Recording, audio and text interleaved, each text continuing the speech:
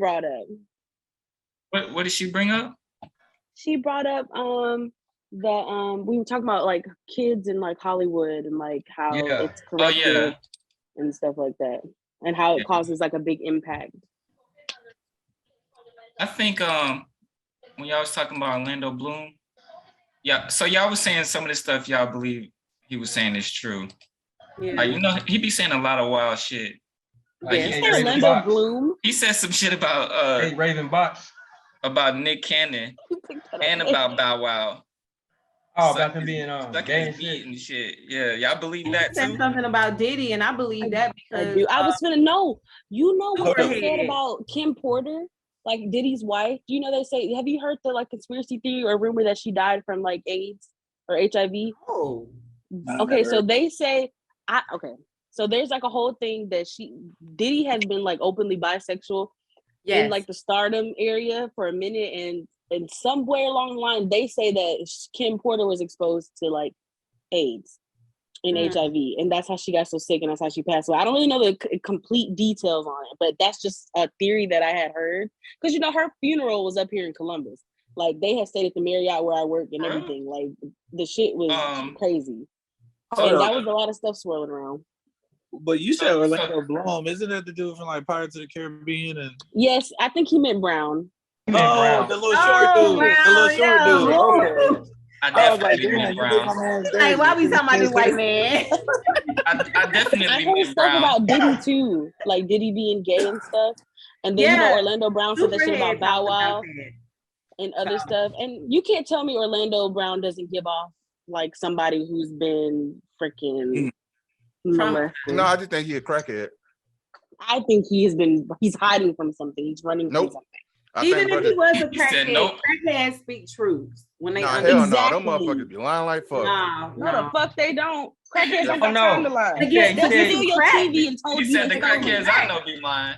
Yeah, y'all crackheads a little too sober. My crackheads they got honest crackheads. Yeah, they crackheads ain't cracked out enough. Clean crack. He said they not cracked out enough. Like my crack cracked is out good, enough, good sir. Hey, like Spencer, like on now that's having a battle of the crack. But he was selling the crack. He's like, "Can I return my crack, please?" Yeah. That's so funny because I had an ex, she used to crack up at that specific part. He said, like, can I buy some crack or something like that? And it always reminds me of when Maya's talking about weed.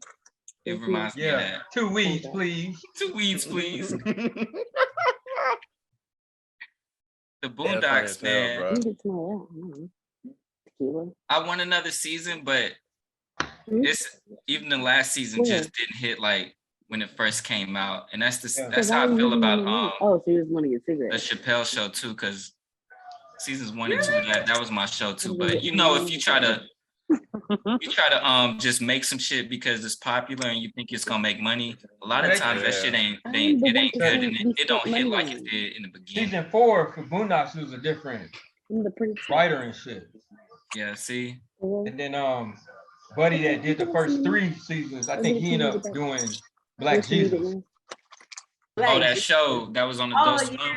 Yeah, I remember that. Did you ever watch the damn Black Dynamite cartoon? I love Black Dynamite. Oh man, you seen the movie? The movie Black Dynamite? I'm not sure. Ain't nobody seen that movie? Oh. No. Is it new? It's old. It's Michael J. White. I've seen the TV show. I haven't seen that with him. He got the movie and then he got a cartoon series. Because I put the cartoon up there next to Boondocks, dude. For real? Yes. I got the DVD set and all that shit.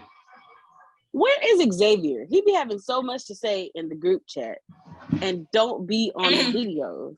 Why you do that, Brandon? We finally scored. Yeah. Oh, I thought you was doing that because of Xavier. No, we finally scored. I want to hear him talk like, has he been on here before? Yeah. Like, have I already gone back and forth with him? Because I don't think you have. Nobody be listening to Zay shit. Baby. Man, so I wish a bitch would. What? I was like, he playing, right? About what was he talking about? And that little voice message about girls twerking and how he don't be simping and how fucking Russell Russell Wilson is a fucking simp for Sierra, and that bitches with 2 baby daddies and 3 kids don't deserve a high value man. That shit blew me. That was funny. For real. Y'all need to jump him. That was funny. He said you got two baby daddies already. You don't deserve a good man. Why the fuck is it that men can have several kids by several different women? Y'all are still considered high value, but a woman because double standards. Yeah, double standards. We're in 2022. Men high value. That's my question. Apparently, all these women and themselves. These women who hold on. You said what?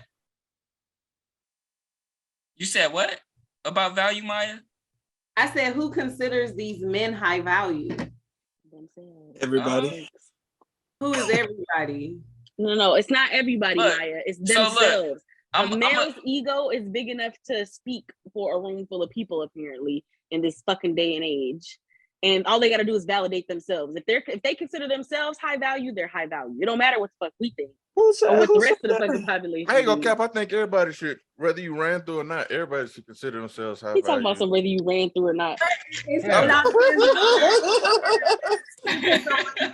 high value also. Like a lot of people, what is your value of someone being high value? My value is character. I think the agreed upon.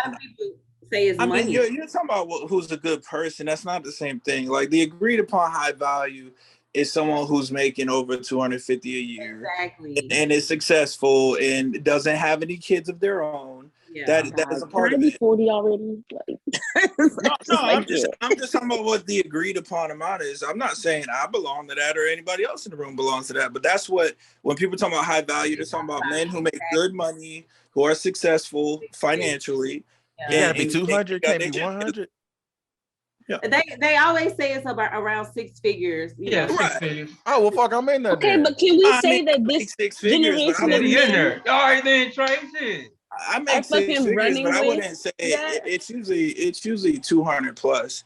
Because I mean, I'm just like, I feel like those specifications were not like they weren't fucking told to these men, so they're out here thinking they're high value just because they don't have kids and they work and they have their own apartment and their own car. Like everybody has that. It doesn't make you fucking high value. You're talking about $250K a year. Here's the thing. They don't know that. Women determine who are considered high value. That's not a men thing. So a drug dealer is high value. So when you get hot girls right down in Miami or whatever, they say stuff like, "I will only date a guy who makes 6 figures. I will only date a guy who does this." Who makes photos? Those are females. All I'm saying is female. hot girls are the ones that make the. I'm on the. Give me a second. No, he on the side. He on the side. He said he on the side.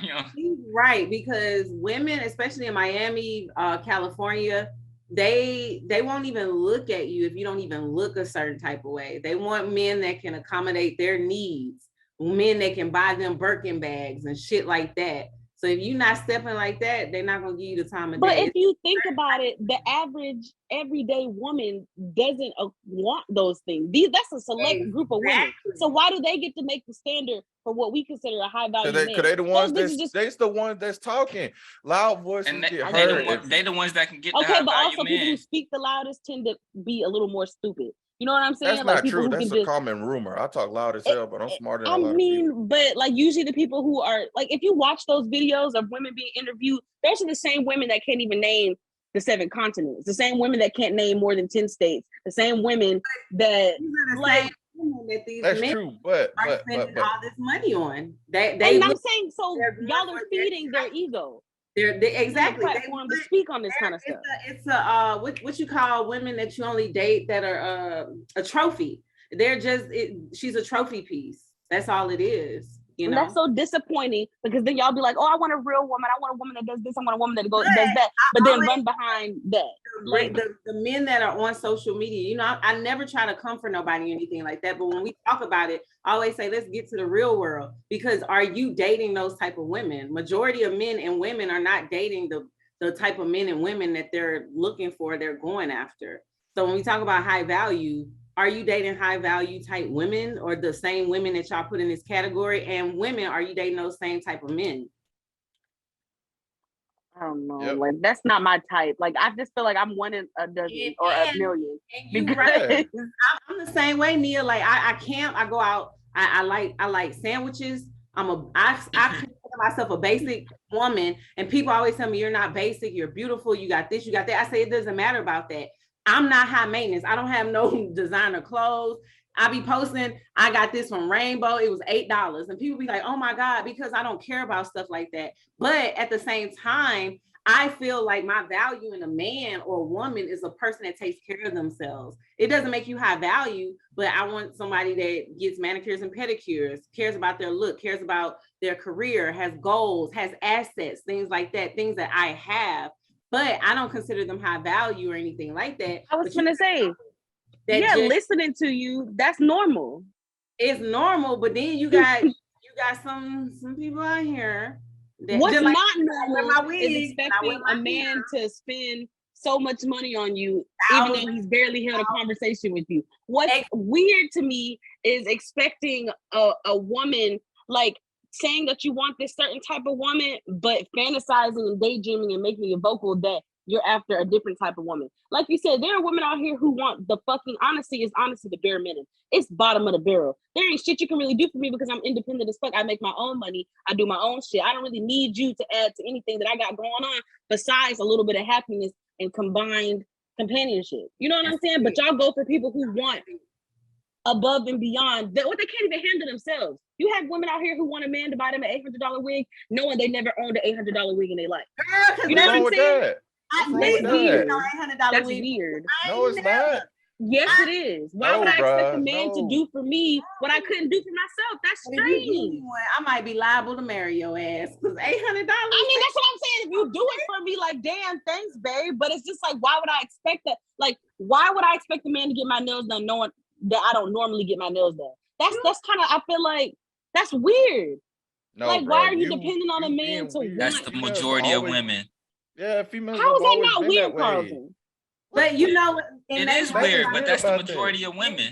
They're right about that, because I was about to say, Mia, like you're talking about from a man's perspective, but if you look at all your female friends or just look at your timeline, it's like, I won't do for you unless you do for me. You got to take me on a date. It got to be expensive. You better spend money on me to show me that you like me, give me a good time and stuff like that. So it's like women, they're really putting themselves out there as if the first date has to be this type of way. Guess what? That's why most of these hoes ain't married, single, and just with babies. That's why niggas and even if you feel like that, don't be saying that shit out loud, because that's just gonna turn the nigga off. All he gonna be thinking, oh, that's what she on? Well, shit, I'll still try to fuck. But that's as far as that shit's going. That's as far as that shit gonna go. Niggas is not trying to hear another bill. That's what not y'all. Most of these women sound like when they say shit like that. You just sound like another bill, bitch. And nobody likes bills. Nobody likes bills.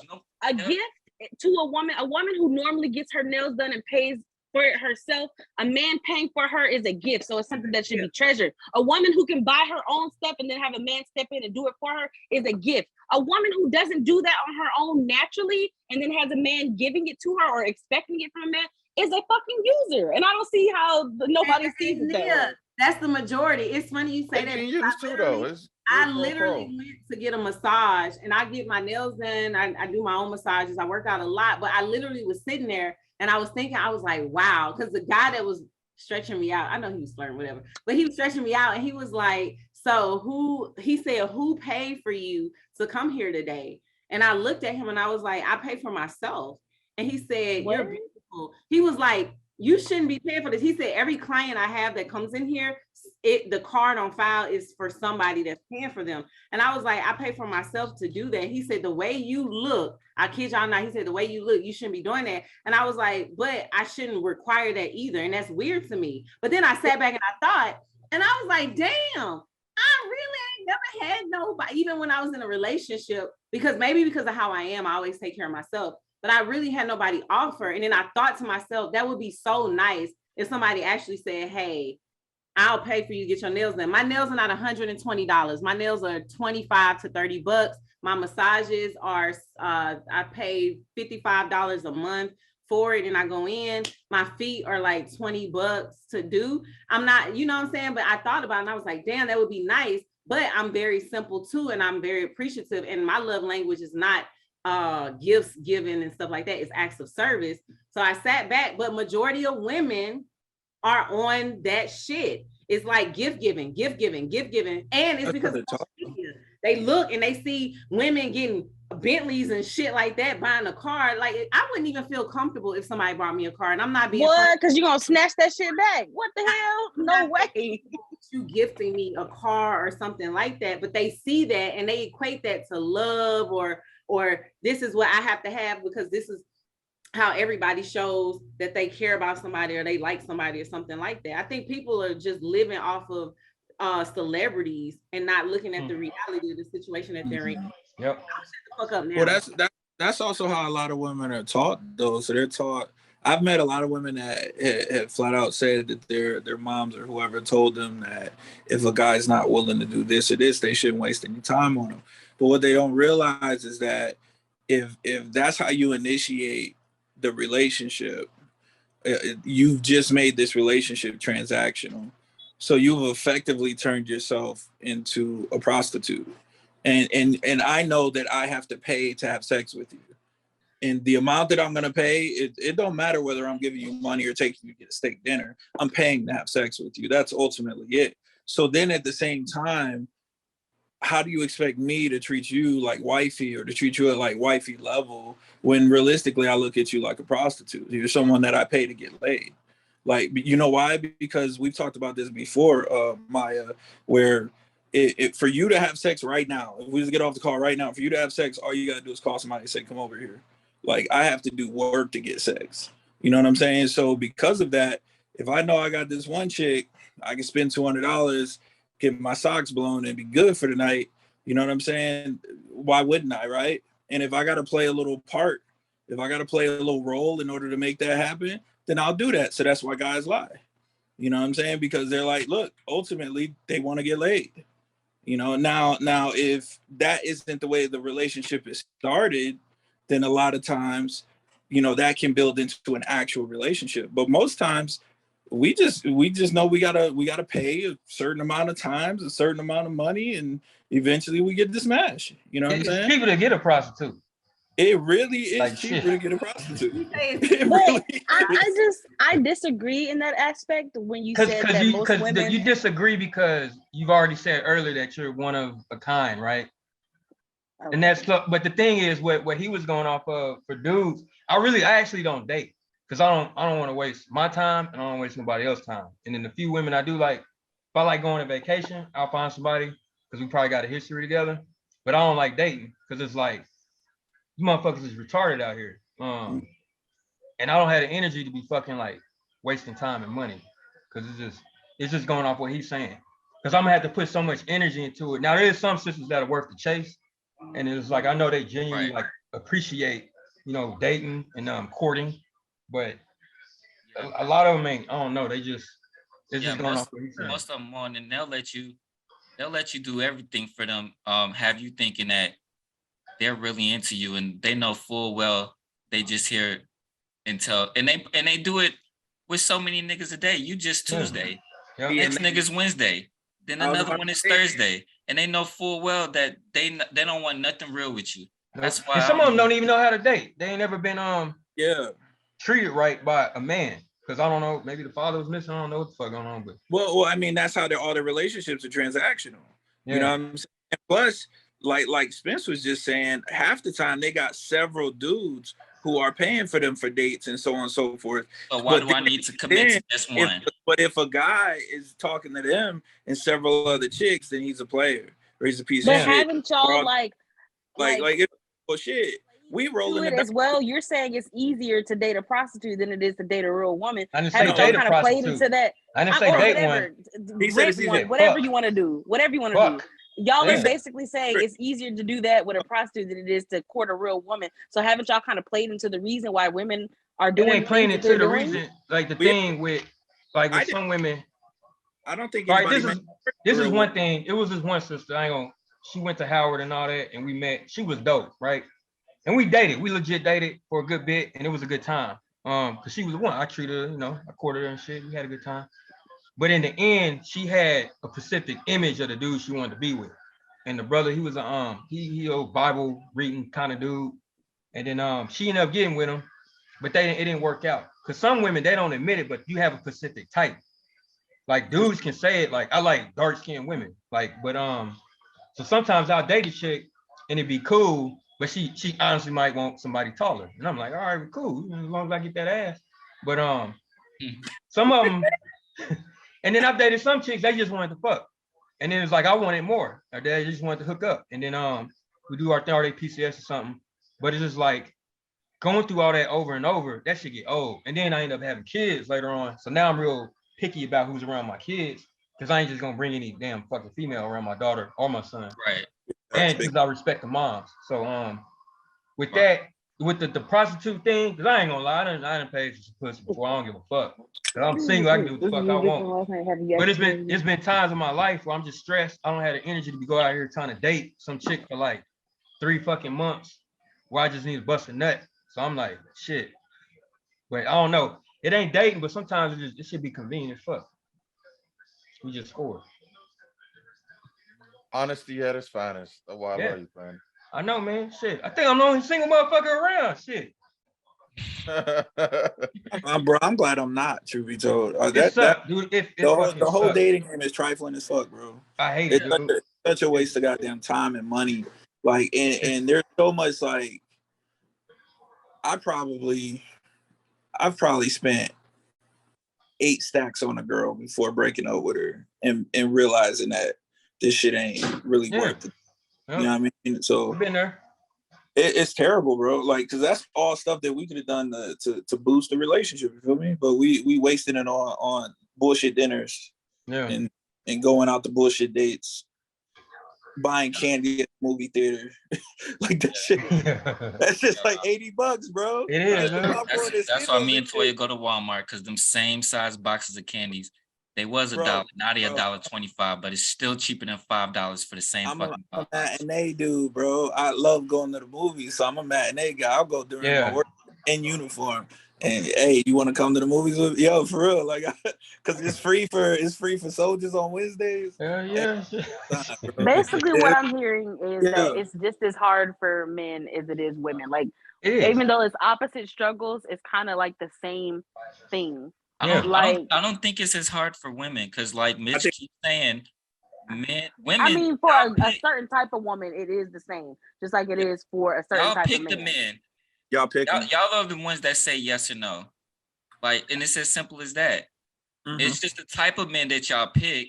They always, that bad guy or bad boy, drugs or whatever. It's always the wrong type of nigga, and then it's all niggas ain't shit, and you just keep picking the same type of ain't shit niggas. But at the end of the day, but are y'all not still picking the same type of ain't shit females? No, just want to go on a date with you for a free meal at Chili's? Is that you're picking the same women? No, we don't. It's nowhere near the same. We don't pick. No. That's where it's like that's where the disconnect is. We don't pick. Women pick when sex happens. Period. You know what I'm saying? Men ask. It's like men plant a bunch of seeds. You know what I'm saying? They plant a bunch of seeds everywhere, and then they just hope one of them motherfuckers blossom into something they can actually fuck with. But women are the ones who decide whether sex happens or not. That is a woman's choice. It doesn't happen on the guy's dime. So like if I'll take Nay because she ain't said nothing this whole time. If you take Nay and the three of us all hit on Nay, it's really up to her who she smashes. You know what I'm saying? It's 100%. Though I don't. Guys don't pick me. I pick dudes. You know no. That's exactly what he's saying. That's what I'm saying. You just said exactly what he said. I don't like. I wouldn't let if one of y'all try to come talk to me. No. We're not being. I wouldn't let anybody just come up and anybody that approaches me automatically is going to get denied because I like pick. That's the point. You're proving his point even more. My point. Like I appreciate the women picks the guy. Yeah. You're proving his point more and more. I mean, like that's keep going, Nate. She said no. So if a good woman picks you, how is it that you keep making bad decisions? I don't get it. No. How do you keep ending up with women who you view and equate to as a prostitute if the woman is picking you? How is she picking you? That don't mean the woman is good. Your type. The woman can still be a piece of shit, like, but you trying to make it seem like I've dated. Like that's what we're trying to say is like when you beggars can't be choosers, right? Everybody knows that saying. The reality of it is that men don't get to choose the women. So men have to just hit on as many women as possible until one or several of them say yes. And the reason they do that is because you might say yes to going out tonight, but that don't guarantee I'm getting laid tonight. So I still got to keep relations with these other girls until. So you're going out with the pre-intentions of getting laid. That's why you talk to multiple. Yes, every guy does. That's y'all's problem. No, the only reason you say that is because you can have sex whenever you want. That's easy to. It's easy for someone who gets food. Why do so many men? Because women can't have they don't want to be they with. want. That's insane. They can't. Y'all hey, look. Unless the dude is weird, like 9 times out of 10, if you approach a guy and you say you want to, 9 times out of 10, a dude gonna say yeah. I'm just that's just real. It's something. So y'all are admitting y'all are easy.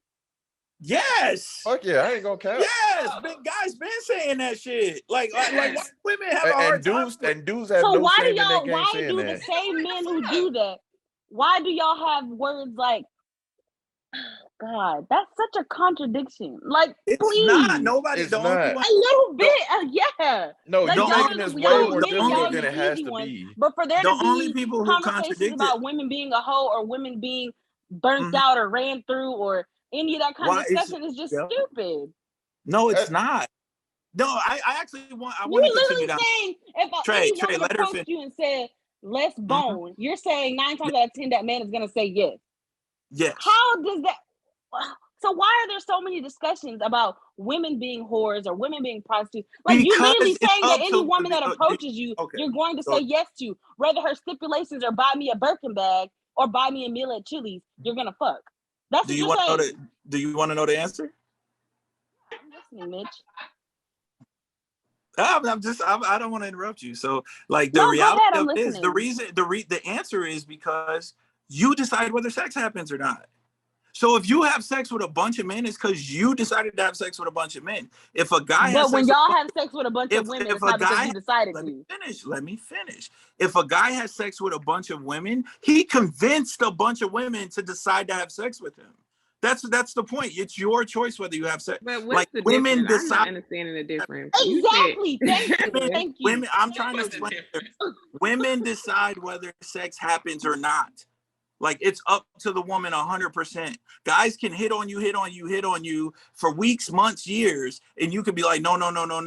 But the moment you say yes, you're having sex. Each and every one of you got some dude you can call right now to come and blow your back out, and you know it. Even if it's someone there's not one woman in your life that you've denied sex that has approached you. Of course there are. Okay, what? It's your choice too. Yeah, but I'm a high value guy. That's different. Like but I'm saying in terms of period though, men across the board have to ask a bunch of women out, and they have to play all these games to get a woman to be willing to have sex with them. Women just have to say yes.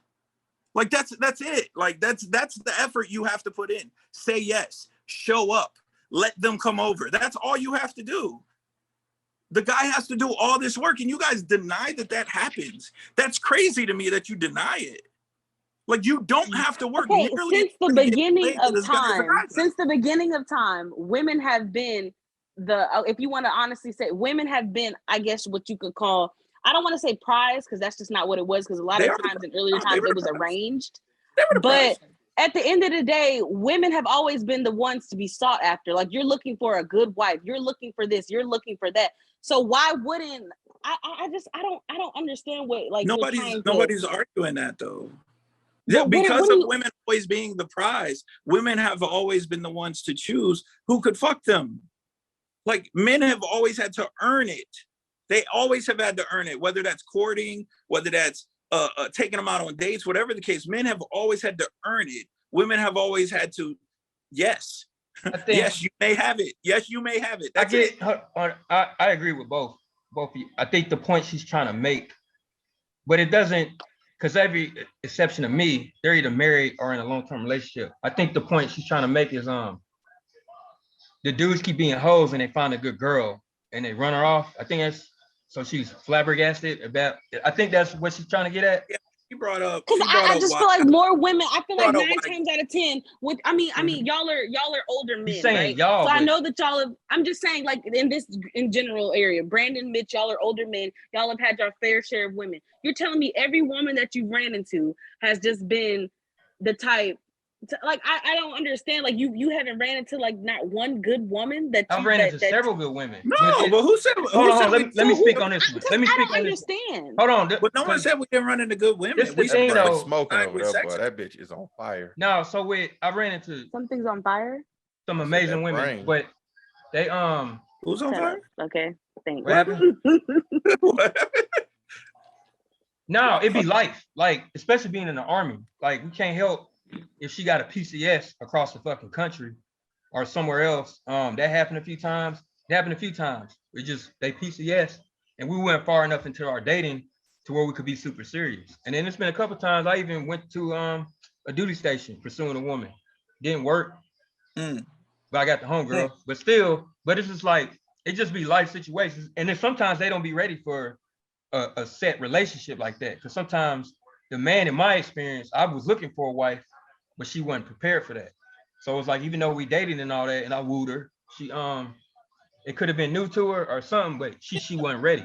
Because I met some women who aren't ready for that shit. They say they are, but once the type of dude shows up, so I'd be like, all right, then I just move on. But I've also had my days where I was a dog, and I don't really. That's why I'm chilling now. I'm like, shit, I had a good run.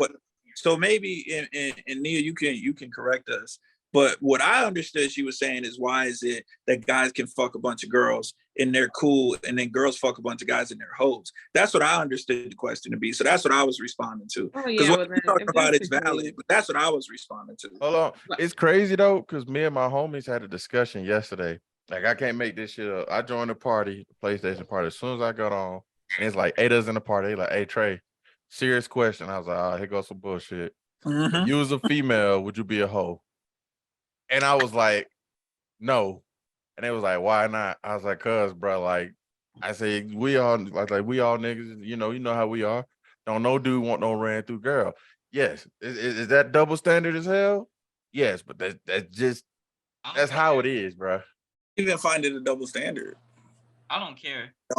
I don't find it a double standard because it's like sex happens based off of the woman's want. Like I disagree. It's a double standard. It's for consensual sex. Everybody's making a choice here on what they want to do. If you decide that you want to have sex with 50 women and this girl decides she want to have sex with 50 men, same shit.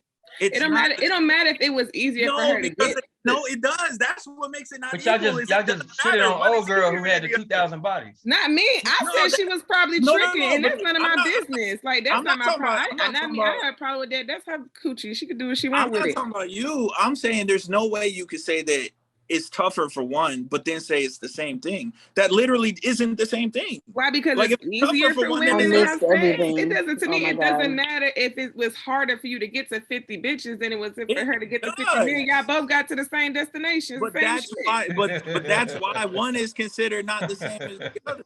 Yo, if you got somebody who, we'll take sex and the gender and shit out of it. If you got one person who grows up poor and then starts a business, entrepreneur, some shit, and they end up making it rich, Damon John or some shit, right? FUBU, right? Like, and they make it to be a billionaire. And then you compare them to someone like Trump, who was born a millionaire. That it's not the same thing. One of them had to work towards it. The other one was given it. Like that. So they're not equal. It's not the same. Like, that's all I'm saying. So like, that is the reason it's a double standard. It's not a double standard because they didn't have to go through the same path to get the 50 bodies. If a woman wants 50 bodies, she can do that in a month. Like, that's the reality. Why can't y'all do the same thing? We cannot. We have to earn sex. No, it is a little hard. No, the fuck you don't. Oh my God. She's saying we don't have to earn sex. Look. There are some females. Do it for free. What are you talking about? Nia. And money I'm listening, Carlton. Huh? Unless you calling my name, I'm listening. Look, there are some females that are DTF. You know, they don't care, whatever. But I won't even say not. I won't even put a number. Majority of females, you ain't just gonna walk up and be like, "Hey, I want to fuck," unless they in that type of mood. A lot of times, females is like, no, you're not just finna hit. You're gonna get out to know me, blah, blah, blah, blah, blah, blah. But y'all can meet a dude and be like, let's get it. And they like, let's go. Most females don't do that though. No, don't do it, but can. No, they That's don't, the but point. can. That's you the tell point. me I can walk up to anybody on the street right now and be like, I want to fuck. I'm telling you, you can walk up to most people on the street. Yeah, you know yes. you can do that. Okay, Yes. you want to know why I know that's not true? Because you're saying, listen, you're saying that you have to earn it. You have to do this, you got to do that in order to get a female to fuck. Do you want to know how many women have fucked with a broke man, a man that don't got nothing to his fucking name, but don't got shit to fucking she had low standards. She wanted a She didn't do that on the first date. This is what you're not realizing. There are so many women out here that deal with men who have nothing to offer. He had to use they game. told him. He had to use game. That's saying what you were saying earlier. They told that. Y'all choose whatever y'all want. Y'all choose what you want. Alternative, choosing a man that you can fuck that'll buy you a purse. Okay, let's take. Why not deal with somebody you want to deal with because you love them for what who they are? Deal with the broke dude with that job. Let's take the randomness out of it then. The random guy on the street, because it's like you just walking up to some bum or some crazy shit. No, if any one of you chicks in, hold on, let me look, see who all in here. There's 4 of y'all. Y'all good looking. All right. If any one of y'all right now, and let's say Spence right now just started a race on Tinder. Not talking about being up on the street. Just started a race on Tinder, okay? And just said who could get to 10 bodies first. I guarantee you, all 4 of you will get to 10 before Spence does. I guarantee you, I won't. No, the only reason you won't because you would choose not to. Because as soon as you get on Tinder, you're gonna get dick thrown at you left and right, and you know it. Oh my God. I made a Tinder account and I had thousands. You're right. Literally.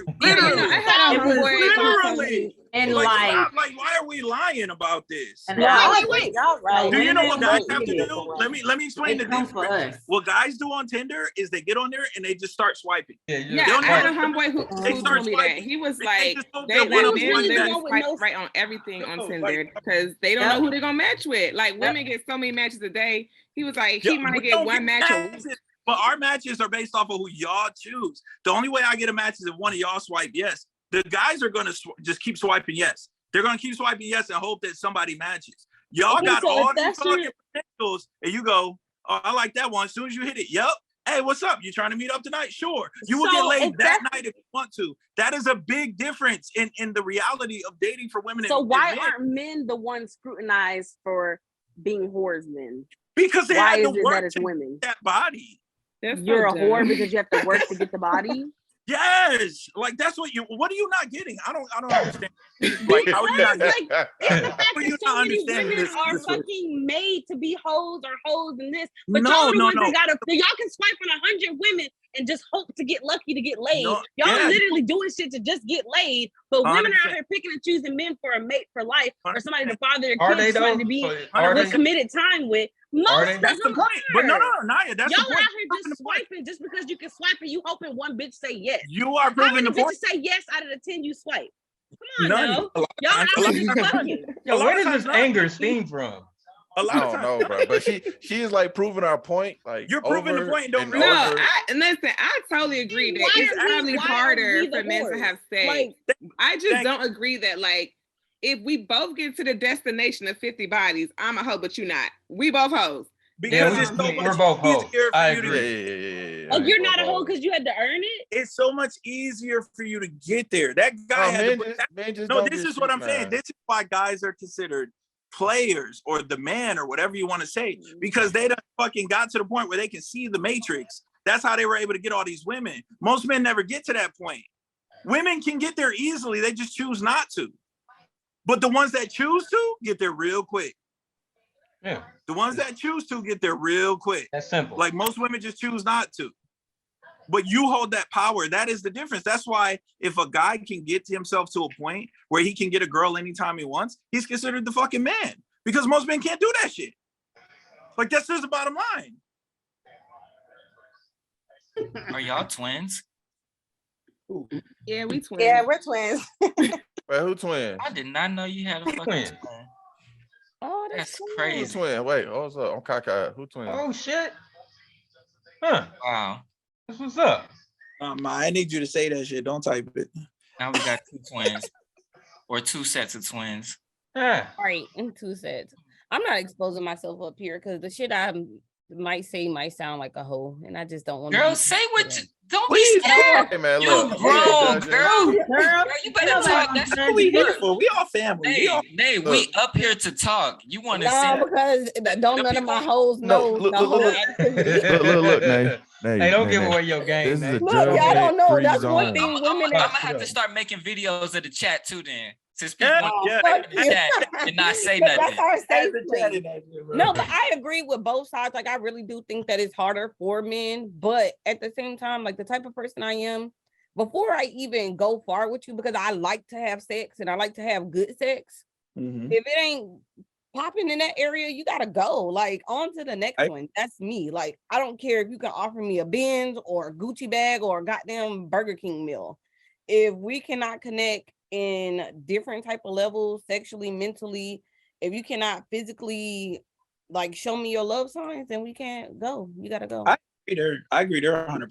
So you gotta that goes back to what she was saying earlier. I really feel like all relationships are transactional. Maybe it's not money, maybe it's not buying things, maybe it's something else, but all relationships are transactional. This is the nature of relationships. You with somebody because they able to do what you want them to do for you, and they with you because you do what they do for you. You know what they want. Our relationships are transactional. Go ahead. I don't mean that. Maybe some girls want money up front to show that this is worth their time. Maybe some want a date, a dinner to show it's worth their time. Maybe some want just attention to show it's worth their time. But you want to do that with everybody. You want to do something. Yeah. I agree with that. A man gonna lie to get what he want at the end. Absolutely. That's what I was saying. So somebody.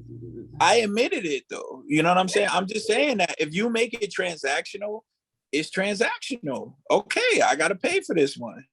Cool. But you know what though? I got about 500. I got about 500 before I crap out. Hey, if I get to 500 and I'm not feeling the right vibes, on to the next, on to the next. For real, like I'm moving. But a lot of women doesn't require money. There's been a guy that I fuck with heavy that had my head fucked up, ain't offering me that man. Nate, you're literally saying what I was saying. But he's never like what I said. True. It didn't require all the extra stuff, but he loved me so fucking good. He had me out there wilding. But then there was another guy that was able to offer me the world, and I didn't want it from him. So you out there wilding. So the dick was good. And you kept up. I mean, you put up with it. But that's the thing too, because I've had somebody. You just said it's about sex. No, it's not about sex, because I've also been with somebody that was shrimping, but he made me feel on top of the world as well. It's not all about I just like sex. Hold on, bro. Did you just say shrimping? If she likes sex, then if that's what it's about. But that's gonna have to be a part. Who the fuck wants to be with somebody that they can't? You know what, Nato? It still had to get to that point. That's actually a part of it. It has to get to the point. That's one of my first points. Shit. I mean, and I'm with you. I like that. But most girls, that's not the case. Most girls, the guy has to get to the sex point, and then we'll find out whether it's good or not. I'm not wasting no time. Yeah. Well, that makes you a diamond. Okay. You keep on dining. Wasting no time. Yes, I like that. But that makes you. We always get the women who that's an they got morals and this and that. They the one of a kind. I want them hoes. I want the majority that we be talking about. Damn, I want those ones. That's who I want on here. The ones who be wanting shit. Wanting what? Everything.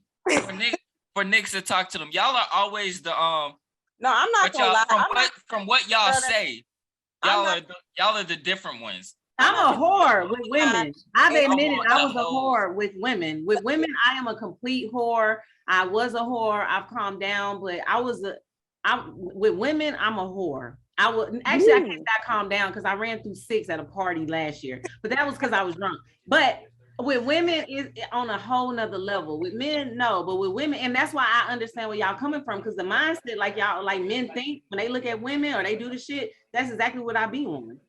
If I gotta buy you something for you to put your pussy lips on my face to get to where I want it to be, because at the end of the day, I want to fuck, then I'm gonna do that. I just want to live. Okay, so can I ask a question? I think I've had enough time to think about how I wanted to word this. All right. Oh, that's why you went missing? I did, because I needed to think about how I wanted to word it. I wasn't really getting the right words I wanted to get out. Okay, so let me ask.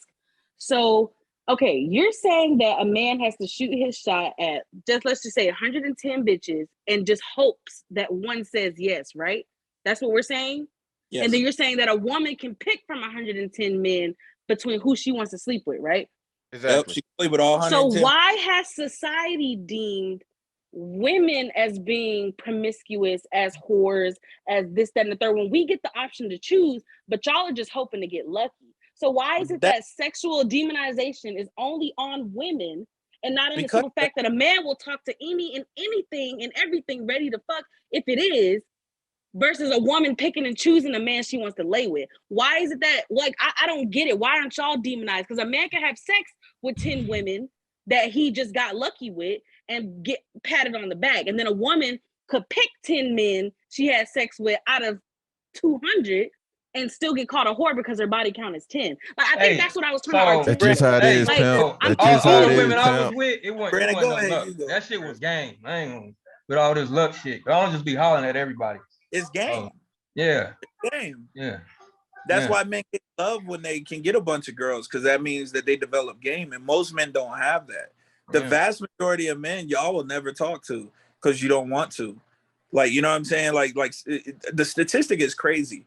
Am I just young and I'm just picking up on this because this shit sounds horrible. Like, this is exactly what it is. I ain't gonna count. I've been wanting to ask you that so many times, but I remember. Yeah, because I think last time you said you was 19 or something, or 20. So I was like, that explains it. That explains it. You ain't been around the block enough. I don't be one that. You ain't been on the earth. You know what I'm saying? But it sounded like you're naive. This is fucked up. Look, we told you last time that shit wasn't sweet when you was tweaking about owning a gun to go down the street. Like this, the more you involved in these conversations and the ugly truth will just come out, you're gonna be like, damn, that's fucked up. But think about it, we all living through this shit. Like we got nothing but the truth for you. So like honestly, there's some shit that we could say is just opinion, and I get that. But most of the stuff we talked about in this conversation is universally, for the most part, true. Like I'm saying, like, for the majority of people, true. So that's what we're trying to say is, like, you described why women get judged the way they do, and then asked why based off of what you described, which is kind of like weird. So like if I can determine, we'll say like this, if I have all the access to resources to eat whatever I want, okay, I can eat any food I want anytime I want. And then I get fat because I love pork chops and mac and cheese. And then I roast it for being obese. To say that the poor guy who's homeless, who will eat anything that's given to him, should get roasted the same way as me because he's willing to eat anything is insane. I'm the one who has access and resources. Like, he doesn't. He has to take whatever scraps he can get. So of course you don't roast a homeless guy for eating whatever he can eat. But goddamn it, Sergeant Mitch, fuck, bro. Like, stop eating so goddamn much. Go work out. You know what I'm saying? Because I have access to everything. You as the woman, you, like you said in your own example, you could probably fuck 90 of those 110 men first date. The man has 110. He might get laid 3 times out of that 110. Like, that's what we're saying. So there's a huge discrepancy in the resources that you have. And guess what? Not only might you ask 90 of those guys, you're probably going to get them to pay for it. Like, you're going to get them to pay to allow you to smash. Like, and that's what I'm saying. It's a whole different. Fucking name. They are broke. Even if they are broke, they will spend their last money on the hopes that they might get laid that night. And women don't understand that struggle, and you don't, because you can have sex anytime you want. So like, men who are thirsty and hungry for sex will do dumb shit to get sex. Like, and it's like they will waste the last bit of money. They will not pay their rent. Sympathetic or some shit? With no gas. Like, they will do dumb shit. Are we supposed to feel sympathetic or some shit? I'm confused. That's exactly we agree with you, Mitch. Hey man, let Mitch preach, man. He's speaking. Hey, the only thing. I mean, I agree with you. At a certain point, I thought I had got it, and the light bulb clicked, and then you lost me. So the only thing I'm gonna say, if I had like 110 women, I know I'm at least knock down 70 of them. Cause shit. You're fucking disgusting, and that's the end of this topic. And let's talk about something else. You stupid. Y'all are disgusting. No, but okay. Talking about 3, man, shit. Even in Brandon's example, if Brandon was to swipe, what is it, right or left? Talking about what the fuck these. If Brandon was to swipe what everyone means good, if he was on mute, I'm the only one talking. Right, so it must have been some good drinks though. Hear what I'm saying? Even if Brandon was to swipe 100 women saying thumbs up, if Brandon was to swipe 110 women saying thumbs up, maybe 10 of them get back to him. Maybe 10 of them swiping back. Why? Because those 110 women, Brandon, what the fuck? They got 1,000 people trying to get at him. You know what I'm saying? On that same app. I don't be on Tinder though. Yeah, I'm just saying whatever it is, Bumble, Tinder, whatever. I don't be on none of them. Yeah, like so, okay. Well, I just feel like we're gonna agree to disagree on this conversation, and let's just talk about the next. I don't agree to what's disagree. Up, Spence? Okay, agree, disagree, fucking argue. I don't give a fuck. Spencer, what's next? Oh shit! She said she done. I don't know. She sound like old girl. I don't know nothing about this topic, but y'all can fill me in. So, actually, I'm gonna. What did you just cook? Oh wow. Okay. No. Okay. I totally disagree with this because, as they've said, her 26-year-old ass should not have been with his 19-year-old ass and expecting him to fucking get down on one knee. I'm sorry, but that's a fucking child. It still has teen behind his age. Yes. I don't. Yeah. I don't understand. And if it was a man, if it was a 26-year-old man with an 18, 19-year-old girl, he would be looked at as a pedophile, a manipulator, this, that, and the third. So, because who did that? Who married a young? It was they married a young. Who was it? I'm not crying on Instagram though. They married a young girl, and they Marquise Houston. I'm saying he would be. Marquise Houston married the 19-year-old. They tore his ass to shreds. That's what I'm saying. I don't feel sorry for her. Like, especially if he voiced how he felt about him not being monogamous. I mean, there's nothing she can do about that. Like, she shouldn't have been. What's the story with this? Yeah, I don't know either. What so basically, NLE Chopper is a 19-year-old rapper. He was dating this 26-year-old woman. They were together for a year and a half, maybe 2 years. He broke things off. Well, in the beginning, he already stated that he was not a monogamous partner. She was like, oh, okay, cool. A year and a half later down the line, he's like, she's tripping about him doing his like super, this is a famous person at that. So he gonna get laid which and every way. She's tripping about it. And basically they broke up. He decided to end things like a mature person and be like, okay, I'm not gonna stop doing what I'm doing with these other women. I just need to leave you alone so you can heal and do what you want to do. She got on Instagram crying about it, talking about she wasted a year and a half of her life. But my personal opinion, you wasted a year and a half of your life trying to change a man's mind. That's your pussy doesn't have power like that. Your love doesn't have power like that. Nothing in the world can make a man love you other than the man that wants to be loved. She should not have been thinking that she could manipulate this man into changing his mind, especially if he said what he said in the beginning. You know why? That's just it. Because she's a simp. She's just a grown-ass woman trying to and look, this is a prime example of a woman manipulator. You know how we say grown-ass men will get with young-ass girls, try to manipulate them? She thought that her 26-year-old ass was going to sleep with this man, do all this shit for this man, and change his mind. And it didn't go her way. So now she wants sympathy from the internet. I don't feel bad for her. That boy is 19. You're 26. You're ready for all that. He's probably not.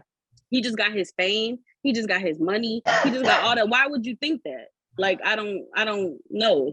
She wasted her own time, in my personal opinion. Yeah. I'm done. His songs come to mind when you say that. I'm over here rapping his songs in my head because that's how I would respond to her dumb ass. But yep.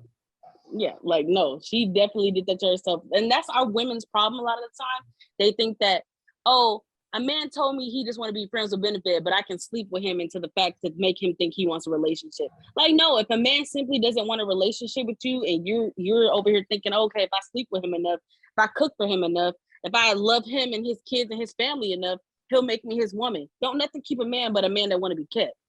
That was her problem. Like, nothing can change a man's mind in that aspect. That's my personal opinion. And she did it to herself. Like, I'm sorry. Him anyways. I mean, I ain't trying to be. Yeah, I'm sorry, but. What'd you say, Maya? I said, I bet she was fucking off on him anyways. 9 times out of 10, he's 19. Who says he knows how to fuck for real? But I'm just saying, she probably was. I mean, think about it. That's a grown ass woman. What, 19? Like, even when I saw the age, I said, "Girl, bye." Like, what the fuck? Exactly. Who's saying that he's doing what she wants as a grown woman? For you, that young dick. That's it. Thank you. Y'all somewhere with you. Y'all could have had bitches in the house. You could have had a 3-some, 4-some, 5-some, 6-some. She probably wasn't about that life, but at the end of the day, that's what I'm saying. Why would she want to compromise for his non-monogamous lifestyle, and he's not going to compromise for her monogamous lifestyle? Like, she thought he was going to change his mind. Exactly, and that's just not how it works. Like she said, it don't work. I mean, you could have the best coochie in the world. Like, I'm not knocking. I promise you, her coochie probably fire as fuck. But you could have all of that and then some, and then a man still won't want to be with you. Like, none of that. A baby don't change a man's mind. She needs some old dick.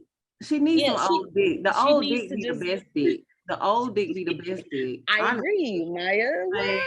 Girl, y'all be thinking it's these young boys, but it's them 40 plus that be blowing your back out. They had 30 plus years to perfect that. Be on them goddamn blue pills. Chill out.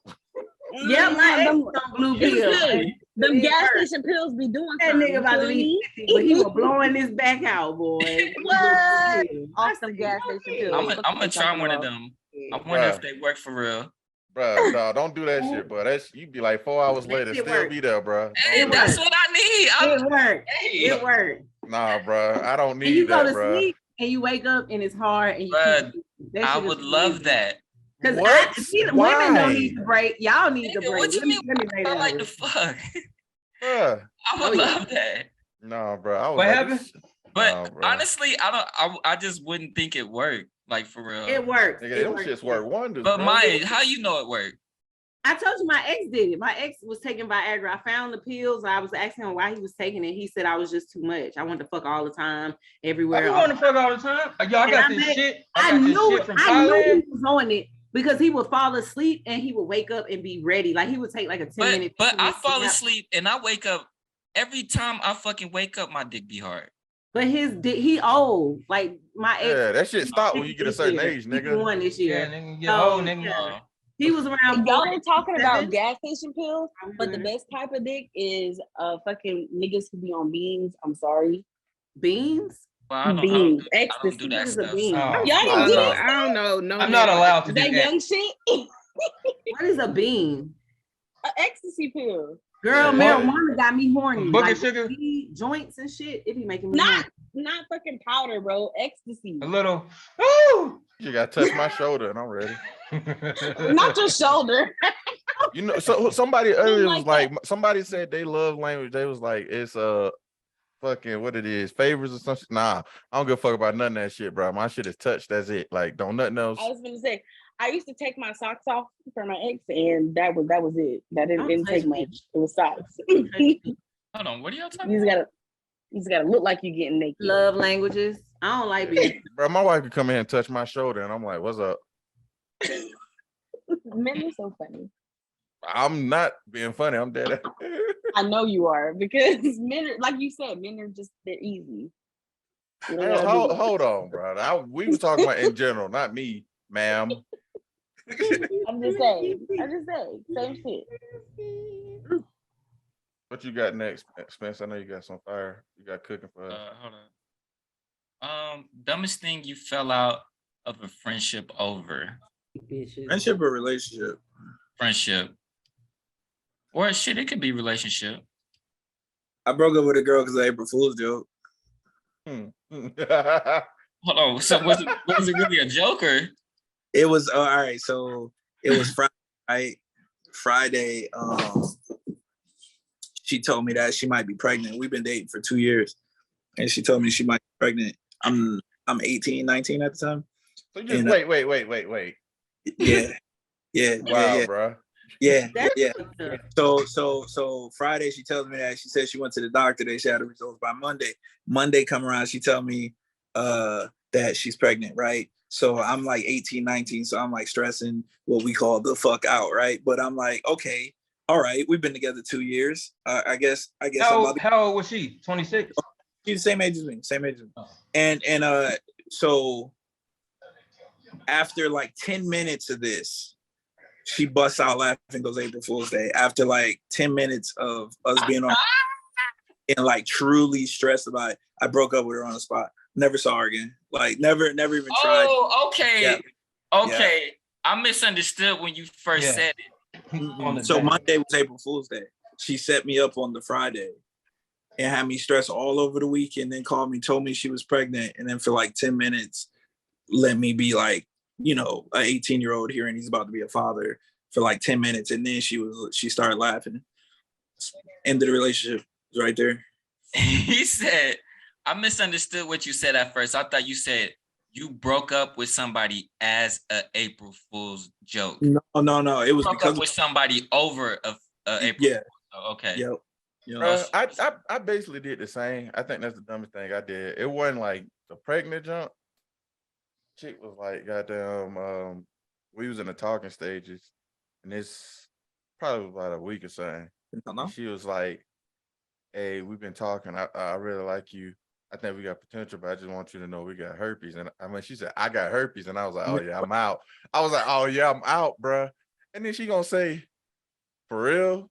And I was like, yeah. I was like, bro, I was like 20. I was like, I ain't even finna subject myself to that. I was maybe 19. And she was like, that's fucked up. She was like, I would just want to see if, like, you know, you would accept me anyway. I'm like, bro, we 20. I'm like, if you tell me that, and we not married or nothing like that, I'm out, bro. Especially if I don't have it. Like, I'm out. Yeah, I'm sorry. I like you from over there. You know what I'm saying? Over there. That's crazy. I don't know what she expected me to say, like, oh, we'll work through it. She's like, yeah, you know, it ain't that bad until it outbreaks. You know, like, hey, the fuck? Hey, you know, I be hearing people say that, bro. They be like, oh yeah, the outbreak. And I be wanting to act so bad. You got it, don't you? But I don't be. You ain't never seen pictures of it? Because I was looking at my boy had a cold sore, dude in the army. He had a cold sore, and I looked it up because it wouldn't go away. It was like a week. And I thought it was like a canker sore, the little shit you get on the side of your mouth, you know, or whatever. And it was my first time seeing it. So I Googled that shit. And I was like, that shit's HPV. Mm-hmm. Look, you got herpes? Like you know what I'm saying? Yeah. Like I was like, yo, like so, but by looking that up, it showed genital as well, which is that you see the outbreak and shit. So you see pictures of all of it. So I was just like, yo, hey, bro, you need to go to the TMC immediately. Like you know what I'm saying? Like that shit ain't going nowhere until you treat it. That means some of the females, bro. Immediately, females we're always fall out. I know the story's crazy, bro. Yeah. Anybody else? What was the question? What's the dumbest thing you fell out of a friendship over or relationship? Why'd you be like over a comb or some shit? Wow, that's so superficial. No. I don't know. It was my ex-best friend. She got mad at me because she was living with me and I put her at my house, and then she got mad because her baby daddy gave me a ride, and then we got to fighting. Can I ask why you put her out? Why I did what? Why you put her out? Because she just wasn't clean. I don't really do a whole lot of nasty in my house, and she felt like I was trying to tell her what to do by telling her to clean up, and I feel like cleaning up is just something every adult should do. She disagreed. I told her to leave. She took it personal. Her baby daddy was my ex's brother at the time, so he was still living here. And she got mad because he gave me a ride to the store. So she pulled up trying to fight, and I whipped her ass. I'm about to ask, did you win? You better thump her ass up. So dirty ass out. She definitely got kicked in the chest like Thor. So, you know, whatever. So just for clarification, so the dumb reason was because of the baby daddy ride, or the dumb reason because you kicked her out? The dumb reason was both, because I mean, think about it. You ask somebody to clean up, you're getting mad about it, creating animosity because someone asked you to clean up. And then the second reason is you're trying to fight me because I got a ride from your baby daddy, who is my current boyfriend's brother. Like that doesn't make sense to me. So that's dumb, especially somebody who's living here. So that was a dumb reason. Just a simple ride to the fucking gas station. It sounds like you kicked her out. Yeah, and that's but for why though? Okay, let me ask you this. How do you get mad? You live in your nice house, Mitch, right? No, I if agree. somebody I agree with you. Don't get me wrong. I'm just saying the reason the car ride. The reason is to get the fuck out. That's the reason. That's all. That's not dumb to me because I gave. No, that's not dumb. That's why I was asking. That's what he's saying. It's crazy that you would get mad because somebody asked you to clean and not embarrassed. That's kind of like you got a grown person telling your ass to clean up. That's kind of embarrassing. Exactly. And I feel like that's what it was for her. And she wanted to make it seem like I was just telling her what to do when it was like, I'm not trying to create like dominance or authority. To tell your grown ass to do this. Exactly. In your home, shit, you should have kicked her. Exactly. So that was dumb to me. So how hard was it to kick her out? Did she just leave? So it started. First of all, she brought my mother into it. So I asked her, I was like, if you can't keep the peace, I even gave her an ultimatum. I was like, if you can't keep the peace, I was like, then you have to leave. She took that as in, okay, basically in my mind, she took it as in, oh, I don't want to keep the peace. Fuck that. I'm gonna keep shit going. So she kept up her shit and I was just like, okay, I'm done arguing with you for today. Cause mind you, we in 2 bedrooms across the hall. Instead of, I even walked in her room. Instead of coming and speaking face to face, she was sending hella crazy text messages to my phone. So it's like, okay, you want to do that shit over the phone and you don't want to talk to person. Cool. So I was like, okay, you got to go. So she left, packed her bags. The fight didn't happen until like a week later. Like I told you, her baby daddy was still staying here with their son or whatever. So she came over to pick up her son. And I guess I was driving his car and she was mad. So that's how it was. Like, I don't get it. Hold up. You might think something would be wrong with that. Before you said he gave you a ride, and then you just said it's because you were driving his car. I know that's something you said, driving his car. So you ain't think something would be wrong with that? Okay, so listen, I'm old. You don't the plot thickens. Baby daddy car. Like, No. I was listen. So what it was I was dating his brother, mind you. Like that's her baby daddy. I was dating his brother. You was in his car. It's not nothing like that. But he was living in your house though. Yes, he was living in my house, so he felt like the car was mutual access. Like he's living here in my house, so he was like, "Okay, y'all can use my car." You know what I'm saying? It was kind of like one of those things. So she apparently, she says that she told him, "I don't want her in my car, or in the car that you drive." Probably, right? But he didn't say that. So I get home from bringing dinner and lunch home for everybody that's in the house. And the bitch is in my house and she like screaming and beefing and shit. So I'm like, what the fuck's going on? So she's talking about I told you to stay in my baby daddy car. And I'm like, girl, you didn't tell me that. But we ended up fighting before we found out that she told baby daddy that. But that's just the point. Anyway, either way it goes, that shit is dumb as fuck. Because he's living in my house. Why wouldn't he give me a ride or why wouldn't I be able to use his car? The more you explain it, the less dumb it sounds and the more it just sounds like that's all I'm saying. Don't even do that.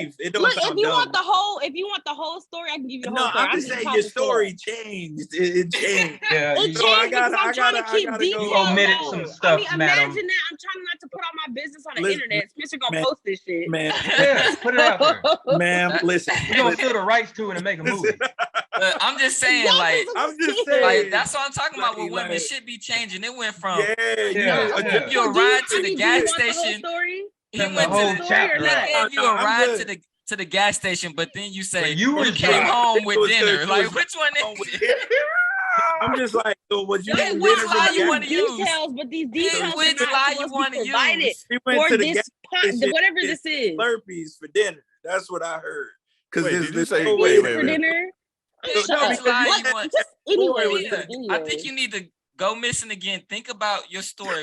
Which lie you want to use? Go write it down. Get your thoughts together. I didn't do that. Beginning, you said something about him taking you to the gas station. Fuck you guys. But now you because maybe I wanted to leave some details out. Like I don't want to explain everything. The details though, you changed them. Now we don't know what's a lie and what's a truth. You added more details. Hold on. Did you win the fight? Okay, you're not gonna gang up on me. That's what you're not gonna do. Did you win the fight? I don't give a fuck what any of y'all talking about. Yeah. Said, did you win the fight? Shit, we don't know now. You win the fight. That's comedy. That's went from him taking me to the gas station to literally. I came home with the food for with the food for dinner. Like, which one was you in the car for? Which line do you want to? Oh, she went missing. Bruh. Oh, she left. Bro, look, y'all y'all go ugly. missing, and I didn't leave, so y'all didn't punch me out of no shit. Y'all ugly because I heard it as soon as Don't that think shit you're left tough her like that. You're mouth, not. bro. As None soon of as it y'all left her are. mouth, I don't give I a was fuck. We like, can argue any day, every day, go back and forth. I you got know I tears wasn't gonna let coming. that shit, I bro. got tears coming. bro, as soon as it left her mouth, I was like, I hope Mitch ain't hear that. That's exactly. Oh, you knew I wasn't gonna let that shit right. Hold the fuck up. Man. I didn't carry the one or something. That shit didn't add up. Shut up, because I know people don't want to hear the whole story. I'm trying to like. Not now, because it's not going. We don't know if it's true or not. How about we end on that? Now Change the subject. We're on here to talk and listen. I'm listening because now I want to hear which one was back. Oh no.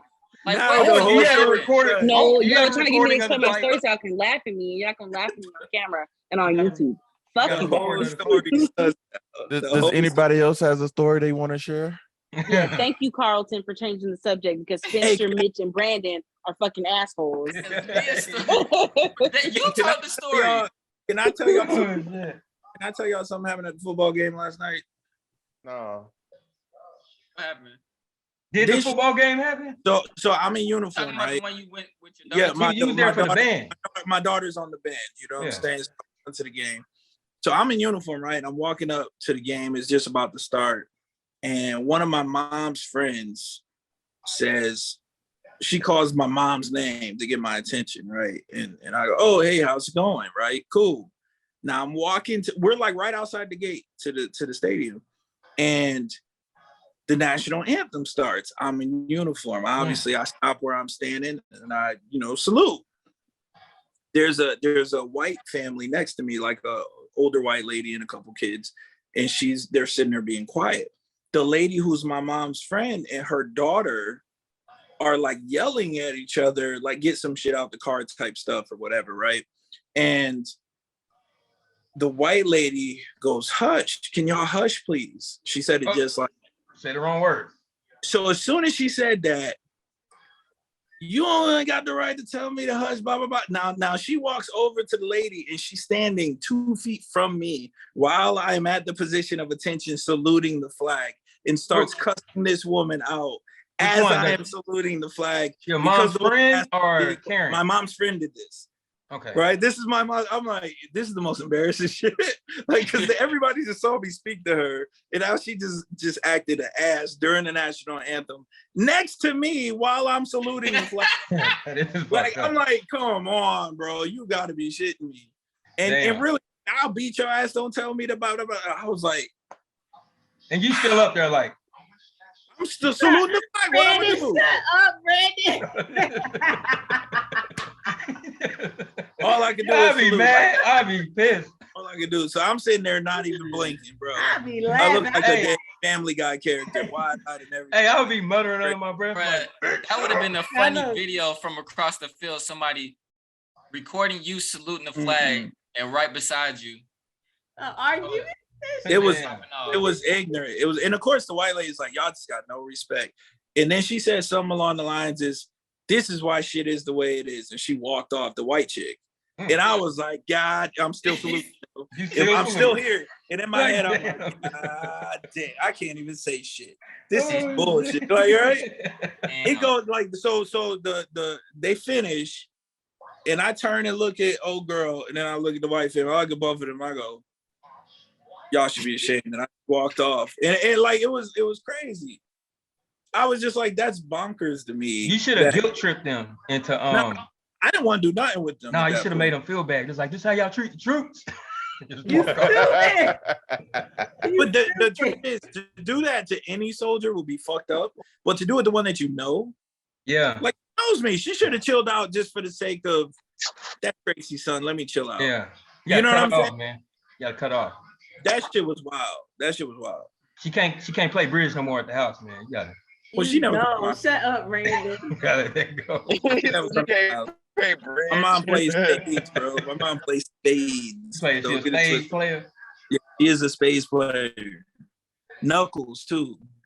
Those who know. Yeah. Next topic, but I know yeah, that's about either. So y'all are gonna have to tell me. I know. So goddamn, the ugly bitch in the green. It was said Cardi B got herpes, and then Cardi B went to court and sued her. Judge awarded her like it's like 2 point something, but just rounded up to 3. No, it's like 3.3 million. But for some reason, Tasha with K, that's her name. She keeps saying 4 million, right? So Cardi B got she getting tired because she won that judgment from the judge like a year ago. And this motherfucker in this fucking pastel green suit has been ducking and dodging from running her coins and shit. She got them posting all these trips and shit. So Cardi B was like, fuck that. She went to a judge, like, hey, y'all gotta expedite that shit. Like, I need that money. She went to Chase Bank and Wells Fargo to start the process for them to start taking assets. Yeah. So she did that like early last week. So then Tasha K posted videos in Morocco and shit saying, adjusting to my life over here. She, she's implying that she's not gonna pay Carter. She's gonna hop and go to a different country and shit like that. So then people started getting on her head, like, now you really like not gonna pay her? You running from this shit? So then Tasha was like, nah, I'm just over here, enjoying my time. Asked Cardi B how she want her money. Do she want it in Cougarons? And it's another type of currency that they got over there in Africa. I can't remember what the other one was, but it was another different one. And that's basically what it is. Basically, she owes Cardi B some millions for saying that Cardi B got herpes when she don't. Defamation. She slandered that woman for a year or some change. And after she lost the court case, she even went online and did interviews laughing and saying that she wasn't going to pay her. She didn't have the money. Where's she going to get the money from and all that, not even realizing they could seize her assets. So she's a dumb bitch. Check 1 2 1 2 1 2 3. Am I in the building? Yeah, you in the building. Yeah. Didn't we just say we didn't need your ass? Oh wow. Man, look, man, I got caught up in some shit, and I just got the message. Now I'm in here. People been asking, requesting shit. Am I speaking on this, or y'all need to speak on some other shit? Oh wow. We just started. I just wanted something with you involved. I forgot what it was, but body counts or something. Are you? Nia said something about the shit that he said in the chat, talking about bitches with 2 baby daddies don't deserve a good man. Oh, this dude has to stop that. Oh God, man, stop it! That's what y'all call. We just moved on to a new topic, and now we got to backpedal and shit. Nia, don't backpedal. I can say something about old girl with Cardi B. That musty mouth ass bitch ain't had no business talking about that girl had herpes. You out here putting out false information, ho. You ain't got that bitch test results. That's HIPAA, ho. Take all the goddamn money and shit. That bitch can cry on social media all she want. Bitch be talking shit. I'm gonna look this up. What's the other girl's name? Hold on, she was crying too. Tasha K. That bitch was crying.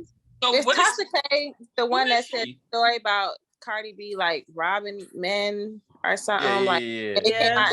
Was fake. She talking about everybody. Yeah. Hold on. So who is she? Like, she a YouTube blogger. She's a blogger. Oh, okay. Blogger rather. Oh, so she's a YouTuber. Yeah. She's been in. I'm talking about they got all that bitch accounts froze, all assets. Cardi B got her ass on lock. Rightfully so.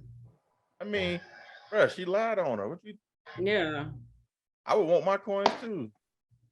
Especially when it's something saying that I got herpes and I don't, bro. I don't know. She real weird to me because like you already got sued and got lost and you still talking shit. Yeah. What I'm saying is that I'm saying Cardi B sued her. She's still talking shit about Cardi B. Like already know afterwards. Just let it go.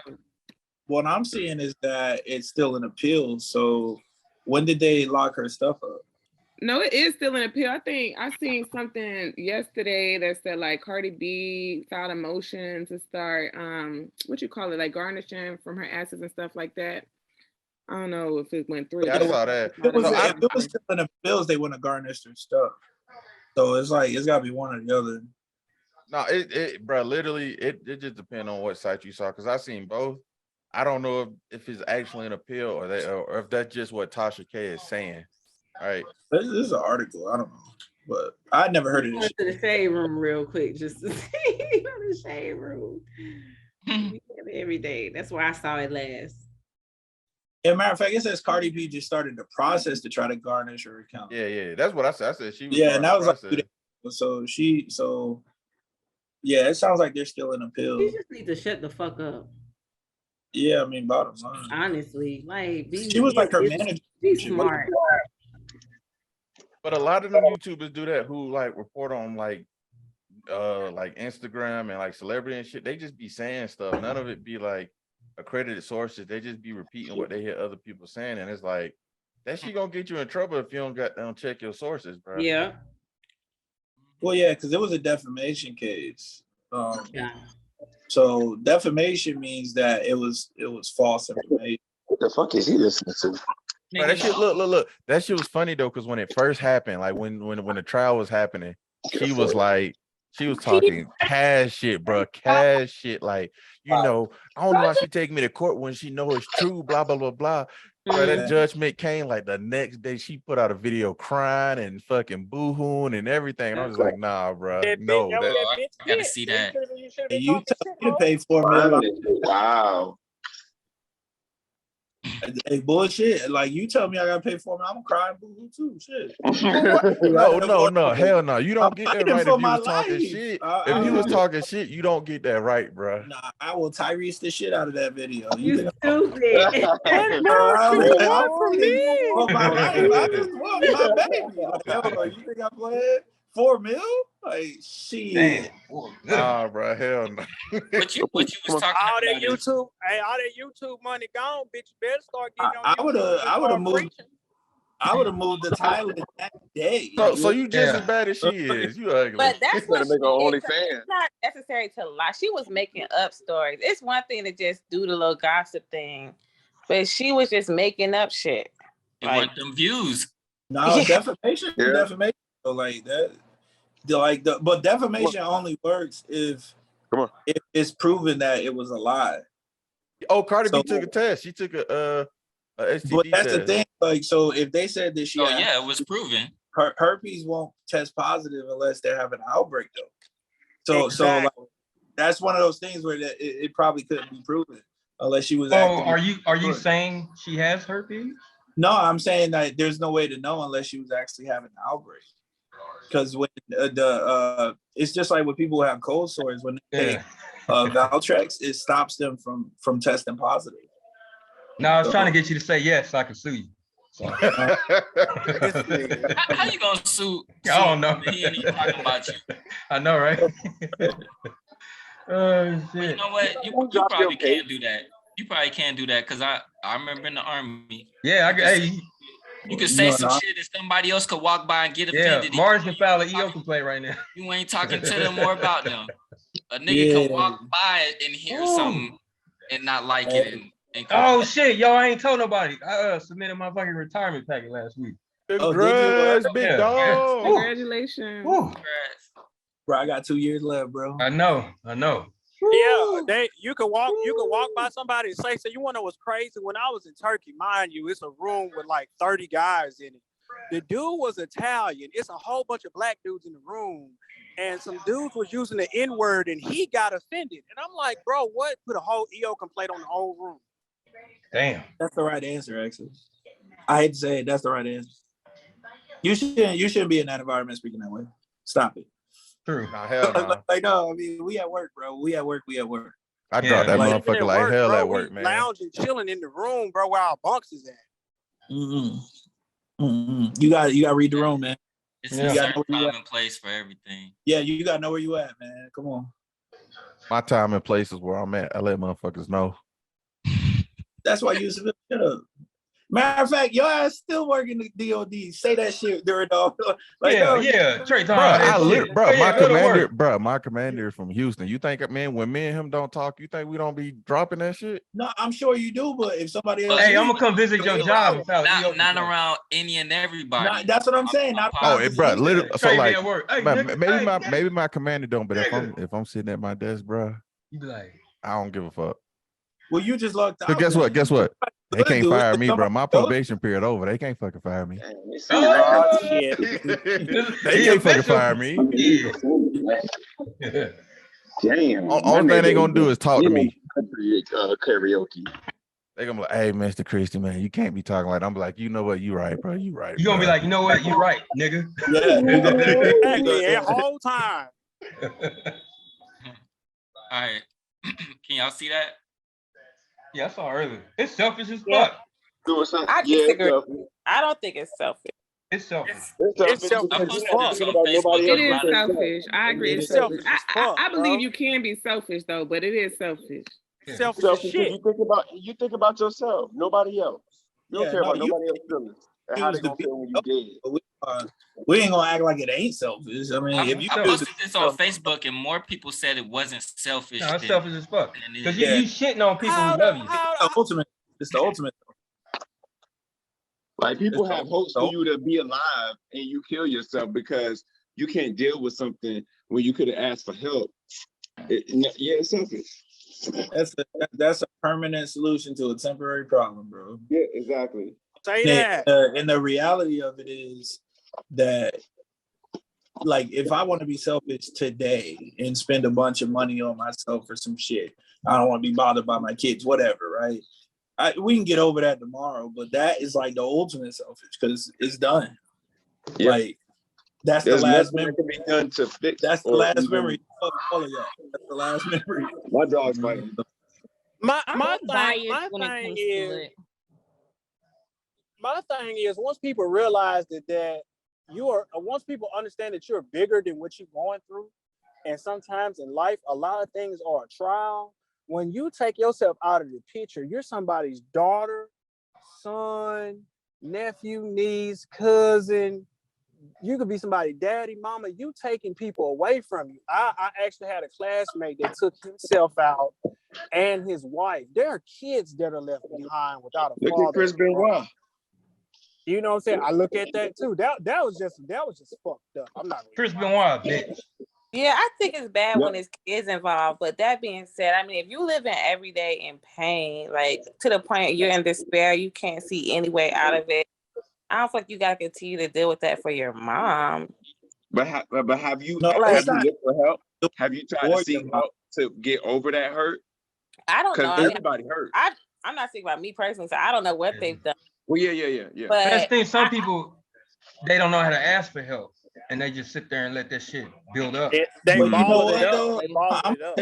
gonna take it further though, because I think that I think that a lot of the times people do see the help they get is just more focusing on the negative stuff anyways. Like rarely is the help from, like, Robin Williams, right? He went into therapy for like 8 years before he killed himself. But like every day for 8 years, for several hours a day, they talked about all the shit that made him miserable. Like, why aren't we talking about the stuff that is positive? Like, why don't we talk about all the stuff you got to be thankful for and grateful for? Like, a lot of times depression, like we're talking about a chemical imbalance, it changes the way the mind works. Like, you can't focus on those positive things. You can't really see them. Like, your brain's not picking up on that at all. And it's not something they can control with. I disagree because I've been in that state of mind. I think that it's, first of all, yeah, you have a chemical imbalance is what they say, but no, what do they do to respond to that? They give you medication, which literally gives you chemical imbalance, right? And so now the brain can't even function the way it's supposed to. And then anytime we're talking to our therapist, we're only talking about negative shit. Like, what made you feel that way? Why do you feel that way? This, that, and the other thing. The narrative never gets turned to, well, let's focus on what we have to be grateful for. Well, let's focus on the fact that you woke up this morning, the fact that you're home, that you have clothes, that you got it right. The people don't realize all the shit they got to be thankful for. A lot of therapists, psychologists, they try to get you there. Like, they use cognitive behavioral therapy where they give you like homework to do. Like, they say, okay, this week, write a list of all the things that you brought joy this week. You know, carry around some flashcards with you. You know, I've been a therapist. Hey, get some flashcards and carry around some flashcards with you to write down all the moments you felt happy this week. And they do try to get people, you know, back on the right track. But I think once someone gets to the point of suicide, and I've never been there, but I imagine that that's a point of hopelessness and despair that most of us have never felt. No, but I felt I've been down pretty bad. I have felt that way before. They're saying no a lot. Oh yeah, I feel like the bottom of a barrel a few times. I have been in that mindset and had a loaded weapon in my room with me. I have too. I'm telling you straight up, I had failed in my career and I had failed with a marriage, so I was just kind of fucked up. Same thing. That shit. I think as a human, with your brain can function properly, even though it's a chemical imbalance, you can still think properly to know the things that if you died, people will miss you, things will, go under because you're not available, you're not around. There's things that will fall and fail because you're not around, and those things will happen when you die. You're not oblivious to those things. No, your brain isn't able to function because of those things. Those things, you just choose to block them out because you're so deep within your sadness. I don't have the strength to go over that. I think they're Can y'all read this comment right here? I don't think you block them out. Because of how many people daily make decisions.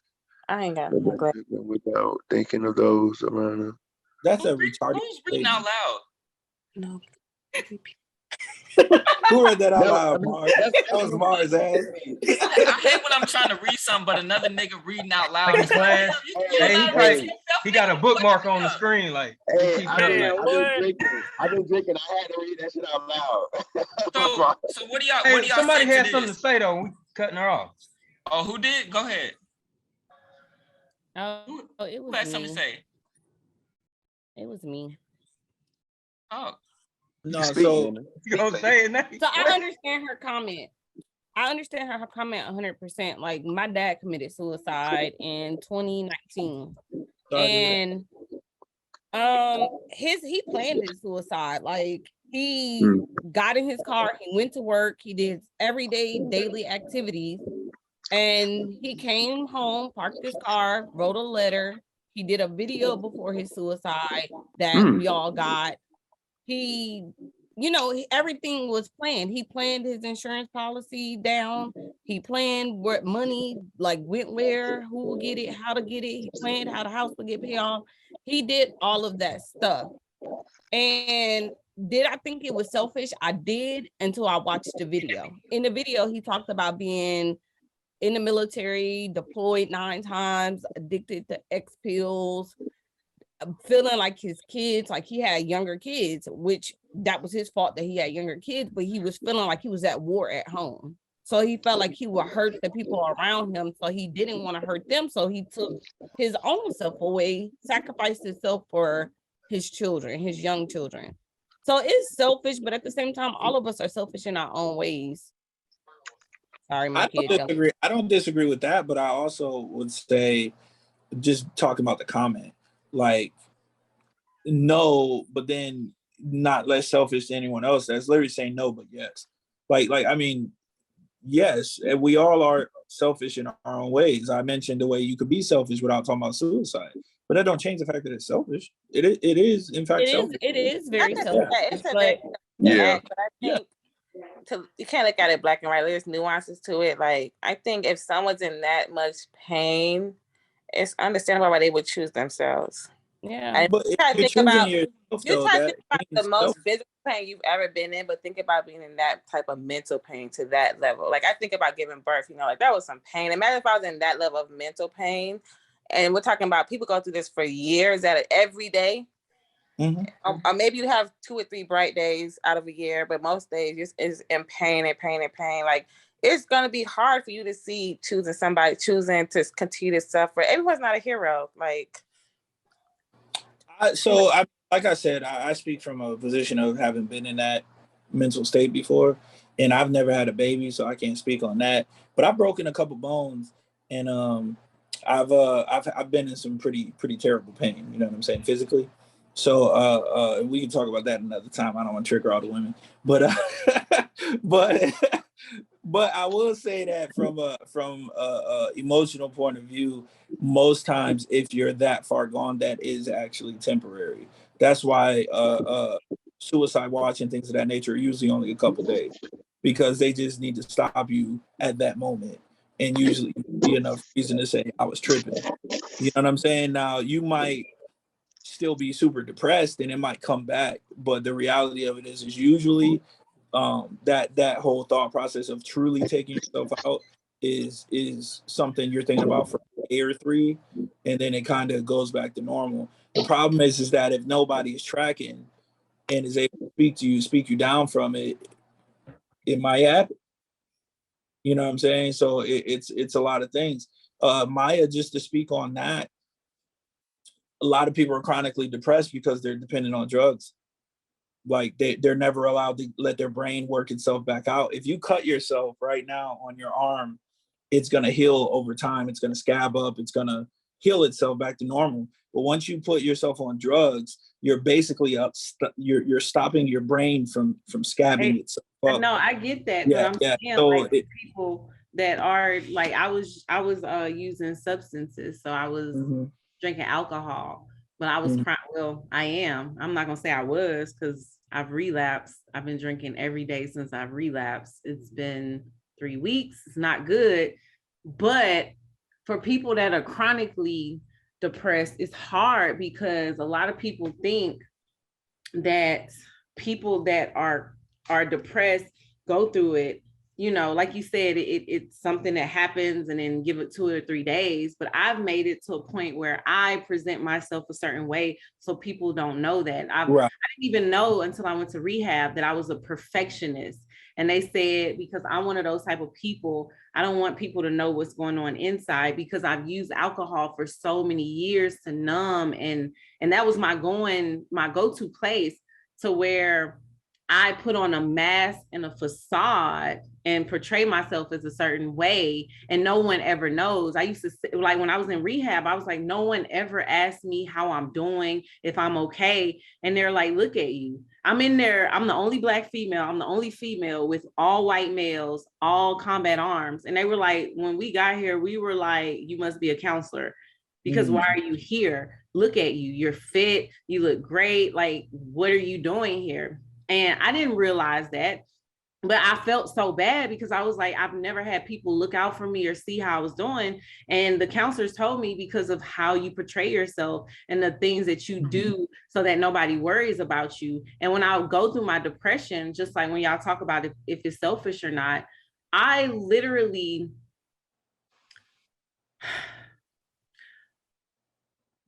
the only thing that I thought about when I made my plan were my kids. And I literally held on to thinking about them to fight. And it wasn't enough. So my kids weren't enough. So at that point in my mind, I said, you know what, this is it. This is it for me, because I can't even hold on to the thought of living for my children. A lot of times when I'm depressed, I live for others. I don't live for myself because I don't want to be here. And a lot of people don't understand that. And it's hard because you can tell someone that you feel this way and they be like, well, look at you. You have this going for yourself. You this, you're that, you take care of business, you do that, but they don't know what you're struggling with or the things that you're going through. So for people to sit here and look at you and say you're selfish or to say stuff like that, I literally planned it out a year in advance and I set my kids up for everything. And in the end, I felt like, you know what, regardless of how anybody feels, at the end of the day, I know wherever I end up, if I'm in heaven, hell, if there's a heaven or hell, or wherever I end up, I know that I did everything possible to make sure that the people that I love were taken care of. Nobody has to understand that but me. But I considered them in everything that I did. And I planned it a year in advance, my will, my power of attorney, everything, to where they were set. I even have 3 different life insurance policies outside of the Army. That's 4 life insurance policies, because I knew that I didn't want to be here anymore. I knew I was so far gone that I just couldn't do it. But I planned it to where everybody I love was taken care of. Notes and letters, like someone else said, just so people could understand where I was coming from. Because at the end of the day, guess what? I already knew I wouldn't be here. So I didn't care if people understood why I did it or my whys. I just wanted to make sure that they knew I love you, but this had nothing to do with you. I'm not here because of something that you didn't do. I'm here because of something that I couldn't do. You know what I'm saying? So I think that's another reason why with suicide, I didn't understand why people did it until I got there. And like you said, with abuse and alcohol, I had nothing else to turn to. You know how it is being in the military, you serving, you got all these people that saying, I got your back, they want to fuck. You got females that are jealous of you. I never had mentorship. I never had nobody look out for me. I dealt with sexism, rape, sexual harassment, sexual assault, prejudices, everything you can think of. So I never felt like I had a safe place. The only thing that was always good to me and safe to me was alcohol. And even now I've relapsed. I was sober for 8.5 months and I relapsed, and I've been drinking every day, and I'm retired. So now I feel like I don't even know if I have a safe place anymore. And I don't ever want to get to a point where I'm back there. I'm sorry. That's why I didn't even. It is a sensitive topic, and I'm sorry to go through that. Yeah. I'm sorry. It's not about that. It's just the fact that I turned my mic off because this is what I dealt with last year, and I feel like I failed because I'm back here. Even though I told people, I told my counselor, like, you know, I relapsed. I'm doing drugs, not coke or anything, but I'm smoking the sativa or whatever. But I'm like, I don't ever want to get to a place where I don't want to be here anymore, because I know if I ever get back to that place, I won't be here. There's nothing that's going to stop me from doing that if I ever get that low again, you know. So I'm sorry you went through that, and unfortunately I have a little bit of understanding, but you went through some things I have not gone through, and we've talked about that in the past. I ain't gonna dress that up, but I will say this: when I say that it's selfish, it's not talking about financially, because financially you're sorted out right now. Is that fair to say? Like, yeah. You are financially good, but that doesn't square you away mentally, right? So I looked at it, and this is what kept me going. Real talk is whether my kids are good financially or not. If I'm not here, they're going to ask those questions. Was it my fault? They're going to ask those questions. They're going to feel some type of way. They're not going to have a father, for that matter. You know, so there's like a lot of things that are going to affect them in their life, regardless of whether I give them $1 million from dying or not. You know what I'm saying? So, and as we know, especially as we get older, I'm financially stable, but that doesn't mean I'm mentally stable. You know what I'm saying? That doesn't mean that I'm going to be good just because I have money. So that's more so what I mean. And I also look at it as, because of the stuff I've gone through, I can teach that stuff to my kids to make sure that they don't have to go through those things, or at least try to mitigate that to a certain degree. You know what I mean? Whereas if I just disappear, then we're just rolling the dice on whether they end up going through the same shit I went through. You know, and that's kind of where I'm at with it. And apparently my dog realized everybody being emotional because he all over me now. All right, so that's really it. Marz, I wanted to respond to what Marz has said, because there's a reason, in my opinion, that suicide rates are so much higher in men. And it's actually because of what Marz said. So he's like, you're going to be cognizant of the fact that you have all these responsibilities. Honestly, and a lot of times the men commit suicide because of the responsibilities. Like, they're overwhelmed and they feel like they're a failure, and they have all these responsibilities, and we're raised to be a real man and this, that, and the other thing, right? So if we fail as a man, then, you know, that eventually gets at you. And if you have failure after failure, and you're not financially stable, and you're not squaring yourself away, and your kids don't even want to talk to you, and all the crazy shit that can happen over time, like, I think that is one of the main reasons that suicide rate is so high in men. And that's combined with the conversation we were having earlier, actually. Like, you said, if you get on Tinder, you had like 1,000 something, whatever. I got on there, this is like 6 years ago or something, but I got on there, and I think I swiped right like 100 times, and I didn't get a single nothing. Boy, I'm questioning, am I ugly? I'm like, damn, I didn't get my dimples in the right light. I'm like, shit, I had waves at the time. You know what I'm saying? I start questioning everything. Damn, am I that fucking worthless? Like, I really started to go through that. And like, men, and a lot of times is that too, being lonely is a big contributor there. And men have to work to not be lonely. But if you're lonely and depressed, hitting on somebody else ain't really what you're trying to do. Yeah. Like, you know what I'm saying? Hey, so I'm gonna jump in because you said something. It hit home for me, because really the reason I hate being here. I'm miserable, I'm lonely, I'm very depressed. And the reason I put up with it is because I get counseling. I've got counseling in the past. And the first time I got super depressed, none of my friends were checking on me because I was always super high speed at work and shit. And I was like, damn, y'all knew something was wrong, but y'all didn't say shit. And then you could see it on me. And I'd be like, they was like, well, we know you straight. And I was like, no, I wasn't. But some shit happened. I went to counseling and it helped. And it helped me change my thinking, just to be mentally strong. Because even when I was down, like, I've had a rough last 2 months on some real shit. But it's just like, because I had thought about suicide recently. But then I really thought it out. I love my kids too much. And then my brother's been like my rock. So I ain't gonna leave my family no matter what, because I gotta be here until I meet my grandkids. That's just something that I can't leave this earth until that happens. But I'm big on mental health. I just think it works because it's like there's shit you can do to like become stronger mentally, and that's what keeps me going. And then I know why I drink, but I've also been to rehab and all that shit too. But I know the reason I drink because I'm lonely, and this is something. But I just learned to deal with it and cope. But it's just like it's always something to look forward to and push towards. So it's just like my thing. I guess one day I just want to be annoying dad and take my kids to like Jamaican shit, the same fucking trip every year. They might not like it, but that's something that I put in my mind. Like, hey, this is what I'm looking forward to. But I always try to stay positive because I don't like when you start negative thoughts, they build up. And it's just like that. When you have a negative thought that comes to your mind, you got to cut it off quick. So, and then because I'm spiritual, like woke and shit type stuff. So I meditate and all that. But yeah, it's just like loneliness is a bitch. Cause it's like I say, the reason I don't be dating, because it's sometimes maybe I'm still working on myself and I don't want to waste somebody else's time. So, but it sucked. I'm pushing 40. I ain't got no wife or nothing. I'm like, shit. So, but no, I just wanted to chime in. Nah, that's real shit because that adds on to it. You know? Like, and this one thing, and I don't want this in any way to like a shot at. I do not want that to be the case.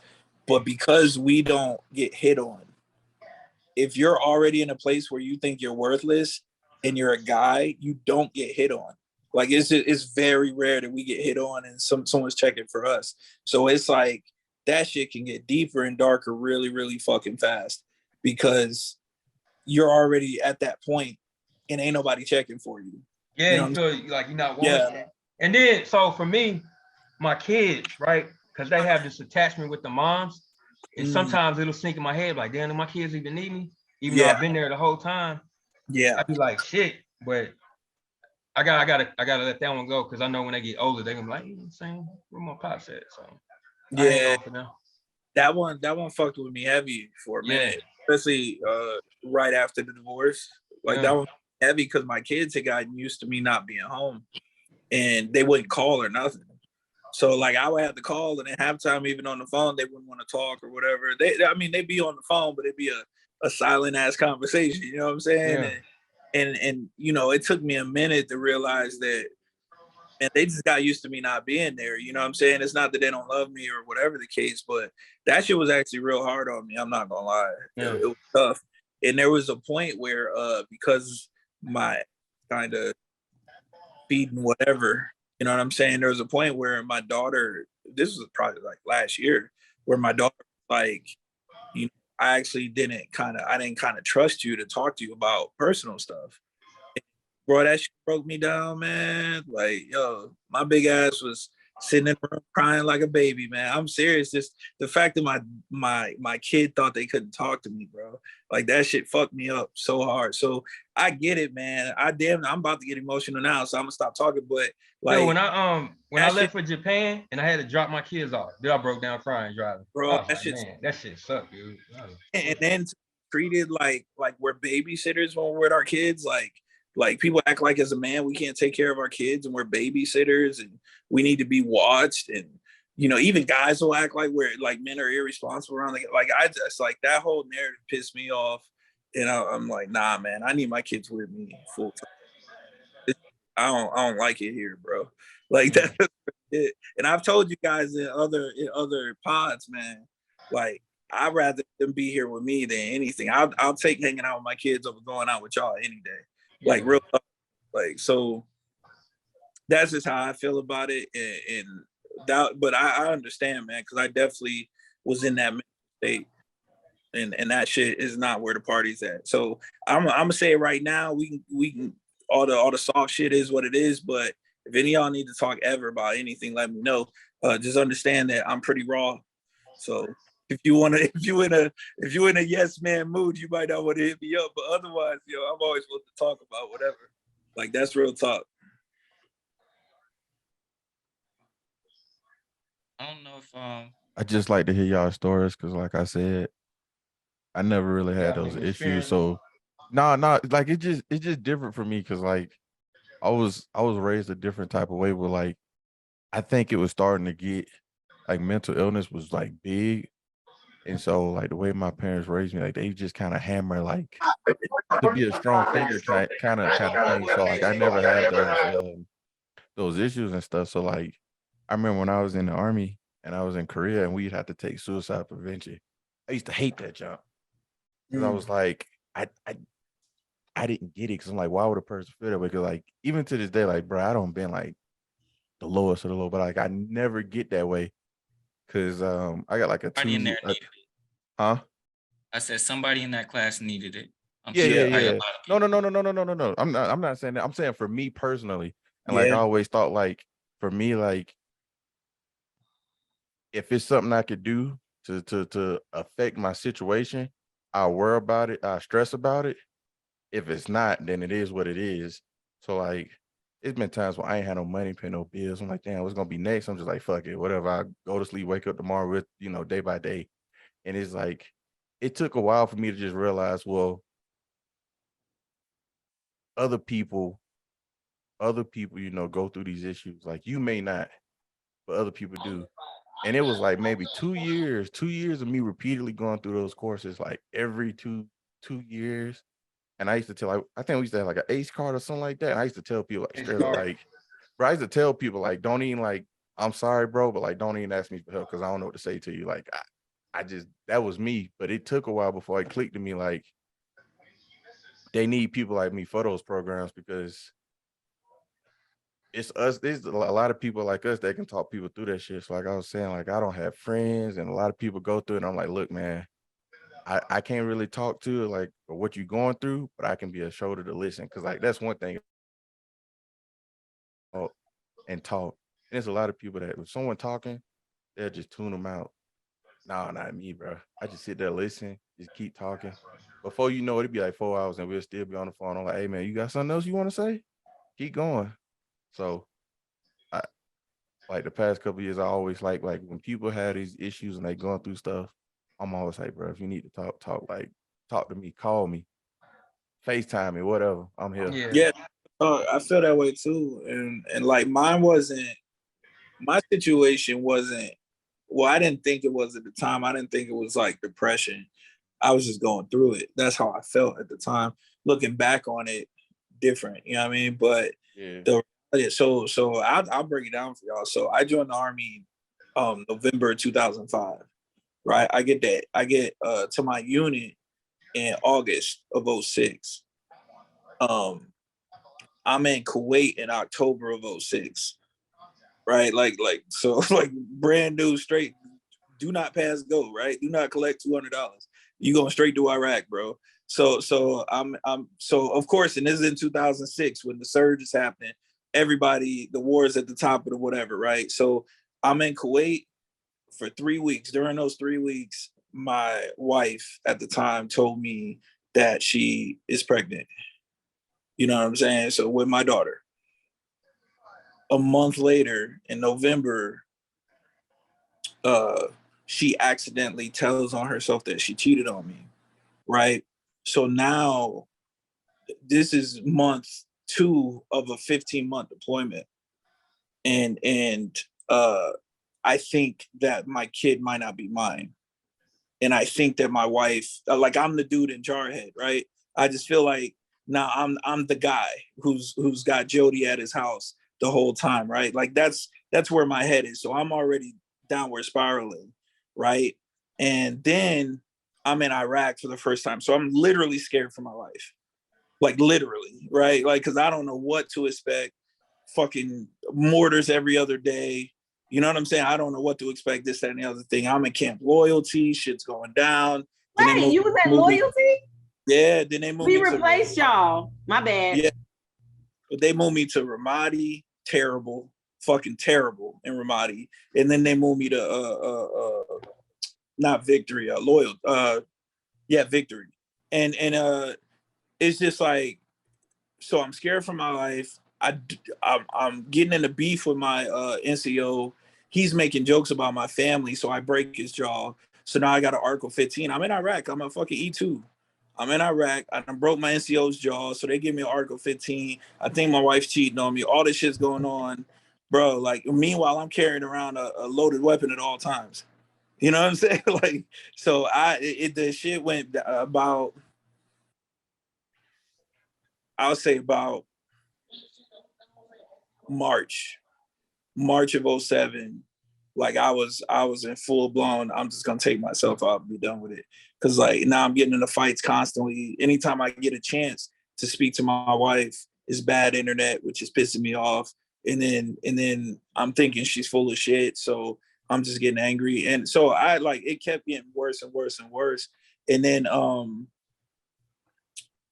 enough, the only thing that really kept me going at that particular time was that a friend of mine, one of the soldiers there, he asked me to come work out with him. I think he could tell that I was stressing, and he asked me to come work out with him. And they were actually doing MMA, and I had already had a martial arts background, but I hadn't done it since I joined the Army. So, like, we went over there and just busted some heads and be in therapy for me until we got out of there in December of fucking of 07.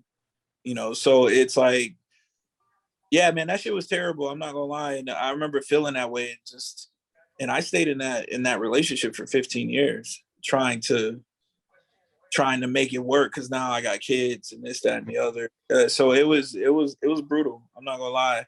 And then, like, the moment the opportunity was given, she's cheating again and this, that, and the other thing. And meanwhile, all the while doing that, defaming me, making it seem I'm a monster and I was doing stuff and this, that, and the other thing to make sure any mutual friends took her side. And like, so I'm like dealing with all of that, where it's like, boom. And I'm married in the Army, right? Because the divorce takes forever. So I'm married in the Army, which means I can't even have a girlfriend, even though she's out here fucking this, that, and the other thing. I'm not allowed to even have a girlfriend. Because, so I'm like, the depression and shit was really like, it was pretty rough. I'm not gonna lie. It was pretty bad.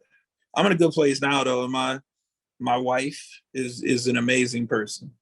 So like, goodness, because I'll tell you what, boy, the first one, oddly enough, she's visiting my kids right now. She's actually in the house right now. So yo, that's wild. Yeah, no. Yeah. So yeah, that's all I got though. Y'all Dude, my first wife, this motherfucker was on some fuck shit too. My first 15-month goddamn deployment to Iraq. The one who became a stripper? Yeah. Suicide is not selfish. Yeah. So Nia has a different opinion than everybody else. I'm about to leave because I got an event to go to, but y'all can stay on here. I'm probably gonna give all y'all admin privileges and Oh, she left. Yeah, whoever's on here last can just end the call. But she had to get her last word and dip. Bro, she said wow and then dip. I mean, I was about to go make a drink when she started speaking. Yeah, it's all good. He keeps saying her signal bad. Hey, real talk.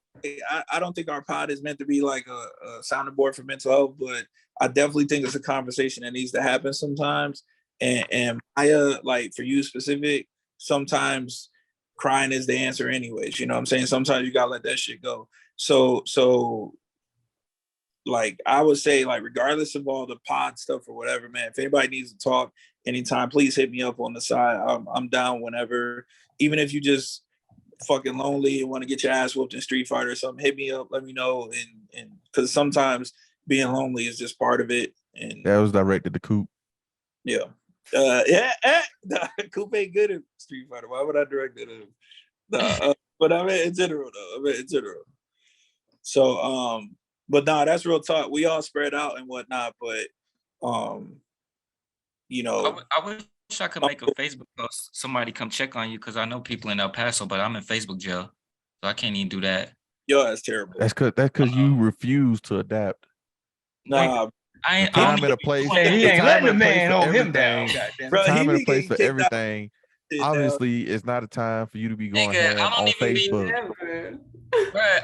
Last thing I said jokingly, I said, "Girl, I'm gonna whoop you." That's what I said. And it's 30 days. That's what I said, just jokingly. But it's because of all the other shit you did. Because you did so much. Because you did so much. Your main profile, you can't. Yeah, dude, they already got you, dude. Yeah, so and I created just like Trey just said. I created 2 other pages, so when I go into Facebook jail on one, I could just hop on the other. But now when I go to Facebook jail on my main page, all 3 of them are in jail. That's right. The gig is up. So what profile? What social media site do you think you should migrate over to? None.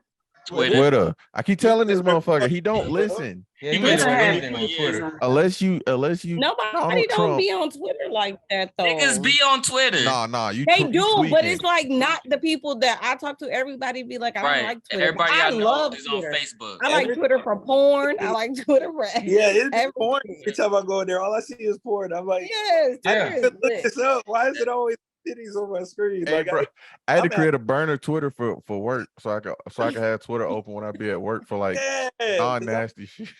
Man. Hey, but for real though, I'm gonna lead too because it's 2K season and I got the squad waiting on me, so it's all good. I'm a boogie woogie. Yeah, I'm about to head out. Y'all can continue on though, and I'll see y'all later. Is that cool? But yeah. Hey, if y'all need to chop it up, hit me up. I'm gonna go watch a movie. Oh, it seems like everybody dipping out. Everybody leaving. We all leaving. Yeah. We might. I appreciate the conversation that we had today, though. Like a lot of people don't talk about stuff like this. Ma, you got somebody coming over for real? I do. You lying? I swear to God. Who coming? Well, I call him Fluffle, but send us your address so I can send the El Paso police. Why? Ma, you bet not. No, why you call him Fluffle? No, it's nothing like that. I just think he a fluffy ass dude. Like I don't know. He don't like that name, Fluffle. But I just think I don't think anybody would like that name. You all extra fit calling this man Fluffle. Yeah. That's messed up. He like you gonna have him crying. You said what, Brandon? You gonna have him crying. Yeah. It literally says Fluffle in my phone. That's fucked up, bro. You got this man coming. He going to a club or something. You got this man singing R. Kelly songs and shit. I can't go on, baby. This is my song. But no, if y'all do need to talk, you can hit me up too. I'm big on mental health. I'm big into law of attraction. That's like my thing. So I gotta finish this bottle because I guess I'm gonna not be drinking. You terrible. I'm gonna keep drinking. Shit. But I ain't so Nate with me. I ain't gonna lie. With me, hold on. When I drink this, I drink your this thing much. Is you put your in 3 days. We can't 3 see days. that. Now I ain't gonna tell you how fast I go through bottles. How do I turn the blur off? You gotta turn that'll be gone today. Look. There you go. But the thing when I went to so I've been a ASAP twice, but self-referral both times, so I don't get in trouble.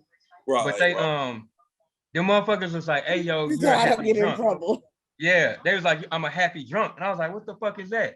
Because I love Crown. Now I'm a rum guy because of Jamaica. But they was like, every time they say Crown, I start smiling. And they'd be like, you romanticize about it. Because they would be like Crown, and I just be like, yeah. I can see it, yeah. Dude, I'm ignorant, dude. And then it's like, but then they was like, because I don't get angry or upset, because me also being spiritual and shit, wines and spirits. So when people get drunk, they true spirit comes out. So if they don't know they limit or can't hold their liquor, that's what their real energy comes out now. It's projected. And then with me, I'm just fucking happy. Like no matter what's going on, don't get me wrong though, alcohol can be a downer and a depressant, but it's just like shit, I just enjoy. I can't smoke weed because I'm in the army, so motherfucker drink. See, it's the other way for me. I quit drinking years ago because I'm an angry drunk. Yeah, and that's good. Not just drunk. I'm an obnoxiously angry drunk. I hit on dudes' wives while they're standing there. And I got arrested for fucking this dude up because he was trying to stop me from hitting on his wife. And I was drunk. Bully. Oh, absolutely. Yeah. It sounds like you just want everybody's wife when you're drunk. But I quit drinking a year before I joined the army, and I've been in for 17. So, dope. Yeah, like I don't drink at all. I don't smoke cigarettes. I don't do none of that shit. Shit, I didn't drink till I started joining this motherfucker, man. Right. Oh, my goodness. Because man, the judge told me, he was like, if I ever see you in court again, you'll never leave. And I was just like, I don't drink. Yeah, I don't drink anymore. That's it. You ain't gotta tell me twice. So I drink, but I know my limit too. So I'm a taste drinker. Drink nothing but Long Island iced teas, bro. That's all I drink. I just drink rum now. I would get lit. They love me some rum. I love that rum. Goddamn rum. Woo. This one gotta go, y'all. Rum. Yeah. This one gotta go. That phone This ring. like he got that face on like. I'm about to just leave while y'all on here. Just walk out. Yeah. No, but that really what it was, man. So I stopped drinking, man. And I stopped drinking about a year or two before I joined. And yeah, just I don't even think about it anymore. I don't even like it. Now I get lit, man. I love to drink. It's my shit. Yeah, me too. It's like a part of my daily activity. Like it's like brushing my teeth. Like I gotta drink. It's mine. Definitely. That's not good. And I start probably like 1 o'clock every day. That's rough. Yeah, I was mad shy. So I would drink to just not be shy. I'm shy too, honestly. People probably wouldn't think that. I could actually see that. You be being mad quiet. I am shy. I'm very shy. I had to teach myself though how to not be shy because, like, honestly, what did it is this girl I really like started dating, and I realized it was just I was too chicken shit to ask her out myself. Liquor courage. It wasn't the liquor courage. I just wanted some courage, period. Because I was shy. Like, you know what I'm saying? Like, so if I see like you or Maya or whatever, and I'm like, damn, they gorgeous, I would never say anything. You know what I'm saying? It'd be the same dudes who done smashed this girl. Now I got both of y'all to go out with them. And I'm just salty, like, damn, I like that girl, man. It sucks. You know what I'm saying? And just hope that one of y'all will notice me and someday hit on me. And then I realized I was about 17. I realized, bro, if you don't say something, you better find some game. Bro. And I'm trying to tell the old girl, the girl got all salty earlier. That's what I was trying to tell her. Is like, oh, Nia. Yeah. So many of those guys. I wanted to ask her who broke her heart, but I was like, no, I don't want to. I don't. How old is Nia? How old is Nia? Like 20? Not saying that age has anything to do with it, but it does. She's 21. It does. Experience wise. But like there's a naivety part to it. Like, you know what I'm saying? It's like, how are you not aware that guys got to go through it to get a girl? Like, you put guys through it to get you. Like, you know what I'm saying? So I don't even want to hear. You don't just let any guy smash. You know what I'm saying? Like, you make a guy work for it. Don't tell me you don't. There are a couple hoe bags out here, a couple scallywags, but most women make a guy go through it before he hit, and a lot of women make a guy go through it and don't let him hit. And then it's some like there's some I knew I could knock off rip, and then there was some I knew I would have to date in court and all that. You know which ones are a challenge. Yeah, I know what. Yeah, I know which door to open. Shit. That's the same. That's what I was kind of trying to say earlier. Like, I know if I want to be long term with a person, or if this is just sex, and that's all I want from the situation. And most guys, because they don't get offered sex the way y'all do, most guys will think that sound like a girl who's cool with just being friends with benefits. Most guys will think that sounds great until they actually have it.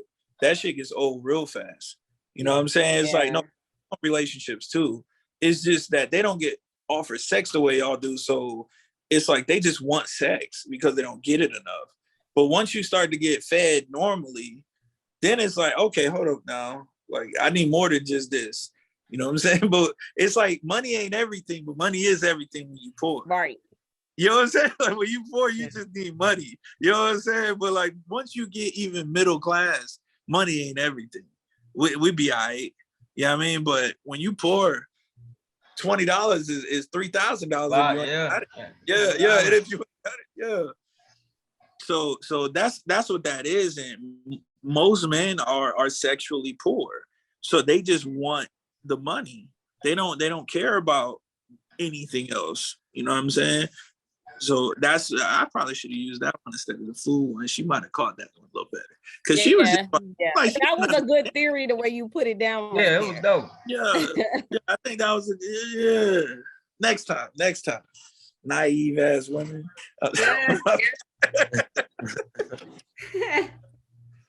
But yeah, I'm gonna get going though. My kids are waiting for me. I'm gonna go watch a movie with them.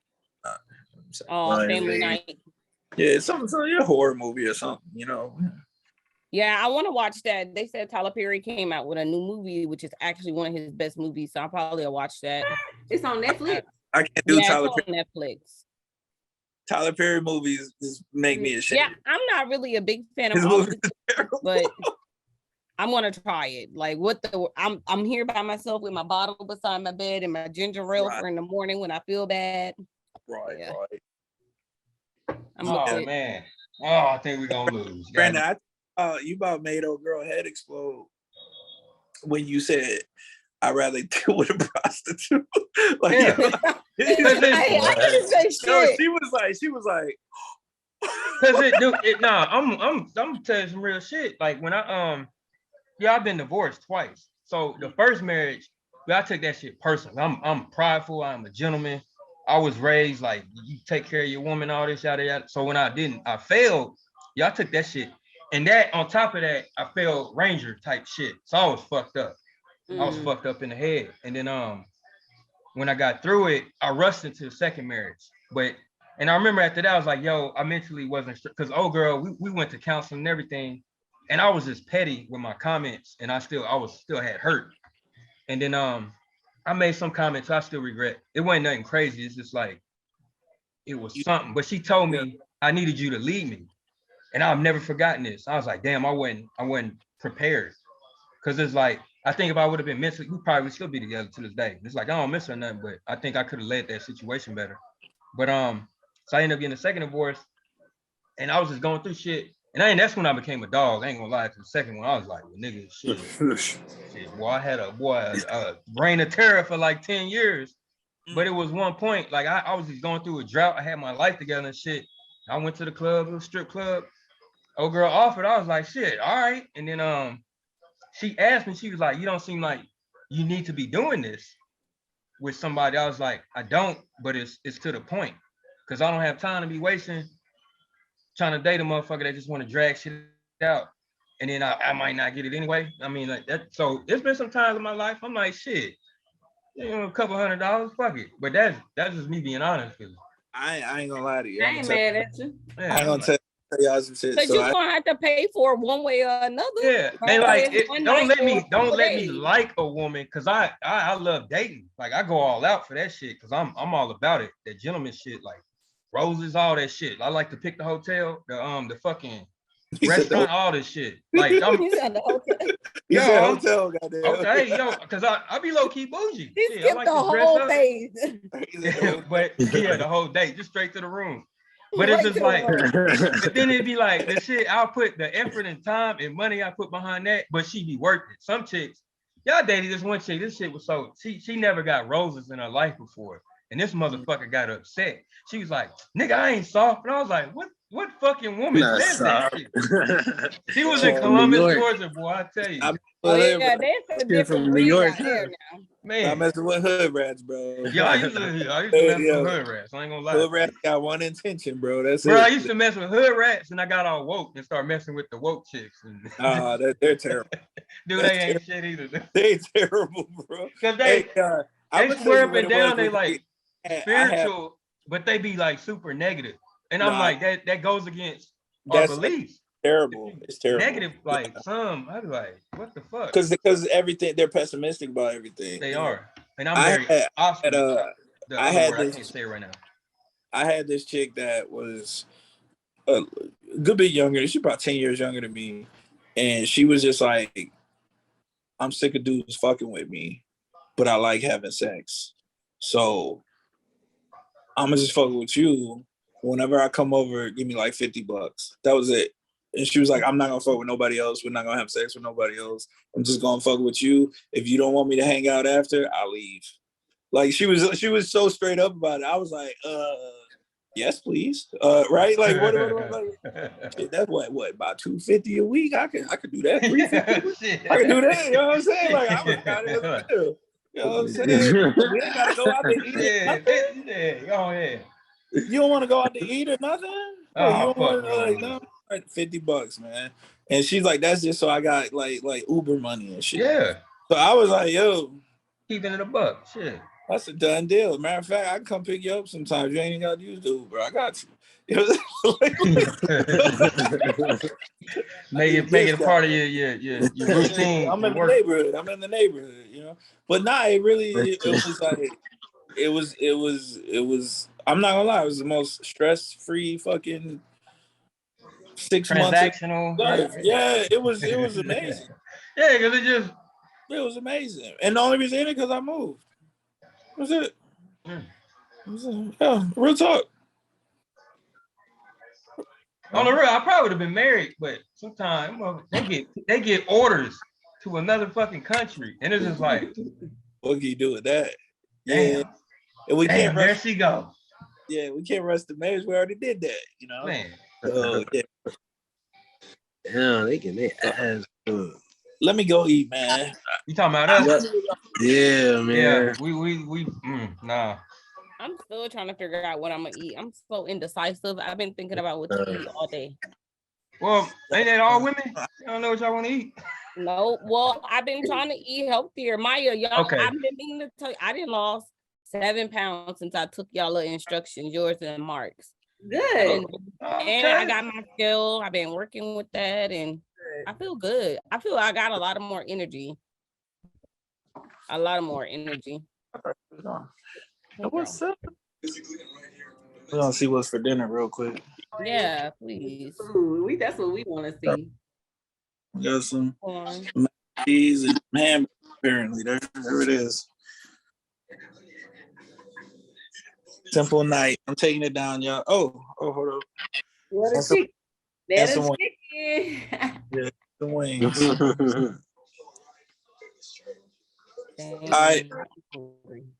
All right. Later. But yeah. All right, I'll see y'all later. Yep. Right. Damn, everybody left? Yeah, I came too late. Yeah. Okay. I'll see y'all later. Oh yeah. Y'all about to go. Hell, ain't in there. Niggas is leaving. All right, then. All right. Everybody leaving? I guess. We ain't talking about I'll see y'all later. All right. Yeah. Well, shit, I go drink and smoke me a black. Shit. I thought you were about to say a blunt. I was about to say, wait a minute now. No, I wish. When I retire though. Hey, I'll smoke one for you. Please do. Hey, because we gonna need it after this shit. Not in right now. Yeah, I thought y'all was gonna come back. Man, I did too. That just, God damn it, I don't want to hear about this. Oh well. All right, y'all. Let me go eat some rabbit food. Yeah. Make a salad. I'll try to come earlier next time. All right. Yeah, we had a good conversation this week. Yeah. We really did. Like the mental health thing was amazing because a lot of people, like I said, don't talk about it. Like my family, my mom, I could be like, Mom, I'm just sad. I'm tired. I don't like it here. Girl, you don't know nothing about being sad. I'm 30 years old. Don't you think I should know a little bit about being sad at this point? But she call us millenniums. You millenniums don't know nothing. Are you you religious? Very much, yeah. I am. You can't still it's called, have you ever heard of law of attraction? I've heard of it before, but I haven't really looked into it. Anytime I try to like present it to somebody, I try to find a good book and I'll send it to you. Because it's not gonna really, because I'm not religious anymore, but I don't try to push my beliefs, but it's a good way to think, just think positive. Yeah. And it kind of helps out. So when I find the right book, because there's like one be having like some shit you take notes and shit in it, but it's dope to read. It just makes you think positive. I'm actually working on this book. It's like a book to get to know your like stuff about yourself. And I started the book, but I think because I have so much childhood trauma, I can't, like, the things that the book is asking me, I can't remember. Yeah. So it's like hard to try to, you have to really tap in that inner core to be able to deal with stuff like that. And I ain't there yet. I still got some more work to do. Yeah. No, it takes a lot of work. It takes a lot. I know I took a couple of years to try to get my mind right. I got there though. With time. Yeah. That's why I'm just living day by day. I can't worry about tomorrow and I can't worry about yesterday. I can only worry about right now. Because if I do that, I'll be off the edge real bad.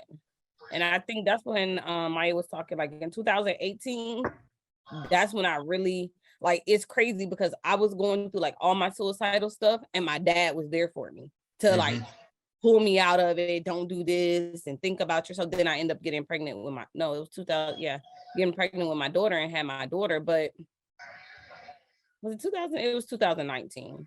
But it was kind of fucked up that all the shit that he told me, he turned around and did the same thing. Yeah. And he was the only person that I had to keep me humble, to keep me positive and motivated, because he understood. Like, he's been around so many people. And then he also had that drill sergeant hat on too all the time as being a dad. Like, you're not allowed to be like, get it together. You have no fucking choice but to get through it. No, I was a drill sergeant. That's why I'm laughing. Yeah, we had to fold towels a certain way. Man, my dad had a paddle. We used to get our ass tore up. No, my son, I'll be feeling bad for him, but shit, oh well, he needed. It's hard, but you know what though? You can you got to learn a general approach as parenting, but also as far as like, because I got a lot of my dad's traits when it comes to my son. Because I'm like, no, you're 14 and he's sending me through it. Not bad. He's not bad, but it's kind of like, we'll be talking to him, be like, bruh. I'll be like, who are you calling bruh? I'm not your bruh. Yeah. I'm your mom. Like, yeah. Back then, my mom would have popped me in the mouth so fucking fast before I got the butt out. Like, these kids are so much different. That's why I think I drink at 1 o'clock, because as soon as they get home, I need to prepare myself for everything that's about to be coming my way. These kids are different. They different, man. They are. And then I think he starts to learn his body and what happens down there if he touch it. Yeah, because I know my experience as a parent, it's all new no matter what, because they're the same age. Yeah. Together. And it's just like, it's a constant. Oh yeah, you do have babies. You was knocking down trees. I was like, yo, I love it. I love the fact my kids the same age though. That shit dope. But it's just like, and you only have two? Just my girl and my boy. That's it. Oh, that's perfect. Yeah, because even when and I love that I've been there, even since they've been infants. Because I used to have them both. I used to have to change both diapers. It takes. Was you married? Was one of them like a side female? No, one was an old friend from the Army, and we was fuck buddies. And she got pregnant. Oh my God. That's the truth though. And then, cause she chemical, so same on the West. And then the other one, she was in the Army, little chocolate sister, and I pursued her. I had to have her, and we was dating. And then old girl was like, yo, I'm pregnant. So when I started dating old girl, I was like, yo, I have a kid on the way. She's like, all right, cool. Because I have a 1-year-old. Next thing I know, she was pregnant, 4 months apart. And I was like, huh. And I had just made the E7. You didn't waste no time. Nah, because I didn't think I could have kids. I was about to pin E7. Why do men say that? Like, I've had a guy like tell me like I can't have kids and my shit don't work. Because it ain't no timing. It's just the timing. Because it was probably like one of the couple sisters I was dating and maybe we was trying. I remember with somebody I think I was trying to get pregnant, but we was dating and it just never happened. And then all of a sudden, when I kind of like really accepted, like, shit, I'm about to be a single E7, I'm gonna be partying. Here comes the boy, here comes the girl. And I was like, well, shit. I wasn't mad though. I was just like, what Are they close together? My daughter's here and my son's in Florida. Where are you? I don't even know where you live at. Georgia? North Carolina. Oh, you're in North Carolina. Oh, you're in Benton. Yeah, cool. Bragg. Bragg, that's what I meant to say. Yeah. How do you like it? It's so boring. I used to live in North Carolina. I don't like it. I cannot go back. I love it. Because I thought Georgia was going to be my home. Because Hi. You find your home in the Army. And then I like Raleigh and Charlotte. And then it's like I love Raleigh and Charlotte are nice, but I used to party out there. I can go to Savannah. I can go to South Carolina anytime. So Georgia, South Carolina, Florida, all kind of close. I like it here. It's peaceful. So is your daughter's mom in the military? She got out. She got out. She got out. She went home to Virginia, and then the other mom got out and went home to Florida. So I had got stationed here originally to be in the middle of the two, so I could go get my kids. And then my daughter's mom, she ended up moving home. Her mom stayed in Virginia. Her dad stayed in fucking what's the part of fucking New York where Fort Drum is at? What's that Fort Drum. That's what everybody call it, Fort Drum. What's the city? Syracuse. I don't know. Shit. Syracuse. Fort Drum. That's just called it Fort Drum. But she's from Syracuse, so she moved there. And when I say, I used to drive there to get my daughter, and then I had bought my house, and then there was a point she was struggling, and it was just like, because there's been times she wanted to give me custody of my daughter, but I was like, well, we can try to work it out. And I ended up moving her down to North Carolina, and then we lived together for like a year, but we just lived together. We didn't mess around or nothing. And then because I just wanted her to Fort Drum is called Fort Drum, literally. It's called Fort Drum. But the city Syracuse is close to it. It's down. It's like, let me turn my blur off. Hold on. Oh God. I think my screen is there it go. There's Syracuse and there's that drive sucked because when I dropped my daughter off, I went to see a friend who was stationed at Fort Drum. You ain't shit, nigga. I ain't shit, yo. Hey, you got holes in different area codes. Y'all gonna really judge me now. Because when I went to see her, I ended up knocking her and her friend down. So I had to. My God. Hey, that shit was worth it.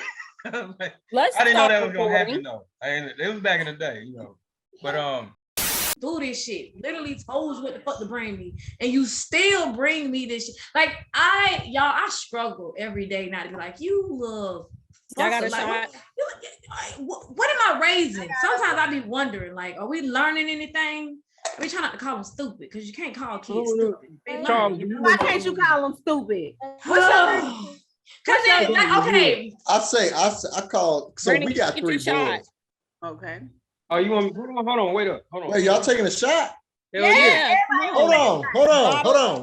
Wait, my liquor back in the house. Hold on. Hey, I thought you was taking your liquor outside. Hey, what's your wife's name? Right. I was supposed to, but I sat it down because I have the laptop in the bottom. It's K. We call him K. What's the name? What's your K? K. Okay, cool. K. This is I can't drink with y'all. I'll take a puff for you though. Definitely will puff when y'all go, but I can't drink. I got medicine. I've been drinking. I have medicine right now that I'm taking, and I can't. Y'all gotta take my medicine too. I'll tell you. I'm talking about it. If I could, y'all take an extra one for me though. That's why I never take medicine because I pick this. This is my medicine. I'm taking both. This my medicine too, but they actually got me on medicine. What are you taking? Like pain meds and stuff? Yeah. Pain meds. I be fucked up off them pain medicines. About to lose my life. I gotta go back in like a week or two. So she said. Don't worry, I'm gonna take a shot for you and me. See, I got you. See. Okay. Right here. Bottoms up. Hold on, let me get a picture. Put your shots back up there. Hi. Oh wait, maybe I should do this over and get like a little shot glass and put water in it. That would be dope. They won't know. How would they know? Ass up. How would you know? It's always a light-skinned motherfucker that. Funny. She said, bitch, you don't drink. You don't do nothing. You need to teach me how to. I don't drink anymore because of my MS. That's why I don't drink. It's your way. Oh, you're still in the military, Joe? No, I'm not in the military anymore. Oh. I don't drink because of my multiple sclerosis. Multiple sclerosis. That's what MS. So if you, Joe, no, that's Joe, what MS stand for. If you, wow. What the fuck? Sorry. MS stands for Microsoft. I thought you said MOS. Yeah, I don't drink anymore because of that. That's the only reason. But I used to be a really heavy drinker. The same thing. I remember you drinking at Outback. Oh yeah, fuck yeah! I used to drink heavy. Okay, just like I would invite people over to my house just to see if they can outdrink me, and we'd be on like 1800 tequila and shit like that. Yo, tequila was my shit. I used to drink all kinds of heavy. I drank heavy. Hold on. I heard y'all in here talking this shit now. Hold on, what the fuck going on now? And we're just talking about how I don't drink anymore. You don't drink no more. Oh man, you missing out on life. No, I'm not. So living. So Fig, if you did like happen to get like drink some right now, what would it do? Oh man. Okay, so I'm gonna tell you a little story. You get loose. And this is how I know I can't drink anymore because the medication I take is so strong that mixing it with alcohol will just like it fucks me up. So what happened was like I said, I was a heavy drinker prior to getting sick and shit. So when I got out of the hospital, everybody they did a big old party for me and shit like that, and we was drinking. I got through like I didn't even get through 1 cup of a mixed drink, and by like 9 o'clock I was on the sofa just like fucking passed out. Oh, damn. And then the next day, and the only reason I don't like drinking anymore is because the next day my whole body hurts. Oh, like I feel it everywhere. It's damn. like it's not like an ache pain that you kind of get like a joint pain or something like that. I get like a nerve pain where my whole body feels like it feels like it's on fire, like if someone had put a lighter on me. Yeah, that ain't worth it. Constant burning. It's like a constant burning, and then I spasm really bad. And then I spasm so hard that like I don't have control of my body to where like I like do some like exorcism type shit where drink you some water. As of right now, just by your conversation right now, just drink some water right now. Just take a shot of water because that right. You sound hydrated. Yeah. You sound dehydrated. I am not dehydrated. I ain't mean like this. Shut up, bitch. Shut up. I don't drink, and I don't have no good reason. I just don't. I drink. I've been drinking like 18 years, so I don't drink. I got a Cream Royal tattoo. That's how. What y'all be drinking? Because Nay look like she's drinking tequila. Rum. I'm rum. But I'm Caribbean, so the rum runs through my blood. Oh, madam. Oh. I got rum too. I got that Bacardi was hard for me. I loved Bacardi. To test my heart. The rum. All right, bottoms up.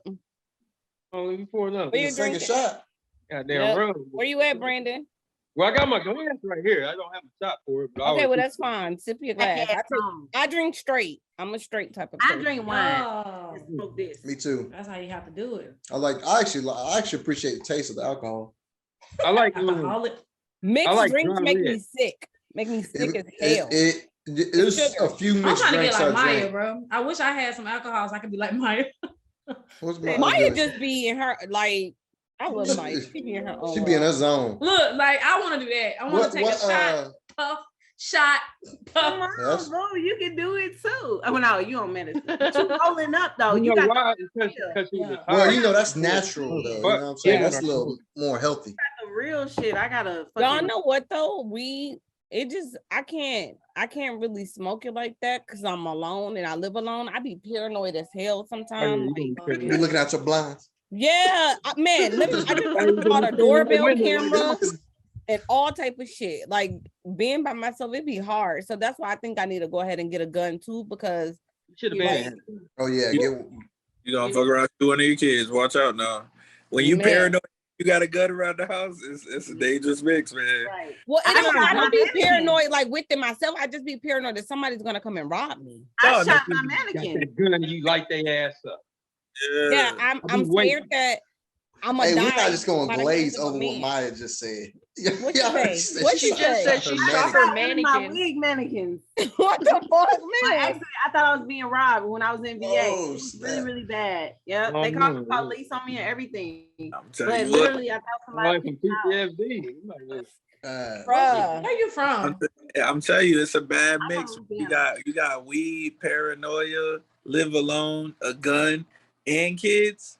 And you drinking? Mix. If you get a gun, get like a safe. When I was I'm definitely gonna make sure I got safety precautions in the house. Like I got my kids now, so I don't have no guns in the house. And then I'm suffering through depression. So when I came back from Kuwait last year, I did not get any guns. And actually, I'm lying. They confiscated all my weapons. I'm not gonna even lie to y'all right now. But without them confiscating my weapons before whatever happened, my shit was in storage, but I didn't get them out of storage because mentally I knew I was messed up. Yeah. I didn't want to be in a situation where I'm, shooting around the house or doing some dumb shit and my kids could possibly be hurt. Mentally, I was messed up, but psychologically, I was paranoid because I'm thinking people are coming in here trying to break. So I booby trapped the whole house, thinking like if somebody try to, Mitch, don't do that. I do the same thing though. I put shit by the front door. That's stuff my mama do. My mama do the same thing. You put like screens in front of the windows. Yeah, someone try to break through the window, I guess you can hear it. In front of all the inter areas, I have a double padlock. Of course, I had the ring camera.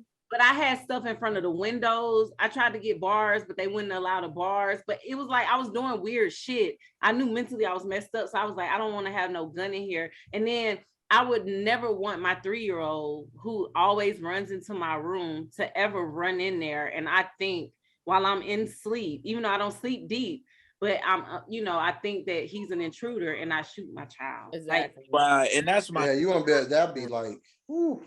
That's what I'm saying. Like I keep the door locked anyways. I don't trust my kid. That whole Melendez brothers thing, it was a wrap. I've been locking my doors ever since. Ain't no kid about to kill me in my sleep. And then I watched Paranormal Activity with the little chick standing over the bed. Nope.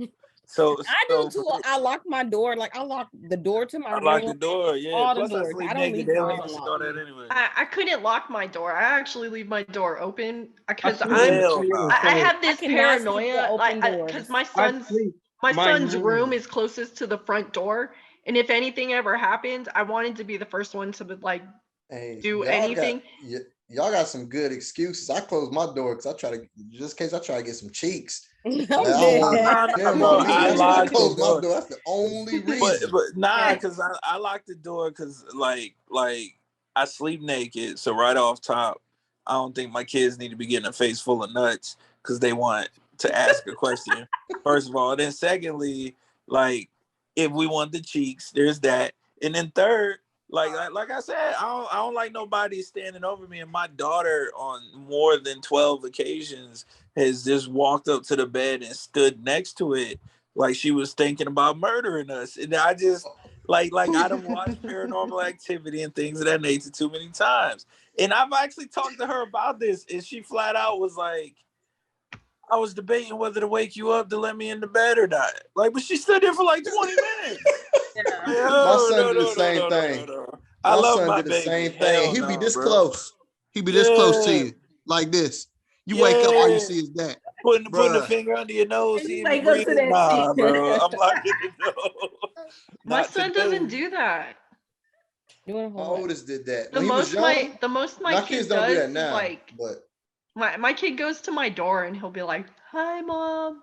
Hell hey, no. Mom, I'm awake. I just want to let you know I'm awake." And I'm like, okay. That's another thing. How old is your son? Sleep. Leave me alone. He's 11 now. Oh, that's why. That's why. Older. When he was younger, though, when he was younger, he'd be like right in my face, like, "Mommy." That's the point. Yeah, when they're younger.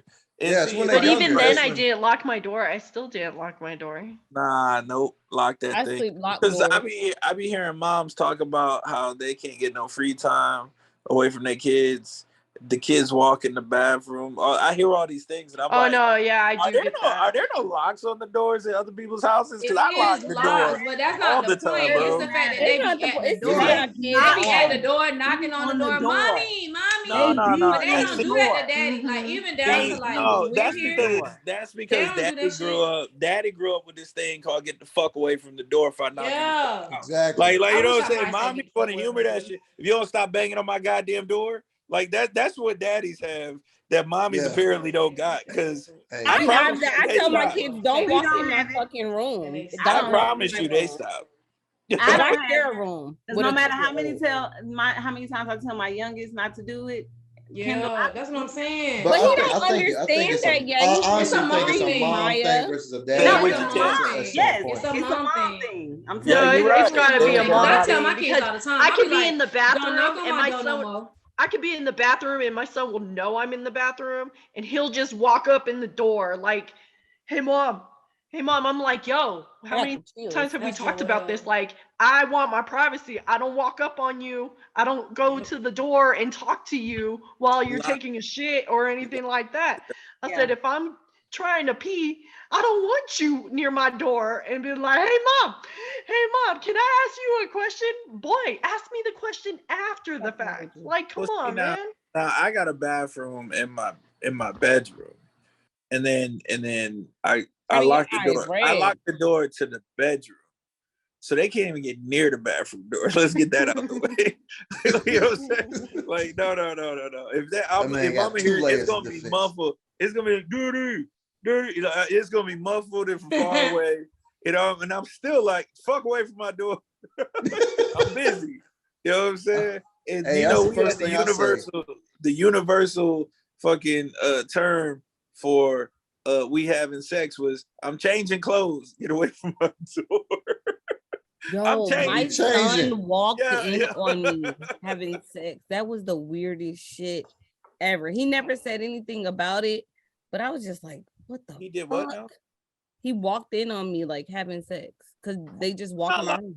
If you fucking keep going. No, well, I was getting head and it was just like, damn. How do you not lock the door?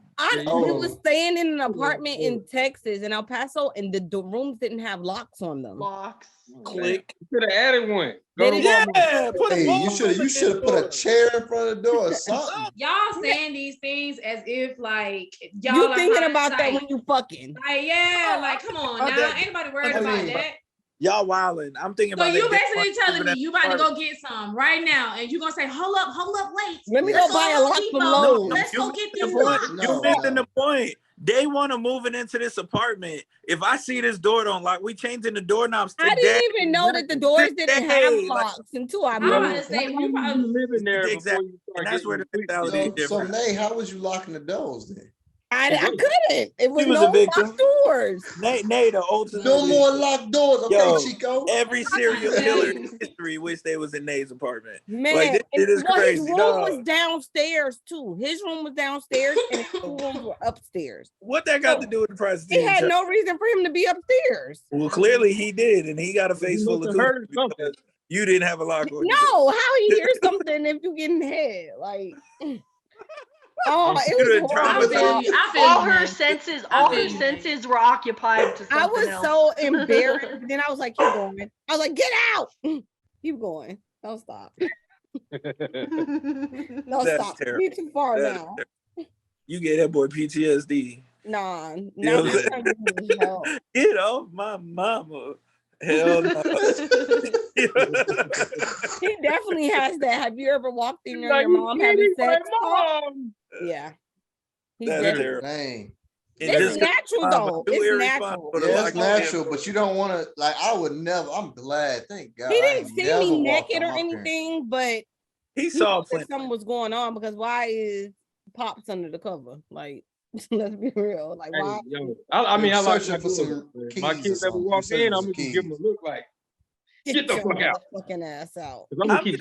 I'm just like, I seriously, the moment I move it now, let's say I was at your place and a kid walked in, I guess that could happen. But in my place, the moment I move into a place, I check all the locks. I changed. Back then I was young. I didn't give a fuck. I literally changed. Like I'm not kidding. The first day I moved in, I changed all the doorknobs in the house. Like it's the first day. Yeah. Like I don't want anybody who used to live here being able to get back in my house. So like I changed every doorknob in the house. I feel you on that. I definitely agree with that. But all of them. I don't even think about it like that. Nah, for real. Like I'm from the hood. I don't know about y'all. I'm from the house, bro. All right, cheers, y'all. I'm taking another shot. Oh man, you taking another one? Randomly have Nate, you trying to get messed up? Nah. Oh, you wanted to hear for the conversation earlier where we all deal with alcohol problems, except for Mitch, of course. But me, Brandon, and Maya, we kind of got problems that we got resolved. I think I have an eclectic enough personality without being inebriated that I drink. No, I love. Hey, this Kool-Aid German doing a job for the chaser though. I ain't gonna lie. Look at you. See, there you go. Hey, your kid, my baby keep begging. Your kid know what they were doing. My baby, she been begging. I want to hold it, Mom. That's what she gets. I want to hold it. It wasn't about what you wanted. It was about what you needed. He knew what you needed. Not y'all out here quoting it like. Hey, won't he do it?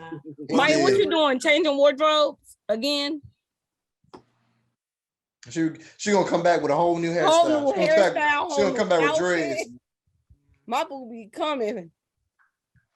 I thought she unmuted herself. Where's Zay go? He left.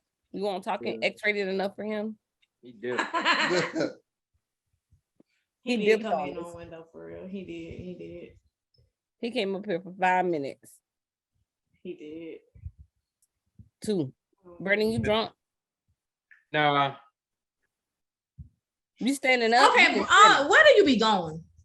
Because every time I see you, you always walking around. Do you be walking around in circles? Like, do you mentally think to walk in the circle that you like?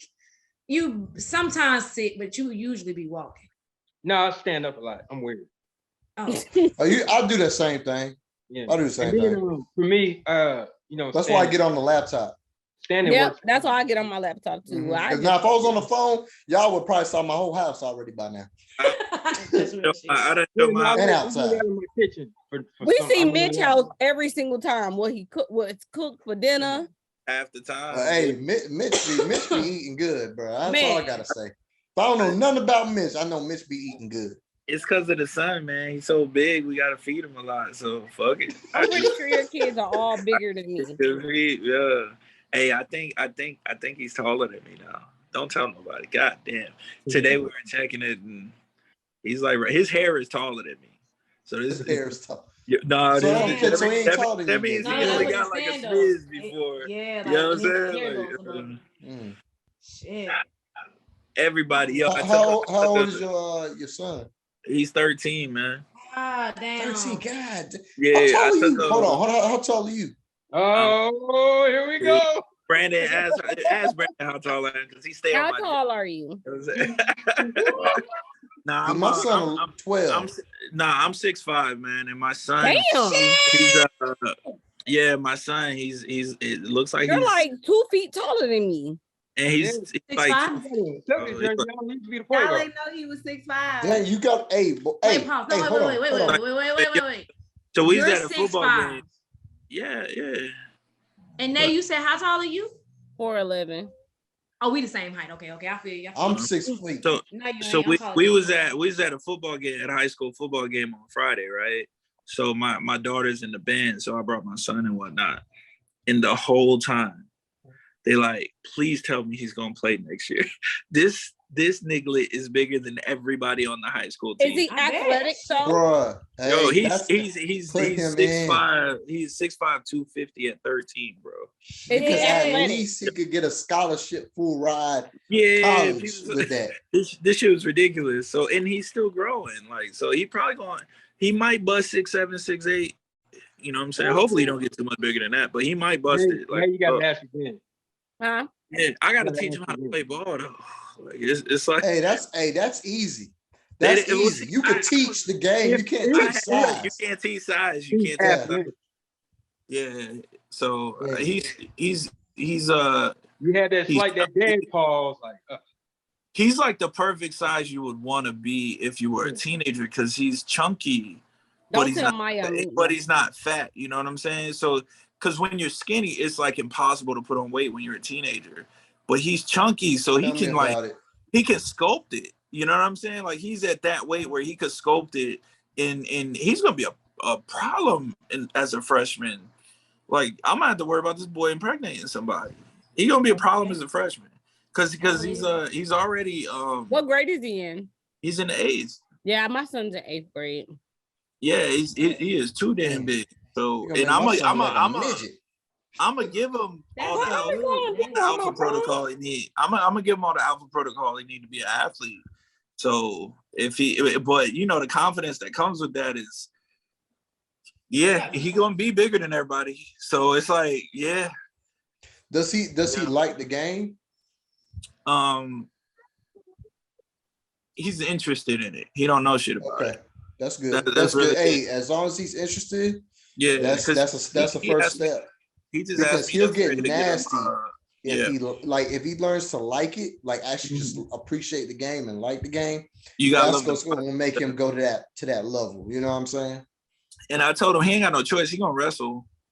So basketball season ain't gonna be wrestling unless if he breaks 6'7", I might let him play basketball, but he gonna wrestle otherwise. Football and wrestling same year, and then I'll have him run track or some shit for the rest of the year. Yeah. You know what I mean? So just to keep him busy. One of them gonna give him a scholarship. That's the goal. Give him a scholarship. Yeah, and I mean they have a trust fund, so both of them going to college for free. But I'm like, I mean, if you get college otherwise, we'll just give you the money when you graduate. You know what I mean? So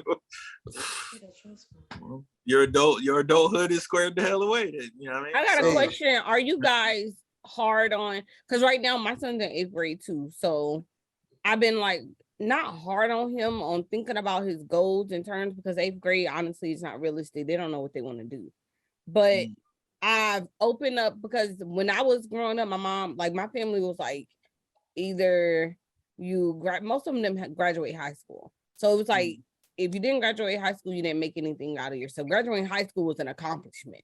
But what are you guys doing to push them further? Like I told my son, like it ain't necessarily that you have to take the steps of going to school. You can take the steps of going entrepreneurship. You can take the steps of learning how to, trade and put your money in bonds and stocks, and like it's so many different avenues that you could take. Are you just pushing him like college, or are you giving him options on different things in life?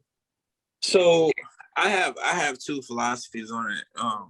Well, first of all, when it comes to college, if you do go, I tell everybody, figure out what the maximum level of college you want to do, whether it's a bachelor's, a master's, or whatever. And whatever that maximum level is, everything under that, go to the cheapest school possible. Because people be on some dumb shit. Like, if you plan on getting a master's degree, then going to Harvard for a bachelor's is retarded. You're going to spend $200,000 for a degree that ain't going to mean shit. For the same thing everybody else got. Well, it just doesn't mean shit. Like, once you go for your master's, that like nobody cares where you went to middle school once you're in high school. You feel me? It's the same in college. Like, the moment you're a grad student, nobody cares where you got your undergrad from. And so it's like the only time that would be an exception is if you're talking about the mega geniuses, MIT, stuff like that. So I really tell people to focus on saving money. You know what I'm saying? But should they go to college? In actuality, in most cases, college is a smart decision, even if you're trying to go in a field that doesn't necessarily have it. So what I usually push is enhancing whatever your goal is. So I'll meet kids that say they don't want to go to college, they want to be a mechanic or something like that. Right? And like maybe they want to be a mechanic or something. I'll tell those kids, why don't we look at maybe automotive engineer? You know what I'm saying? Which is still in that. You're a recruiter, huh? I'm a recruiting station commander, so recruiters work for me. But I'm constantly trying to enhance people's goals. I think that we are constantly setting. Maya, look at Maya. You look like a goddamn one of them people back in the days that used to work out with the damn. I thought this was a filter until he tapped me. You like Tina Turner. I'm high. I'm gonna turn my I thought it was a filter at first, and then when it fell off your head, I said, "Oh, it was hair." So then I was still trying to listen to Mitch, and then I watched you pick it up and come. I said, "Oh, she high. She high." The way she picked up the hair. And I love Mitch, so I'm gonna mute my phone because I want to hear what he got to say. I'm so me too because I really want to know. Yeah, Mitch saying some good stuff. Listen to him. Mitch is always right. But mine was funny, bro. Mitch is always right. I'm not always right. Nah, Nia was getting mad at your ass earlier. I'm right most of the time, but the reason What's your sign? I'm a Leo, but the reason I say like people will say that's because I'm pompous or something like that. I just don't argue about stuff I don't know about. They so in tap with everything. No, it's just I'm not intact with everything, but I don't argue about stuff I'm not intact with. Like that's what I'm saying. Like if it's something I'm not really on, like I just don't talk about it. You know what I'm saying? So it makes it seem like he's not even gonna comment on it. Bless you, baby. Period. You know what I mean? Like he's not even going. Ain't no purpose in me to speak on it because I don't know shit about it. But the moment I know something about it, no. So when I go sit down, go sit in your chair. So if y'all was to have like a big debate about say cars, like engines and shit like that, it's not my lane. Mine either. So I would just be quiet the whole conversation. I'll still be talking. Charles is even not if I don't know. For boy, real. You don't think I know it. Mitch, honestly, I respect that because this one, I still he don't gotta know shit. I don't gotta know nothing about. I'm about to make it seem like he said somebody on like if he lose a game, so it must be right. No, I don't do that. What's everybody's zodiac sign? I feel like we do this every time. I have never done this with y'all. No, you really do. No, it's someone asks every time we get on. I think I'm an Aquarius.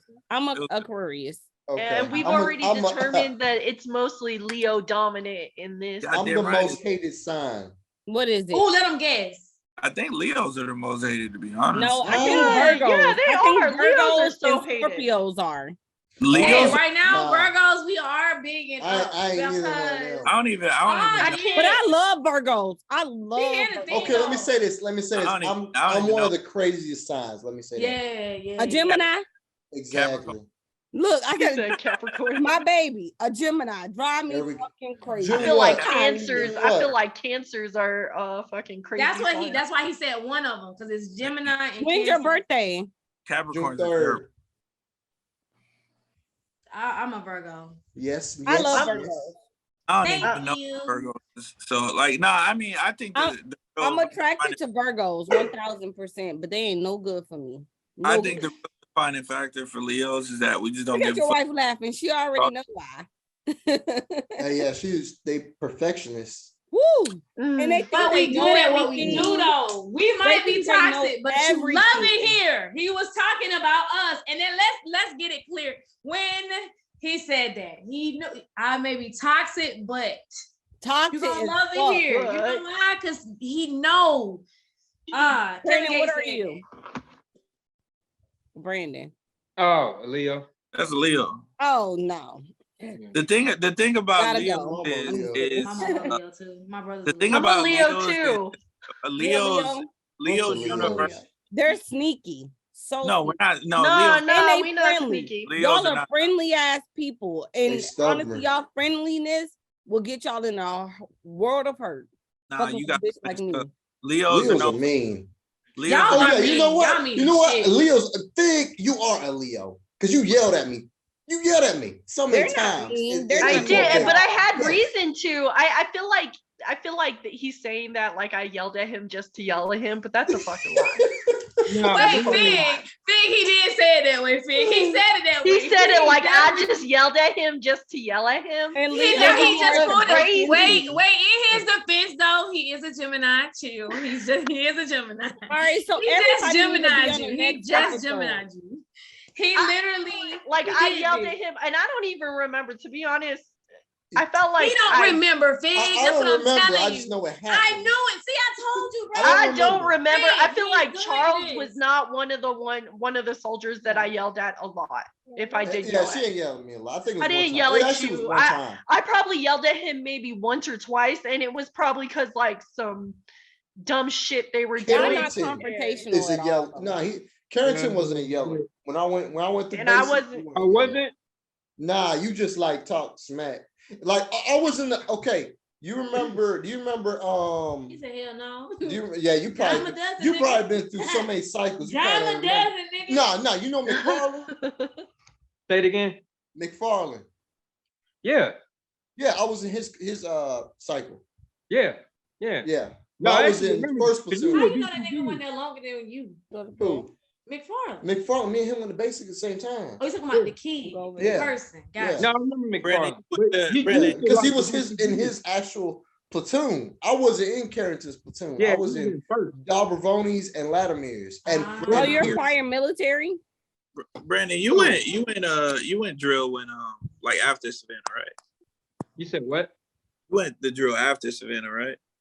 After what? Savannah. Yeah.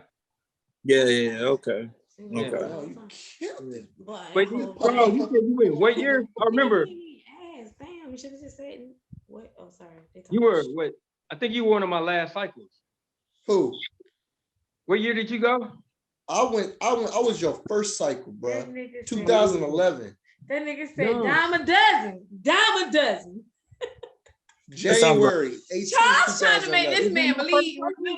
Remember me. No, I was low key. I do remember him though. That's the thing, because he wore BCGs.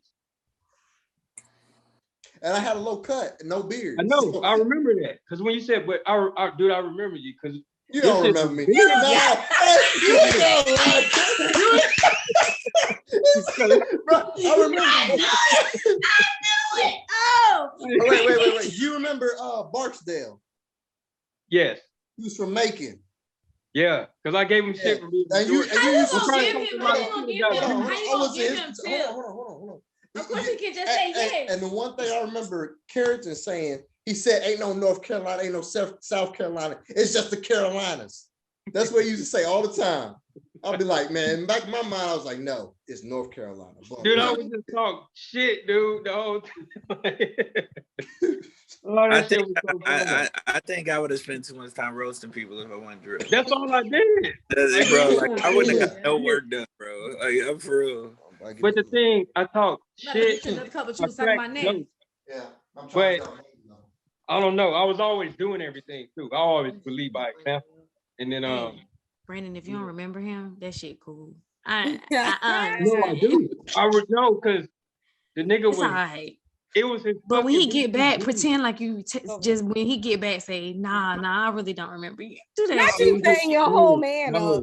His BCGs was so fucking big. I cannot forget that shit. They were though. They were. She said he looked like no. That's why I remember. No, and then when I finally got to him and he took them bitches off, he had like that ring around his eye because he's so fucking bright. Bruh, yo, this nigga glasses was still there. He had invisible glasses. Look at this shit I'm reading real quick. This is exactly what the fuck I was talking about. Oh my god. Is this true? This shit just I seen that Stop shit. That's lying. crazy. No, you want That's what I'm talking about, bro. Hey, and meanwhile, Nate don't want to lock her doors. Fuck out of here, bro. That's crazy. I didn't say I locked my doors. I locked my doors. Hey, real quick, now, real quick. Dang, Mitch. But Mitch, listen. Yeah, what up? We're good because look at all of us in this group chat. We don't have white kids. Get the fuck out of here. Leave him alone. Hey, you know what? Hey, guess what? Okay. No. I gotta answer him. So, Charles, who are the most famous parent killing kids ever? God damn. Parent? What race did they belong to? What race did they belong to? Who's that? Hernandez? The goddamn Melendez kids. The Melendez, yeah. They were Hispanic. You just said that, yeah. And look at whoa. I think he's gonna make a good point. Hold on. And look at Joe over here dozing off without the door locked. Yep. Yeah, your ass. Stop. I'm not dozing off. I was looking at my phone. But is your door locked? I do leave my door because I'm not scared of my kid coming for me. Leave that door unlocked. He's so I swear, I be sizing up with my son. I be like, that nigga gonna cut my ass one day. He gonna chop me off. Man, I be waiting. Wait. So what is he? Wait, pause. Y'all, I'm too hot for this shit. Tell me what was the race of the man? Melendez brothers. Their names is Melendez, man. So they're Hispanic. So they were Puerto Hispanic. Yeah, Puerto Rican. White. No, Melendez? No, the guy. Are we talking about the Diary of a Whippy Kid? No, he's talking about the Melendez brothers. They was talking about the fact that Charles said that he was a white kid, and then the main, the high. But the probability. But see, here's the guy's name. You got to think of the probability. Here's the thing, though. Like, I don't trust none of these niggas. I don't trust nobody. That's why I lock my shit every single night. Like, I have to lock my door, because I be watching too much shit. Like, people getting in folks, like, just getting in the car and you getting in your fucking car. Bro, like, no, you're not finna catch me slipping. Like, that's not, at least that's not what you're gonna catch. You're not gonna catch me slipping because I left the door open. And what do they that's always what made say? my nerves. We can't imagine it. We never could have guessed. He was just so normal. Fuck out of here, bro. Yeah, hey, listen, y'all. That's why I don't let my son walk. Oh, shit. That's who you talking about right here, man. Yeah, well, y'all know, you know why you gotta. They were kids then. They were kids at the time. I remember one time I think I had jumped like 2 or 3 times in the day. You know that shit take a toll on your body, but I felt good, and I went home and I stubbed my toe, and I was like, damn, I just risked my life, and now my toe fucked because I stubbed it on the couch. Mm-hmm. I got caught slipping because I tripped. So the natural high thought you was King Dingaling. Yeah, jumping out of the plane. I get home, nigga stub a toe, and I'm just sitting there crying like a bitch, like nigga, I'm done. Hey, you like a fucking Peter? Stubbing your toe, especially your pinky toe. When he busts his foot. Oh. Dude, I was so pissed. I was like, nigga, I really just jumped out of a fucking plane. I'm good. And I came home and stubbed my fucking toe. Dude, I was so Peter Griffin shit, bro. I was disappointed in myself. Hey, I'm gonna tell you what fucked me up. Was it the pinky toe? I used the big toe. It was the big one? And my big toe was fucked up. That's what made it worse. One time, I gotta stop. One time I was walking regular, right? Listen to this. No lie. Put on everything I was walking regular. Wasn't no furniture, wasn't nothing. I just was walking. Bro, tell me how I walked and my big toe got caught under my foot. I stepped on my own big toe. But I think I broke it. Bro, I was in the bed for like 2 days. I mean, my toe was purple. Bro, I was done. Yo. The sad part is I watched it happen. It's like slow-mo. How them cartoons be having their damn foot. It literally looked like some Looney Tunes. And literally, I literally stepped on it. I felt my whole big toe crack. You know it hurts when you're just like, oh man, I thought I broke my shit. I think I did do something to it because it was hurt for like next 2-3 weeks. No, I hit my pinky toe. I hit my pinky toe right before signing on to this. Like I hit my pinky toe on the small like TV dinner fucking table that I had. That shit hurt like a motherfucker. Men are so extra. When yes. When I get home, I'm dying. I'm dying. You know why? I knew, bro. First of all, because we walk with. It's because we walk. I knew you sound like you was crying, bro, like a little bit. It's because we walk with so much authority that when we bump into. Oh my God! Here he go with his Leo ass. Bro, that shit right there, Move it to the left, buddy. Right there, bro. That's dumb, bro. Go ahead. That shit's terrible. I'm gonna tell y'all. I'm the king. Then I'm down. I'm like, shit, I'm dying. Hey, just right in that moment. In that moment, you went from being Maverick to being Goose that quick. You know, y'all really just be ringing there, be like, "Is this how I'm gonna go out?" Yeah, not like this. Bro, hey. Is he talking about the way he dressed in front of this man's funeral? Am I tripping? Am I tripping? This nigga's it's like literally in the middle of a picture. It just says celebrating the life of blah blah blah. Him and his wife, and this nigga said, "Me and my wife gonna step every single time." Nigga, we not gonna say. Never mind. Maybe I'm tripping. That shit is funny. Nigga said, "Look how we look." They took that picture for them. Not for the guy. I'm gonna tell y'all. I'm gonna tell y'all what fucked me up. This happened. This is a while ago. I went to Iraq. It was 126 degrees on the hottest day out there. Right? It was hot as fuck in Iraq, and I made it through all of Iraq fine. And I was probably 25 when I got back. What? I come back, and I'm in Texas, Fort Hood, and I'm in the motor pool. And my fucking forehead, like right here, is like itching real bad. Like it's aggravating the fuck out of me.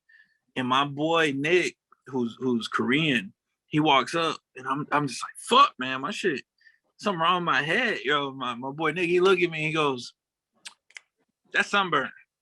And I go, damn. Bullshit, I'm black. He's like, well, I'm not black. That's sunburn. it's like, I was like, so you mean to tell me I went to Iraq and lived in the fucking desert where it's 120 some degrees, and I come back to Texas and get my first sunburn in all of my life? That's what you're telling me? And he was like, I don't care about all that shit you talking about, but that's sunburn, bro. But real talk, like all jokes aside, black people can get sunburned. It's clear. Yeah, it's very light. It's less likely for me than you, big dog. I mean, I never got sunburned. I just get darker. But you know what though? You might have not realized. Clearly, he said don't go to Texas for your light-skinned ass. I apologize. My husband don't realize he light-skinned. Never lived in Texas either. Charles don't realize he light-skinned, y'all. Like that, Charles is. I swear to God, sometimes I be thinking like I forget that he's a light-skinned nigga because he try to act so dark-skinned. Like you know what I'm saying? This nigga don't.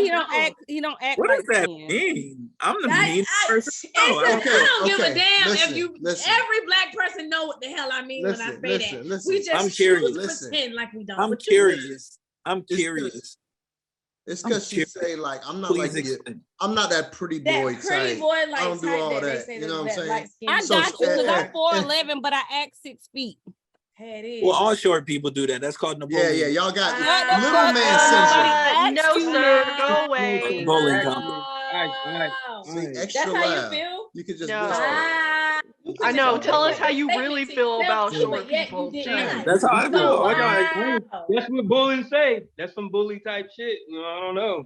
I'm okay with some bully type shit. I'm okay with it. Wait, he was a bully earlier. I wasn't a bully. I was an angry drunk. It's a difference. Okay. And a bully. You bullying people? I can see him being a bully. I can see you being a bully. I'm gonna tell y'all the story. I'm gonna tell y'all the story. Okay, this is what happened. Right, I'm at this bar with a bunch of friends, shaking people down. There's this chick. I'm drinking. I used to drink nothing but Long Island iced teas, right? So I was probably on my third one or so. Nigga drink. And hey, that's a good drink though. That's a strong drink, bro. It's just strong as fuck. That's a good drink. So anyways, I was on like that's my go-to still. That's a good ass. If I get a mix, but you see, you know what? So I was on like my third or fourth one, right? There's this chick at the bar. She's fine. I'm gonna go hit on her. It's just that simple. I go to hit on the girl. Dude taps me. So dude taps me on the back and he's like, "Yo, my man, that's my wife. We having a little issue or whatever." Now she flirting with me while he's standing there to piss him off because they got to a little argument or whatever. So she's a shitty wife is basically what I'm getting at. But yo, so he tapped me on the shoulder. I looked at her. She was like, and I was like, well, she don't want me to leave. Excuse my back. And I just kept talking to her. No. You know what I mean? So now he grabbed me on the shoulder and like, hey, my guy, like, you know, he's really trying to do the right thing. You know what I'm saying? He's like, hey, my guy, you know, chill out. And I was like, bro, if she don't want me to talk to her, she can tell me that. But if you touch me again, I'm gonna fuck you up. And then I just went back to talking to the girl, right? All of this that I'm telling you, I do not remember. Let me be clear. All of this I'm telling you, I do not remember. Okay, so apparently, he touched me again. I fucked him up thoroughly. Okay, I wake up in jail. I wake up in jail. I don't know why I'm there. They should have left your black ass. I don't know why I'm there. I don't know what happened. Nothing, right? I'm light skinned, right? I'm a nice guy, right? Anyways, so bro, I get to this is a Friday night, right? So what that means? Shit. I ain't going to court till Monday, bro. Yo, so Monday, damn. I'm spending a whole week in the jail. Won't nobody tell me what's going on. But here's the thing: my hands don't hurt. Like, normally I get into a fight, my hands are swollen or something. You know what I'm saying? And my hands didn't hurt. I wasn't sore. I wasn't any kind of pain. I just had a hangover. So all this goes on. Monday morning comes in. I'm standing in front of the judge. This dude gets wheelchaired into the room. And I'm like, who the fuck is that? Right? Like, I don't know this guy, right? Like, this is what made it fucked up. The only reason I know that this happened is because my friend testified against me. Damn. My friend telling the judge what happened is how I found out what happened. Was your friend white? No, it's black guy. And the thing, the trip of it was so the judge listened to all that shit, and then he talked to me directly. He was like, "You got anything to say for all this?" And I go, "Your Honor, to be honest, I don't remember any of this shit." Like, so I can't say anything about anything, but I can promise you this: I ain't never gonna drink again. Like, I said it just like that, right? He goes, "Well, seeing as this is your first time being in court, I'm not gonna bury you, but what you're gonna do is you're gonna pay this man's medical bills, and if I ever see you in this court again, you'll never leave." And I haven't drank since, and I was like 21, and I'm 40, so. You were scared straight. I drink nigga, that. yes. Yeah. Hey, me too. No, you told us, wait a minute, pause. No, Mitch, because we gonna roll this motherfucker back. You said you don't drink and you don't got no good reason. You lied to us. No, I didn't. That's a good ass reason. No, I said I don't have a good reason for why I don't drink. Yeah, I did say that. I know what you said. But the reason I said that, I run it back in my head every time. Because the reason I said that was because I could probably drink now and be fine, but I just don't like the taste of alcohol now. So like, that's cool and all, but you didn't. So that's what I'm saying. I don't have a good reason to drink now. You know, it was over. Okay, I take that. I can take that. I see what you're saying. Yeah, that was like. I got a good reason. I see what you're saying. I do see what you're saying. What's funny? Some of the stuff, and I will give you shit because you're 6'5" and all this, but it's a Leo thing because some of the stuff he was saying, dude, I am a bold motherfucker, dude. And there's been times it's like, I'll press people. And I'm just like, I don't know. I'm confident. And he literally be bigger than me. But I'm like, yo, once we cross this bridge, I'm committed. And then I've done a lot of dumb shit. So hearing you say some of the stuff, damn. Because we are kind of the same. It's just, you're 6'5", and I'm 5'6". Okay, so listen. Yeah. You know what? Okay, my signs are like a Leo. I'm a Virgo. My son is. Shit. Here we go with that. You only get one sign. Hey, you only get one sign. Listen, y'all, just hear me out. Just hear me out. I know what y'all are saying. I am not trying to be a Leo because I already know y'all Leo. The roar all came across the screen. Now you hear nothing y'all said, but I'm pretty sure y'all was all saying, you're one. Because all I saw was Mitch do this. One. I ain't trying to be y'all. I swear I'm not. I'm just saying. So, furthermore, my last sign is Leo. They said that's what I give off as a person. Some people always feel like I'm a Leo. Every time somebody asks me what my sign is, they feel like I'm a Leo. But that's one of my lower signs. But anyways, that makes so much sense to why I commit to some stupid ass shit because I'm 4'11", but baby, I don't give a fuck. Once I commit, Once I commit, baby, I don't give a damn. I don't care if we on the phone and I be like, damn girl, don't tell that girl I said she was an ugly ass bitch and this bitch walked right behind me and she hear it. I'm already fucking committed. Bitch, you already heard it. It is what it is. After that, it is what the fuck it is. So let me ask you. You get what I'm saying? Like, I don't give a damn if I'm scared. Like, I don't give a fuck if I'm scared. I don't give a fuck. That's not a Leo thing. That's just a Virgo thing. So I enjoy. I commit to some dumb shit. Like, here's the thing. My thing. If I think about it too much, I got to do something about it. Yeah. And if I don't, then I can let it go. I'm that way too. Yeah. Like if I think strong on it, it is what it is at this point. I gotta let it out. It gotta like go. I really enjoy fighting, like physically being hit and hitting people. I actually enjoy it. So like there's that. But with that being said, when I'm not drinking, which has been a long time since I've been drunk, but I'm pretty much the opposite of aggressive. I'm a very chill person. So like I tend to be very mellow. I walk slow for the most part, and until you get me in like in an athletic environment, I'm pretty chill. Yeah, I'm extremely competitive. You know what? That's you know what I'm saying. But my thing, I know, dude, when I walk around at work, nigga, I am the most dopest fucking jump master on fucking fourth grade. That is a Leo ass shit that I've ever heard in my whole motherfucking life. That nigga said I'm a dope ass. I have a fucking don't ever fucking think about that. And then it's like I know it and I accept it. And he exudes. I'm just like, yo, you know, I know I'm the shit. I'm gonna do what the fuck I want. That's just me. And then it's just like, that's just naturally me. But I'm very caring.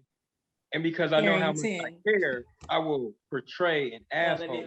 No, that's all what you did there. I saw what you did there. Yeah, she said, you are caring. We saw it. Yeah, I'm very caring. But I'll cover it up.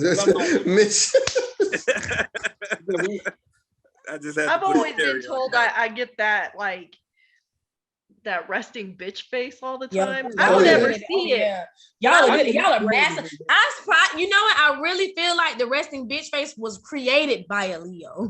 I truly believe that woman was a Leo because y'all resting bitch face be having me like, bitch, are we fighting? And I get told that all the time. Well, like I get told that I look intimidating just because of how my face. Wait, that face you just made us. You said seconds ago that it was like a real like face. That one, that's the one you carry around. Yeah, and then picture it in a army uniform. Yeah, I know. I have seen it. That's how I know. That's a resting Leo. I'm just saying, Fig. I'm just saying. And I'll be the nicest person. Yo, I'm the nicest person there is. You are, but I'm not gonna lie. But hey, when I was like, man, I'm glad Sergeant Meade is my sergeant.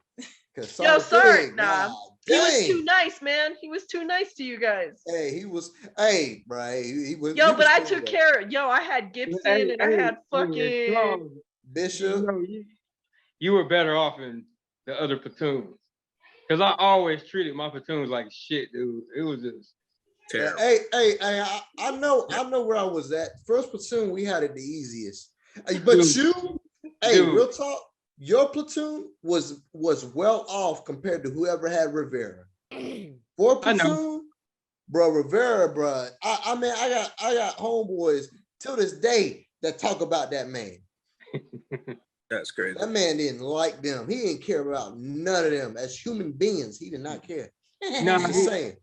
Because for me, but I had a method to the madness. Because I would open up at the end and tell them why I was doing it. Yes, I know. You came in our bay and even said like, yo, yeah, you know, I was just effing with y'all the whole time, man. It just is I ain't really like this on a regular basis.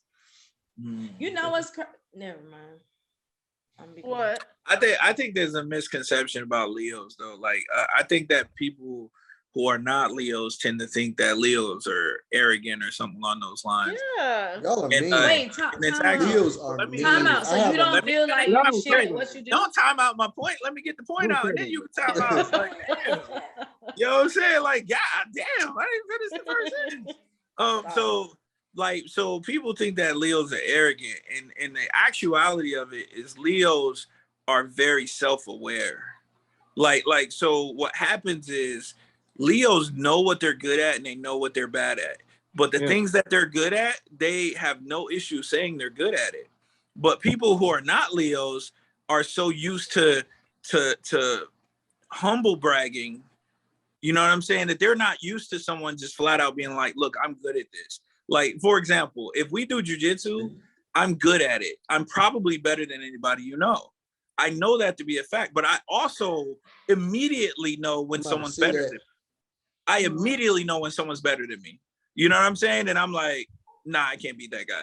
Like, there's no thinking about it. It's like immediate. You know what I'm saying? It was the same thing when we were all talking about Street Fighter and Tekken. Yeah, you're probably not good enough to beat me. I just told flat out. When we played, I beat the shit out of Marz, and then it was like, yeah, like that's what I expected to happen. It wasn't a thing of being cocky. I just know how good I am. And the chances of you being better and me never having heard of you is unlikely. Dang. Like that's what I'm saying. That's like, some Leo shit, guys. Pop your shit, man. Pop your shit. It's just true. It has nothing to do with. Yeah, go because I'm better. I'm better. This Gemini. Until I see it, you ain't better. That's just how I roll. That is a Gemini. Something out with Leos. The reason we have that fucking aura, we're perfectionists, and then the preparation and training or whatever it is we do, we have to master it, and we downplay that.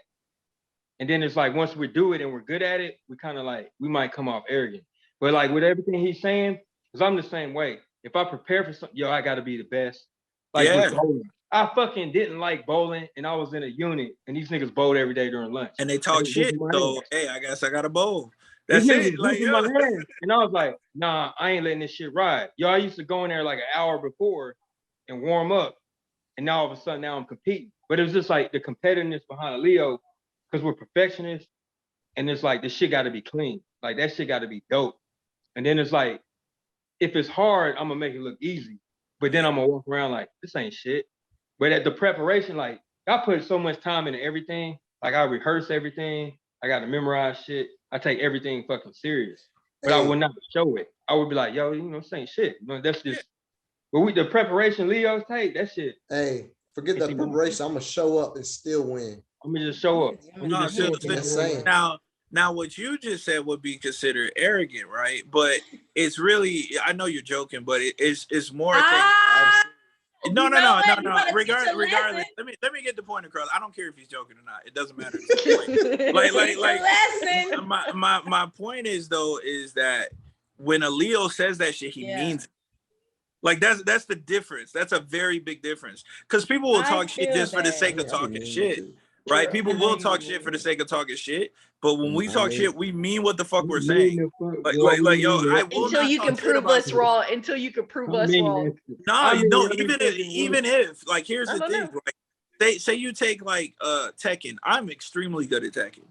You may be better than me. It's possible, right? But like, even if you beat me in Tekken, you'll still have to be like, that motherfucker's nice in Tekken, bro. Like I won, but fuck, that dude's good. Like, you know what I'm saying? That's what I mean. So I don't. I wouldn't do that. I'd be like, I beat that about something I'm not, and I'm better than him. I'm saying I don't talk shit about something I'm not good at. So like, just because you could be better than me, it won't change the fact that you'll have to be like, yeah, that motherfucker's nice. Like he ain't no easy win. You know what I'm saying? Like, I wouldn't have talked shit about it in the first place. That's what I'm saying. So you want to get on. It's better to hear, hey, yeah, nigga, that nigga was nice versus.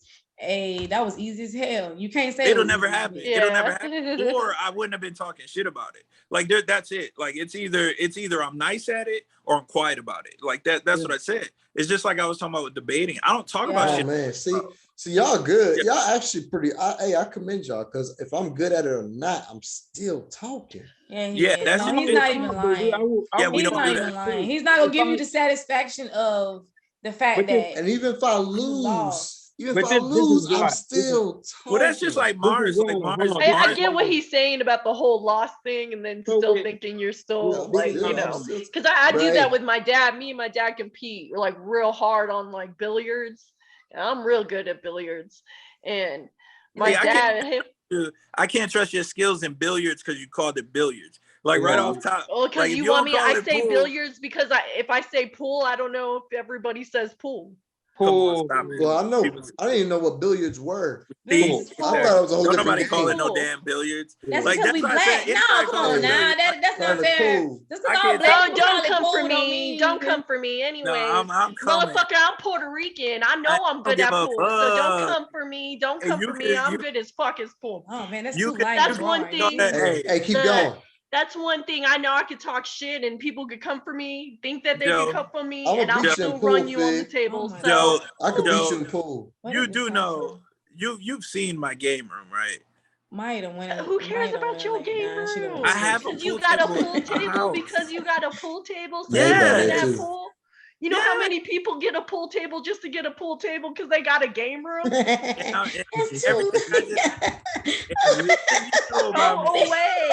And everything you know about me should already have told you that if I'm talking shit about it, you probably don't want that problem. I'm not. I want the problem. I'm sticking to my guns. I'm good at fucking pool. Everybody in pool. That problem. Everybody. We really talking about billiards? And I'll learn billiards. Billiards and backgammon. Hey, half the people in here can't even spell billiards, and she's talking about billiards. I can. Wait. I can POOL. Hell no. Nah, nigga, shut up, bro. Anyways, while he wanna over here down. Oh my god, that was fun. Oh, what happened? What happened? We lost her. I think we lost. I think her phone died. Fig didn't. Her phone Damn. died. Nah, she got mad. Roasted her. What time she got mad because I roasted her billiards. No, oh my y'all god, leave her the fuck alone. All right, billiards. I'm gonna call it like that from now. And that sounds like pinky up. But hey, do you want to play a game of billiards? Good sir. Go away with a cup of tea. Oh my I know, god, right? Billiards. Yeah, some billiards with a spot of tea. I can't. And some crumpets. Where it be on the sign. I don't even know what crumpets are. Y'all ever had some crumpets? They're biscuits, bro. Oh, that's what they are. It's like scones, Oh, okay. I could dig some scones now. I like scones. She said she coming back. That's what she just wrote you? Huh? That's what she just told you? Yeah, she said she's coming back on. She logged off on accident. You know, Joe ain't done talking her shit. No. You know it's all good though. Popping her. That's what I like to see. I flabbergasted her so much she fucked up. Clicked the wrong shit. Hey, when everybody agree, it's boring. It is. It's boring. No, yeah, for sure. Sometimes real talk. Sometimes I just disagree just cause. I really agree with y'all, but I'm gonna disagree. It depends on how stupid it is, man. Sometimes I was telling Spencer, sometimes our topics are too obviously one-sided, where it's like it's not worth asking the question. You know what? You know what? Don't give it too much on. Don't weigh it too much on Spencer because it's like. You know, he throwing stuff out there from other people's suggestions too. And don't nobody give him ideas either. Like hold on with the ideas. Hold on. Yeah, I gave him a couple ideas. Said, hold the fucking last week, hold on, y'all. Hold on. He threw some ideas that I gave him. I can't hear all y'all talk at the same time. This shit is annoying, yo. I'm over it. Why? Go ahead, Brandon. The talking over. That's why I get quiet a lot. Because when we first started. Same. I used to like fucking talk a lot more. And then the reason I kind of backed off, it's safe to say, me and Mitch are kind of the same fucking person. Almost. And we've talked so many times and we can go back and forth and we can agree. And when we agree, it's a wrap. But it's just like, sometimes there's the egos and shit, but I get irritated by the talk. Yeah. And I'm just like, yo, this is too much, dude. I can't. This is too much. People need to shut the fuck up at some point. And then, because we can't safely debate if everyone's yelling over each other. And then I used to do it. And then sometimes I go back and watch the videos. I'm like, damn, man. I know I wanted to get a point across, but I was trying to be an And asshole. you forget. Studying film. I like that. You forget it. And then we talked about this yesterday. And then it's like, y'all ride with Spence, because we'll talk a lot offline about trying to promote this stuff. And then I give him all kind of ideas. Hey, Brandon, hold on real quick. Which of y'all have rights to let her back in? She says she's trying to get back in. Oh, here you go. I'll do it. All right, yeah, go ahead, Brandon. My bad. But then it just be you forget your thoughts, and sometimes it'd be good. But we spoke about this last night. Sometimes I can agree with what people are saying, but I will try to find some logic to argue, just to make it a good conversation. And then because most of the times I agree with people, but I'm like, let me be devil advocate and find something, because I do get both points. I do that too. Because then what's his name? He definitely. I think me, Mitch, and Spence stayed on late. We was talking, and it was just like it'd be chill because me and Mitch is like the old heads in the group, even though I always give him shit for being old, but we both old. And then because we got a different perspective, nigga, we old, like we've been on Earth long, so. That's a good point. That's a good but it be dope. True. But sometimes it be too many people, and I kind of get on Spence about that, like one-on-one. But just we be talking over and over, and I just ran out of energy. And normally, when we first started, I would sit there and try to like just bombard my way in. But what made me stop one day, I came back and I was jumping and shit. Nigga was tired as fuck, sleepy, and I was like, I'm still gonna get on the chat because I look forward to this shit. And then I just didn't have the energy to argue. And then ever since then, I was like, you know what? Most of the time, Mitch says the same shit I want to say. His approach is different and it'd be funny. But I'm like, you know what? I can step back. But every now and then I gotta force my way in because I'll be having a hot take I want to get out. But I'll be like, sometimes it just be like, niggas is all these voices, that shit get like, it's piercing my eardrums. And I just be like, what the fuck? And I just have to sit back and I'm like, I don't know. And then I like hearing certain people's opinions. And then sometimes new people come in talking reckless. And I'm like, they not making sense. And that shit is annoying as fuck. And then the old girl, I'm gonna talk cash shit about her because she never, Nadira or whatever the fuck. Yeah. The one Nadira. Yeah. Look, Kay got a question. Hold up. Let her just ask it out. Just let her take. I just wanted to make how I take my hand down. I just want to say, I agree with your statement a long time ago that I was making fun of when I said that. You was like, I'm a dope ass damn goddamn shit. I know I'm a dope. I agree with that shit because that's some leader ass shit. It takes a leader to understand that I don't gotta fucking say that shit. As long as the point get the fuck across, it's doing what it's supposed to do. It's a part of a team fucking effort. And that shit, I just want to give you your props because you don't see that. That's probably one of the biggest things that I feel like that's why a lot of what's the way of putting it? A lot of reason why a lot of these women are not finding men right now because they looking for these goddamn following ass niggas. Find you a fucking leader, like somebody that's gonna be like, goddamn, this is where we're going. And then if you know where you're going, then it's easy for her to follow because it's like, damn, you know what? I can get with it, especially if it's for you. But I'm just I'm sorry. That's just dope as fuck. It's rough out here though, because I don't have a nice way to say this, so I'm gonna just say it. Most of these men are raised by women. They don't know. They don't know how to be a man. So like some of them can figure it out, and I get it. I know I'm an exception, like because I was raised in my dad's house with my brothers. There was no females in the house. You know what I'm saying? But I know that shit is unheard of. You know what I'm saying? So I don't expect people to have my mentality when it comes to stuff. But what I found like is just a lot of these dudes, their only perspective on being a man is whatever their moms and sisters taught them. And then they know they need to protect, but a lot of these ain't no nice way to say this shit. A lot of these guys end up being like the husband to their mom without the sexual piece. Without the sexual piece, but they're holding. Shit. You know what I'm saying? Where they're the ones protecting. No, that's some deep shit, bro. And they provide work. They provide security and money for their family even once they hit adulthood. Like this is the so I mean, it's just I've seen it so many times where it's like the son becomes the dad essentially because he's the only man in the mom's life that's consistent. You know, it's not even the son low-key becomes the mom's man. No, that's what I'm saying. No, don't say it like that's fucking weird. Stop saying it like, because I have a son and that's fucking weird when you guys say it. But your son's a well, you get where you're going with this, but it's fucking weird. That's you also understand. No, that's say she didn't understand you guys. She didn't say she understood. I did not say I didn't understand you. I understand where you're going. It just sounds fucking weird though. It is weird though. Because I don't expect my son to be, that man figure in my life to like take care of me. Joe, you are super guilty of this. What I'm about to say. I am guilty. You don't even know how I raised my son.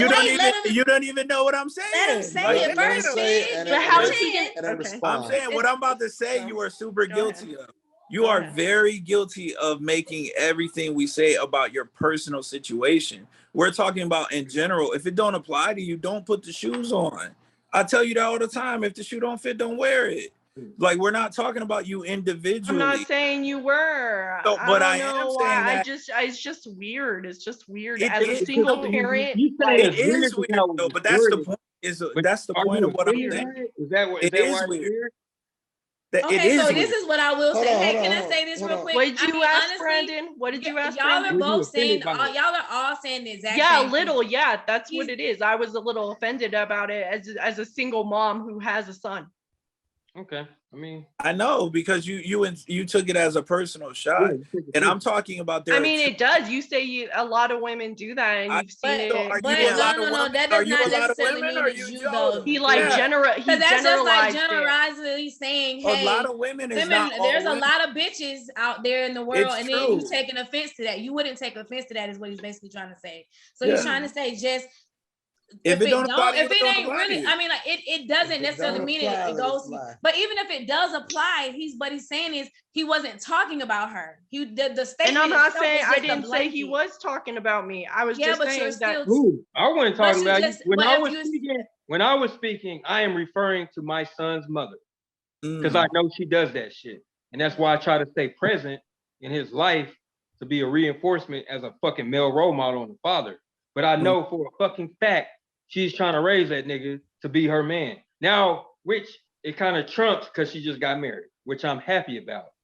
Even with that, though, I'm like, all right, this nigga got a stepdad. Now it's a different ball game, because it's like, that's still my goddamn son. I don't give a fuck who this nigga is. That's my son. But prior to that, I knew what she was doing. It is. I have homegirls who are raising their sons in the image of how they want their man to be. I see this shit. And my only thing I would ever say, I ain't gonna speak on it because it's out of my lane, but I just like, hey, put them in martial arts or some kind of sports so that they can have a male role model if someone's not around. Because those could be two avenues of approach to where they could find a good male role model. That's taking them to the barbershop is a terrible idea. So, because niggas just don't hit on you and all kind of other shit. I mean, because even if you underliningly are not raising him to be the type of man you want him to be, it's really probably. I mean, because let me just finish. Let me finish. Even if you're not raising him to be the type of man you want him to be, quote unquote, for you or whatever, I think what you're just basically trying to say, like, you're raising him to be the type of man that you envision a good man to be. And that's why you would need, and honestly, there's no woman that would not be able to do that. Because I'm not gonna sit here and say that this man is not present. He's hella present in his son's life, all three of them. And I'm still trying to raise, the way you say it, yeah, it is weird, but I mean, it's normal. I'm raising, you're going as a father, going to raise him how you feel like a man should be. So in that statement, we got to give each other a little more grace than that. Like when it comes to these relationships, you get what I'm saying? So like with that, wait, let me finish. All I'm saying is with that same grace, let me just finish this part. With that same grace, Joe, he wasn't trying to come for you. I never said he Brandon, was. I know, but I'm just also just reassuring. Like, you get what I'm saying? Because I felt what you felt, and I'm not even a single mother. So like I felt what he said. I was like, oh shit. But I also know, like, you know what I'm saying, he wasn't saying it. It still sounds weird though. That was just a statement that she was trying to say. You know what I'm saying? So I really think that's my point is. But also, he said not to take it personally. Every time we talk about stuff, we're all always giving our opinion based off a personal experience. So. But do you no, actually, every time we talk about something, somebody makes it about their personal experience, and then we all go, "We're not talking about you." Like that happens almost every conversation, because it's like, no, we're not talking about the individual. Like so, we try to about in general. We and try sometimes to they just get hit like but the majority, because this is what goes. Like let me finish real quick. This is what happens consistently, regardless of the subject. We will be talking about something, and we're talking about the majority. And when someone doesn't have a strong debate and response, their number one answer is, well, you can't say that about all blank, right? It doesn't matter what the subject is. Like, you can't say, when someone has to say, oh, well, you can't say that about all, that means you don't have a good debate, okay? Like that's just all there is. That you don't have a good rebuttal, so you're trying to play the semantic game. All right, obviously there are exceptions to every rule. Got it. And any female you talk to, and a lot of guys too, I'm not even gonna say that's a female thing. Everybody acts like they're the exception to every rule, right? Oh, well, like I know that men cheat, but I don't cheat. I'm the exception to that. I know that women play guys and have them in the friend zone, but I never do that. Like, come on, guys. All right, the majority, we know what it is, right? The majority of married men that have been married a long time complain that they don't get enough sex. And the majority of women that have been married a long time complain that they men cheat on them. The shit is the majority rule, all right? Like, so if you're an exception, fair enough. But that's not what we're talking about. So, like, when it comes to this, which I never got the point across, actually, when it comes to this is there are a lot of moms who end up raising their son with the intent on their son taking care of the family. So I said you take the sexual component out of it, but they're essentially raising a husband because they want him to take care of them once they get too old to work or whatever the case. So they're raising their son to be their husband. That's what I meant when I said it. No, I heard you say all of that. I heard you. Right. And I know it's weird. I let you know as well that I heard you. I heard your point, but it's still fucking weird. It like when weird. You say it in that sense, it's just true, and it comes off just weird. But just because it's weird and it's uncomfortable, we don't like it. Just because it's weird and uncomfortable and we don't like it, don't change the fact that it's true. You can't sugarcoat that. So that's why I said before I said it. What did I say right before I said it? I don't have a nice way of saying this. Yeah. That was the first thing I said before I started saying it. I don't have a nice way of saying it because I see it too often. Get in there, Charles. Get in there. Go ahead, then.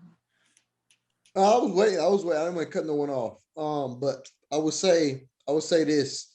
So I get that, but like when you do any type of conversation of anything, like you can only come from what you know, you know what I'm saying? What you think is right. So like even for Fig, you know, I think that makes sense. Like if a woman is raising a male, she's gonna raise him to be the husband that she would want. That makes sense in my eyes. Like you're gonna try to raise him what you picture a good man should be, quote unquote. You know what I'm saying?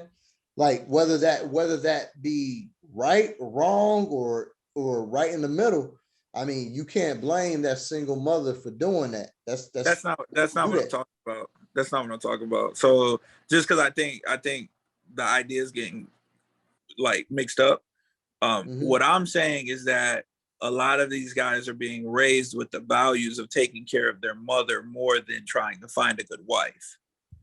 Like they're taking care of their mother. Oh, making mama's boys. Taking care of the family. Instead of trying to make their own family. You know what I'm saying? So this leads to a lot of men who are being raised not to raise their own kids, not to start their own family, and the vicious cycle continues. And here's the thing. If you do raise a boy in today's age without their father, who that parent is usually, because this has been going on since the 70s, so usually that parent was also raised without the father. It's getting more and more rare. It's getting more and more rare for a boy to have any kind of fatherly influence as he's growing up. It's just the reality of it. You know what I mean?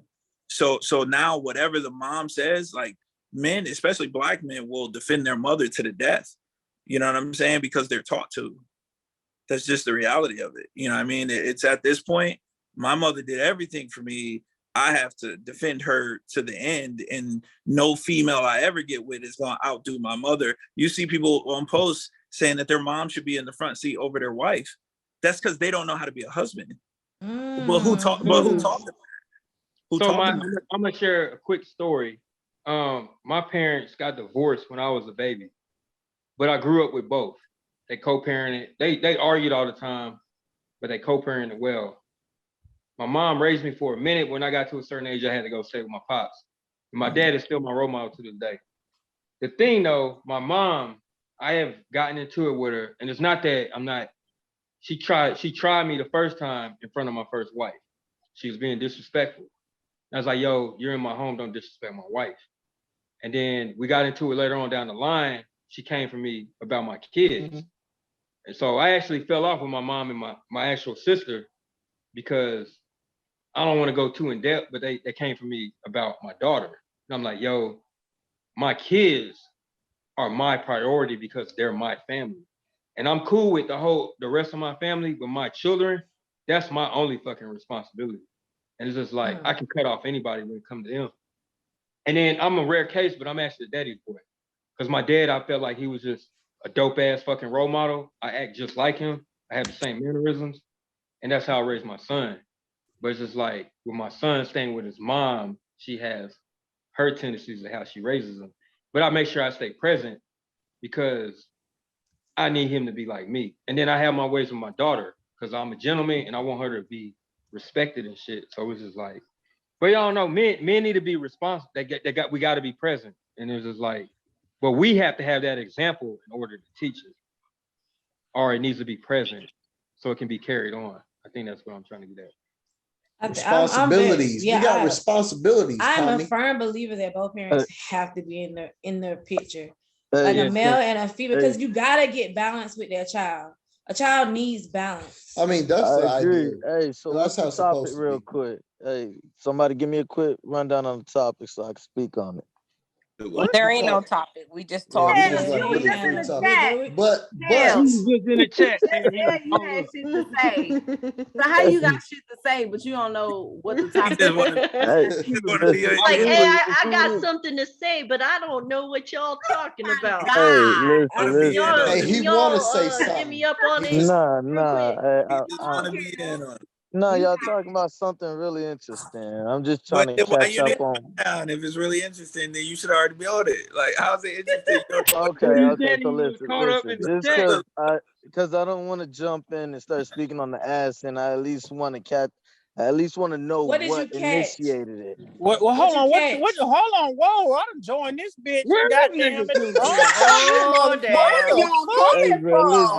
Hey, I don't want to this bitch. These motherfuckers like who is letting these people in? That's what I want. These are people who are already. What the fuck? Y'all make it seem like I'm not supposed to be here. Motherfuckers so goddamn not walkers don't mean the rest of us is. At 1:30 in the morning, people just randomly start talking. I love I mean, because that's when you faded and drunk. Man, I just shut this damn club down, man. What the fuck? Ain't y'all supposed to be in bed or some shit? It's only 11:30 where I'm at. I've been shaking and baking all goddamn night. We in El Paso. Ew. So what, y'all Central Time, right? No. Mountain Time. We're in Mountain Time. That's 2 hours from Eastern, right? I'm Eastern. So I'm Eastern, so it's midnight over here. No, it ain't. It's no, it's not. Nigga, it's like 1:30. You high as shit. 1:30. I am. I'm high. Boy, I thought I was high. This nigga higher than me. Yeah. He lost a whole hour and a half.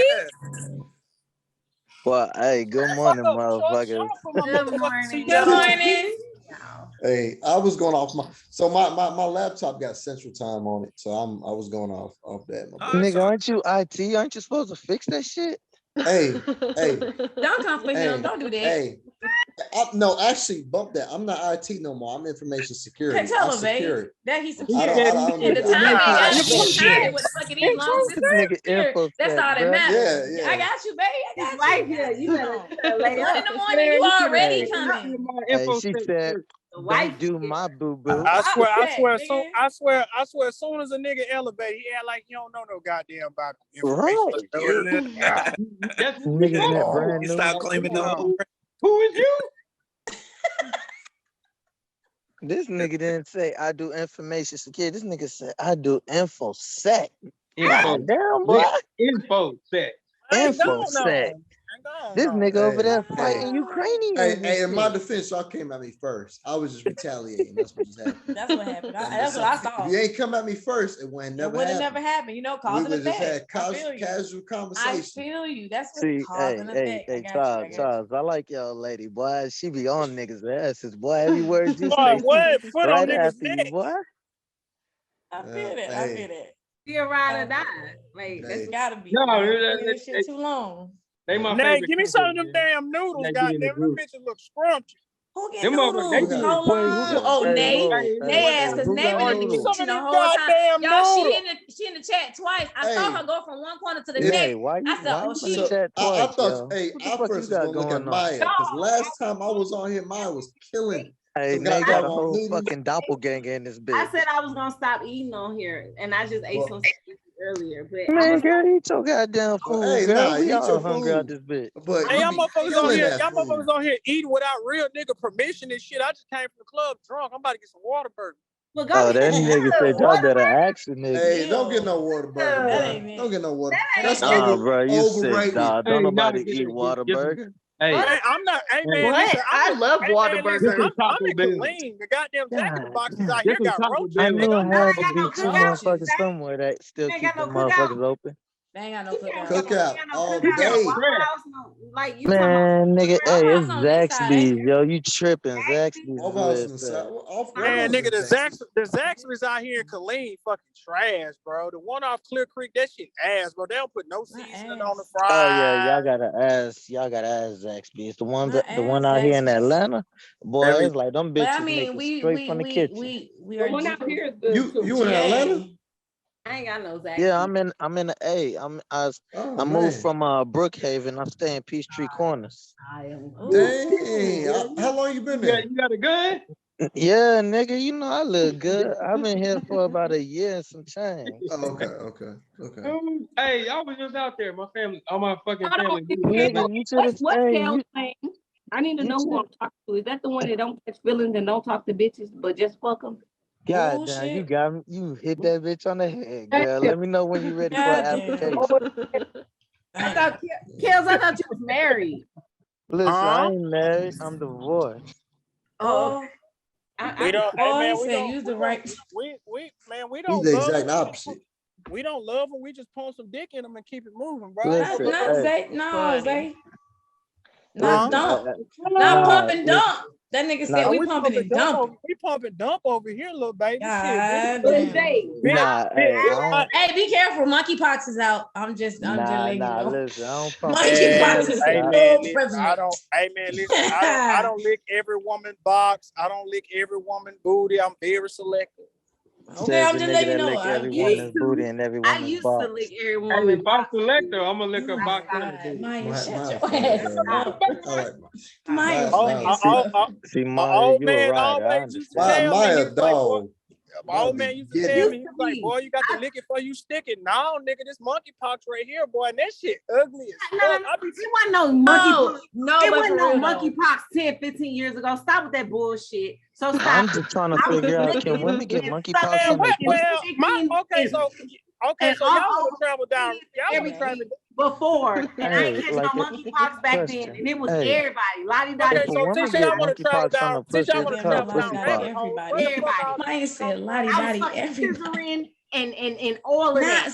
And no monkeypox. Paper, none scissors. Of that. Anthrax, not a goddamn thing. So where the fuck the shit come from then? Because I find it real goddamn funny. Hey, baby. Hey, you gotta, don't be yelling at money, bro. I get a little.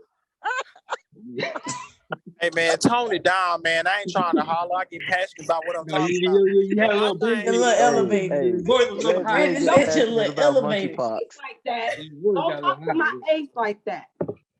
They gonna have to come find Man, you. calm down, man. I'm just a little out my body right now, but I'm just trying to say some shit. Your DJ booth. Nigga, I just finished spinning. Now, my thing is, I find it real funny, these motherfuckers coming out with all these goddamn diseases, and the center, the CDC got a copy of a little piece of every virus known to man. Why the fuck they leaking this shit out? We ain't know nothing about no motherfucking Ebola. We ain't know nothing about this goddamn. Now, I travel down rabbit holes. I want to see who want to come with me. This shit crazy. Like, bro, I can't even fuck a bitch I like raw without question. Like, hey, bitch, do you have any symptoms? Nigga, like, you already got enough kids. Why you still fucking raw?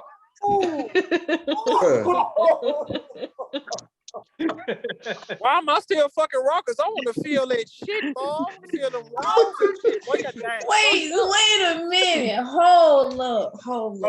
Hey, hey, I feel you on that. Wait. Got a little booth in a nursery room. Oh my God. Zay, where you from? Mansfield, Louisiana, 318 my area code. That nigga sound like Louisiana nigga. Nigga got a lot of kids. You got like I'm from 318. He has 3, but I'm gonna say he got 5. But who from 318? Kel? Me? Zay. DJ Zay the Great. I am him. Mansfield. Cause I'm from Foreman. It's right outside Shreveport. I know exactly where the fuck you at, girl. What the fuck you doing on here? Nigga, why you so aggressive? No, because she was born and raised. You know what I'm saying? Her family over there. Where the fuck you at? Nigga, damn. Pipe down. I'm from there. We got 11 acres there. 11 acres. And a mule. Give me some. Damn, ain't no gas well land on y'all shit yet or what? Nah, we got horses. Oh, so y'all country. Y'all in the country. You in the country. Yeah, man, we be in the cut, man. We chill. We gotta go to Shreveport to go get all our fucking Air Force Ones and J's and shit. We gotta drive 20-30 minutes out. Nigga said in the day. Hey, we used to live that life. We from the city. We gotta go out there to get whatever we need. Like, oh yeah, I can hear it now. I was about to say you don't sound as country as he sound, but never mind. It only comes out when I'm talking to family. I hear it now. Hey, Mike. I was finna say I didn't hear, but I hear it. Hey, them niggas might be related. I don't know. That'd be crazy. Man, cut that shit out. Cut that shit out. That'd be crazy. Nah, it be motherfuckers from Alabama. Every other person related. I'm like, God damn. Oh no, I think y'all related. Y'all might. We ain't from Alabama. We lived in Alabama. I'm saying motherfuckers from Alabama, they damn near be related and shit. Well, hey, real quick, real fun fact. What high school? Real fun fact. Hold on. I'm glad you said that with the Alabama thing. So me and my wife, we went on a food tour over there, right? And they used to, the reason why like that thing where they say Alabama's be like, you know, a brother and a cousin will be together. That's because they did that to keep them. It was a money thing to keep the money within the family. So we wouldn't have, they wouldn't have to go out, get someone that's not part of the family and bring them into the money. They're like, nah, they gonna keep all the money within the bloodline. And then they refresh it. They redo it. And I was going back on like in slavery days and stuff. It was interesting, but it's Alabama. That's facts. Like all the big businesses over there, most likely it's all incest. Like the cousin and the sister, all that is they all blood. Sound like them goddamn Cro-Magnon Neanderthals, King Richard I, and all them. They sound like the Outsiders. Y'all seen the show called The Outsiders? Yeah, I saw this shit. I ain't never heard of that. Similar. That's what I picture in my mind when I think stuff like that. Yeah, because mind you, now don't get it twisted. Alabama not a poor state. Them niggas out there got some motherfucking money, but they not letting nobody else coming in touching any of their shit. Hey, sister, you want to come over here and fucking make a baby and continue our legacy? That's how the motherfuckers be. What the fuck? It's some sick shit that go on in this state, bro. God damn, this nigga still drinking. Shit. Xavier, you need to be a narrator, dude. Yo, that nigga need to do a voiceover or something. Yo. Nah, you know what? They need to have that nigga do a cameo on King of the Hill. Oh yeah. Man, that nigga Spencer just had me do a damn voice drop for a damn party and shit. I'm an MC and a hype man and a DJ, so he was like, "Nigga, you got the voice for it, bro. Just do it for me real quick." I said, "I don't give a fuck, man. Give me out." Oh God, bro. Yeah, I used to be in the club ratchet as hell. I just hop on the mic and be like, "Bitch, if your pussy don't smell like fish, make some noise in this bitch." I do dumb shit, bro. Dumb shit. Ain't that bitches in there lying?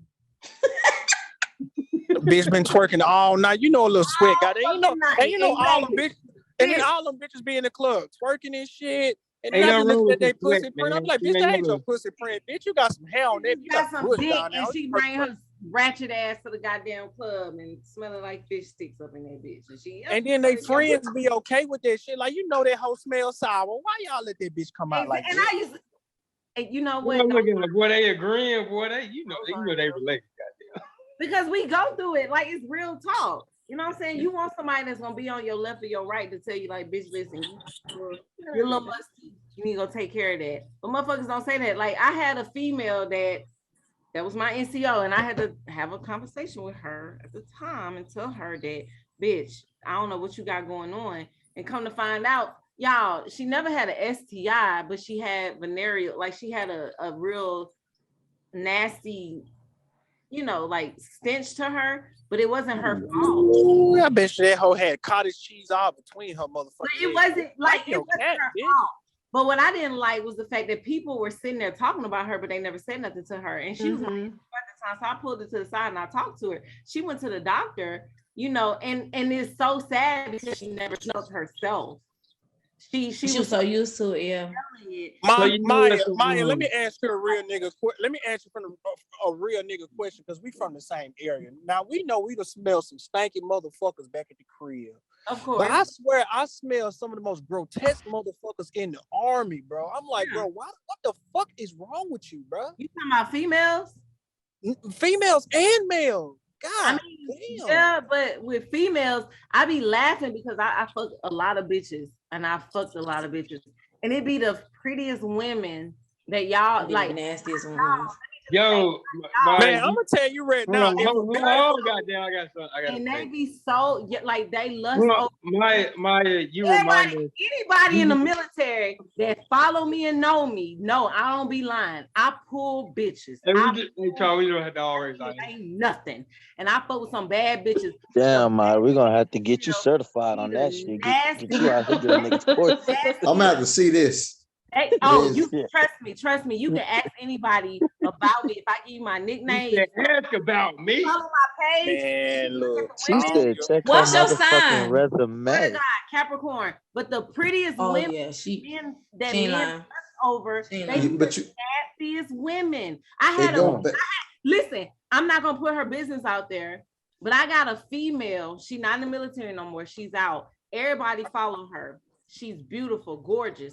This woman was so fucking disgusting.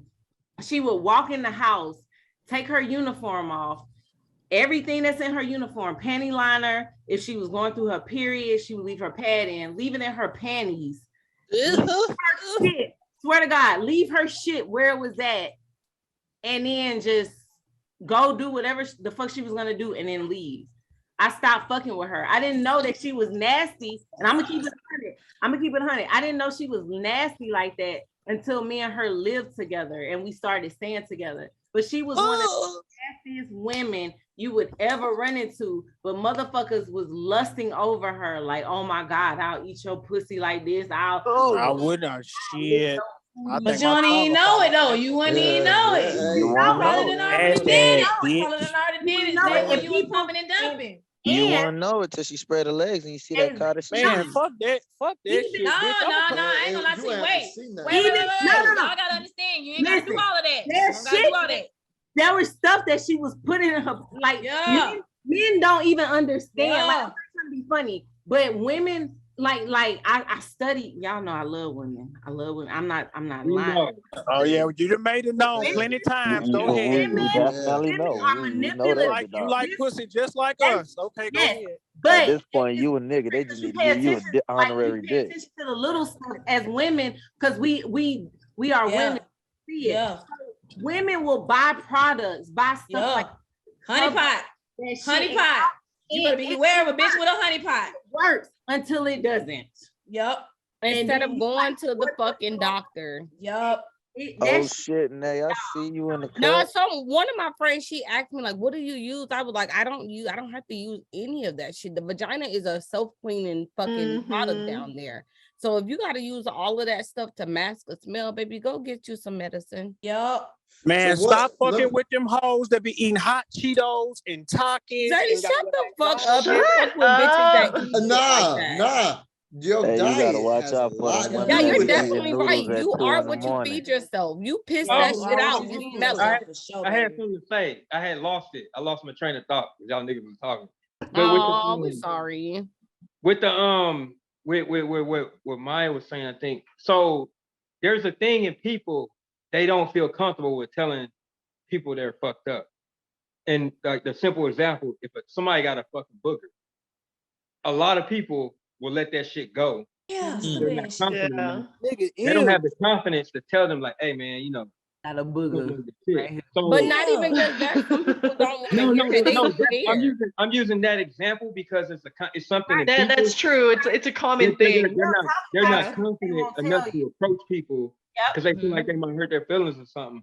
And then it's just like, so think about when somebody got bad fucking body odor, because I've had to counsel grown ass men as an NCO, and I'm like, yo, this shit is weird as fuck. You're a grown fucking man and you fucking stink.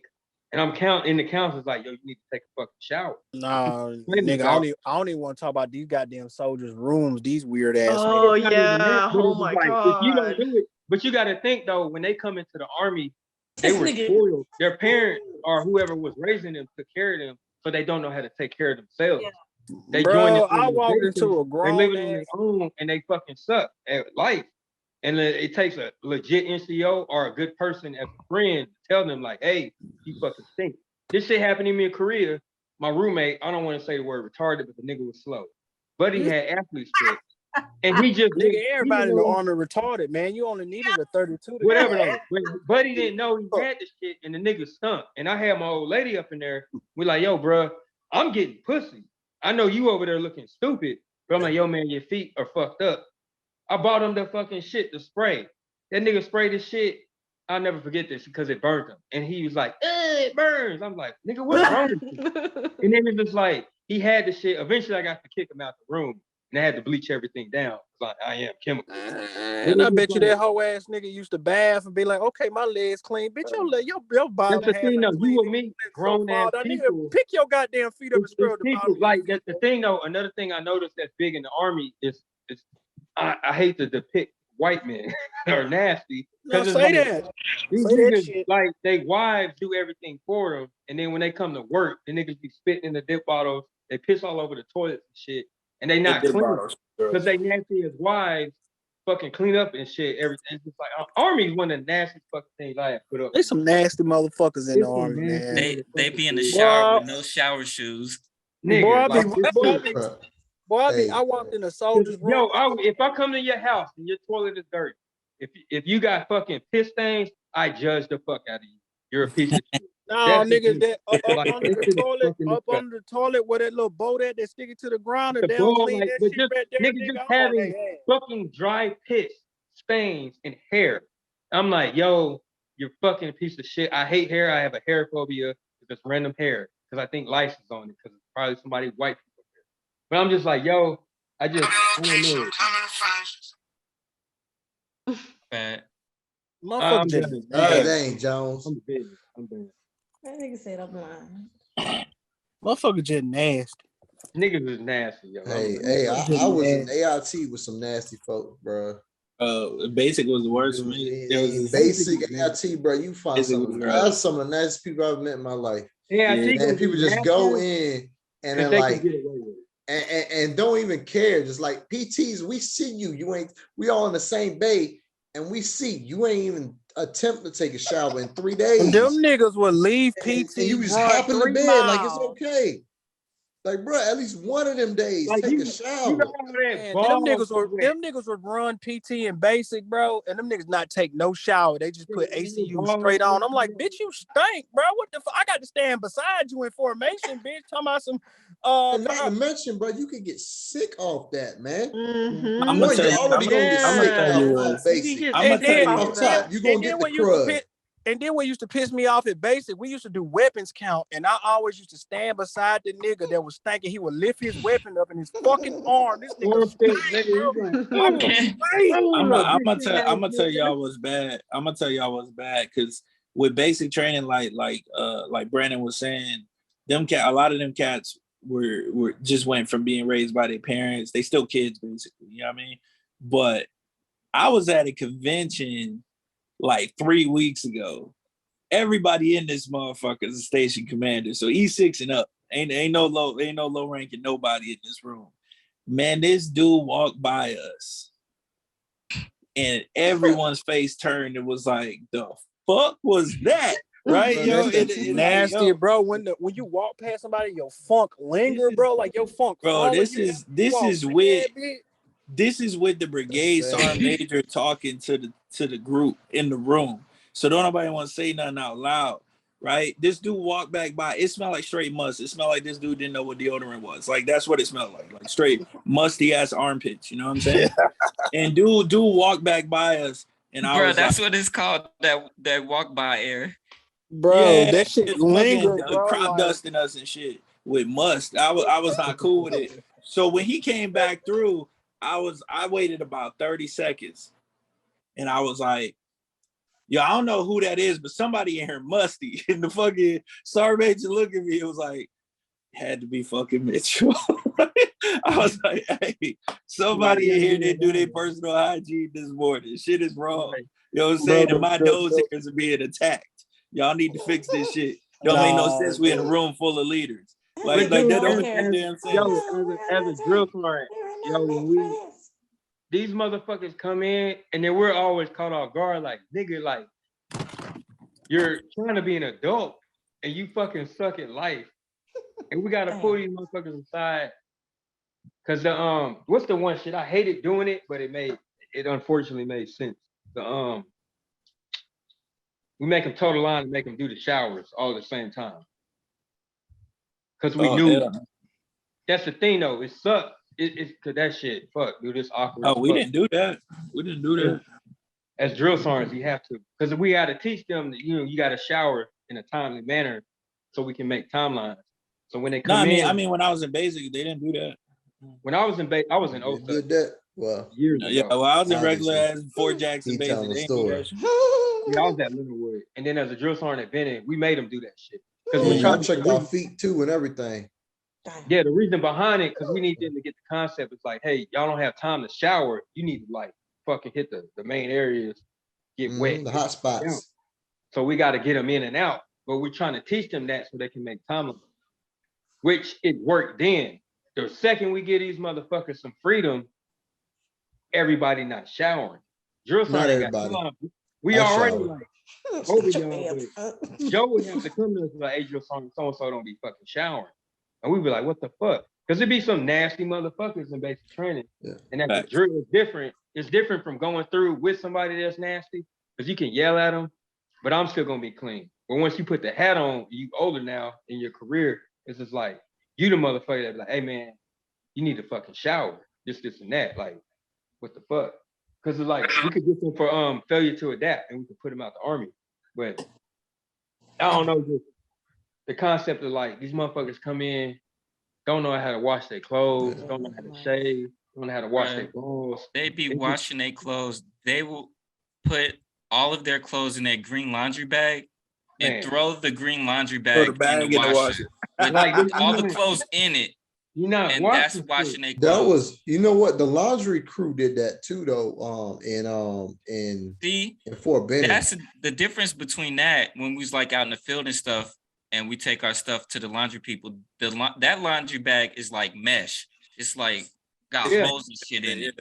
It's not the fucking green laundry bag, and then Like, so at least some soap and water can get in the shit. Yeah, I got you. They have more powerful machines versus shit we got in the barracks. It was just on some like you got regular washing machines. Empty the bag and put the bag in there afterwards. But bro, and you know, honestly, bro, I'll be honest with you. In basic, man, you have nothing to do. You might as well take care of yourself. Like, I look forward to laundry day. That was like that was a day where I was like, bro, I'm free that day. Changed out. Y'all had time to take care of shit, dude. Because even as a job, I was like, nigga, I never had this time. Nah, yeah, we didn't have free time. So I'm like, I don't even know what you're talking about right now. Yeah, Sunday, bro. We didn't have free Sunday was a good day. Bro, Sunday niggas was trying to go to church, wasn't even religious, just to get out of the fucking bay. Bro, I was every religion. Just trying to get out the bay just to be doing some shit. But I'm going to church, ain't even religious. It's so crazy because Xavier just said something about weapons count. Man, everybody do fire guard. So everybody do fire guard, and we had like 2-hour shifts. And on your fire guard shift, you're supposed to count the weapons and you're supposed to count the soldiers. On somebody's shift, niggas don't know who, but a nigga went AWOL. That next day was the worst day we had in basic because that should have been caught on fire guard. And all those people who had a shift, like clearly, y'all wasn't counting 68 weapons and 68 heads. So, like, nobody knew what shift this nigga left on. I remember the nigga name was Silva. It was like this Mexican dude. He was quiet. That nigga just was gone one day. We woke up, Silva gone. Nobody know what shift he on. Drill Sergeant's like, how the fuck y'all ain't catch this when y'all supposed to be counting weapons and soldiers every 2 hours? That next day was just like, nigga, we got smoked all fucking day. That shit was crazy. Did y'all see that video? Did y'all see that video of that black chick trying to tell people on YouTube how to get out of the army? And like the first thing she said was to claim mental health issues while you're in basic. I was like, bitch, you gonna have them in basic way longer than they supposed to be. Like that's there's always that one guy. I'm gonna link that shit. That shit had me rolling. But they end up getting 100%. That's the sad part. Those are the ones that are getting 100%.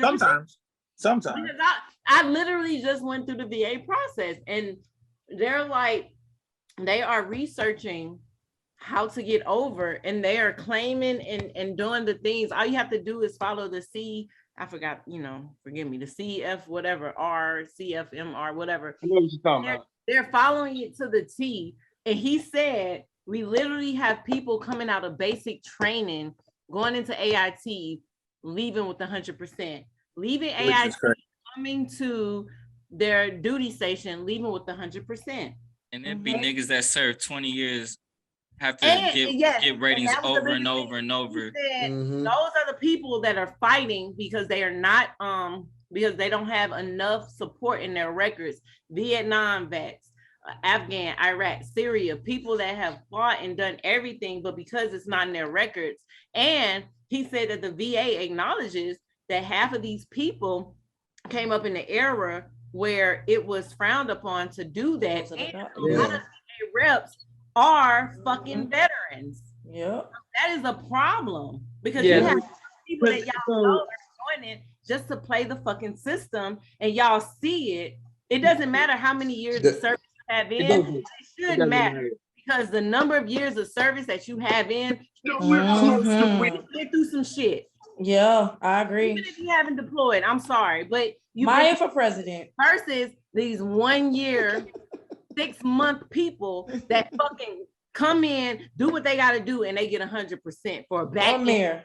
And they get retired out. Y'all know I used to work for Tri-State. I used to see 19-year-olds retired out the military. Only served a couple of months.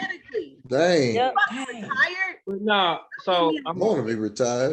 Beat a bitch up. And I'm on one right now. So she wrapping us in halfway up. I had my hair changed, didn't it? Three times. Go ahead, Carrington. I'm listening. Should be having some styles. Thank you. This old soldier, he was a chemical soldier, right? Nigga was 19, Hispanic motherfucker. He ended up getting out, but I knew he was faking it. And then I never let up. And then in the long run, because when I came off the trail, I don't get a lot of soldiers because I was in staff. So I have the parenting effect as an NCO because I'd be so happy to have somebody under me to mentor and mold. But then when I see they ain't worth shit, I'd be like, you know what? 360, fuck him. This motherfucker, he ended up, one time he went to another battalion and was crying. And some fucking random other E7 calling my cell phone. He said, hey man, your soldier is here crying. I'm like, who the fuck are you? And he's like, I'm so-and-so, your soldier's here. I was like, put that motherfucker on the phone. I'm actually pretty heartless in some shit. This kid, this bitch, he ended up getting out with 100% because he faked it like he said he wanted to commit suicide and he went to the 5th floor. The doctors knew he was faking because he would act some type of way when the leadership came to visit him. But when his friends came to visit, he would be like, oh, I'm cool. And the doctors admitted to me, like, yeah, we see this happening, but we can't really do shit about it. Everyone had sympathy for him. I'm the only one that never let up. I was cussing this motherfucker out every chance I got. And then was one time I was there checking on him. And then it was a captain, a black female. She was fine too. And he was talking to her like, that's his fucking buddy. And I was gonna cuss this motherfucker out, but it was a fucking sergeant major there. And I was like, I'm gonna let this go because they gonna realize this motherfucker here because of me. Because I never let up. And then in the end, he got out, got 100%. But the thing though, they check on that shit in 3 years. They do. Because I've had some ex-girlfriends who I felt got out on some bullshit and they got 100%. And then that 3 years went by, that shit went from 100% to like 70. That's a pay cut. They go from that 3,100 whatever change to like 1,000 and some change. That reevaluation. Them evaluations, because it's like they do it in the first 2 years. It's not a permanent one, yeah.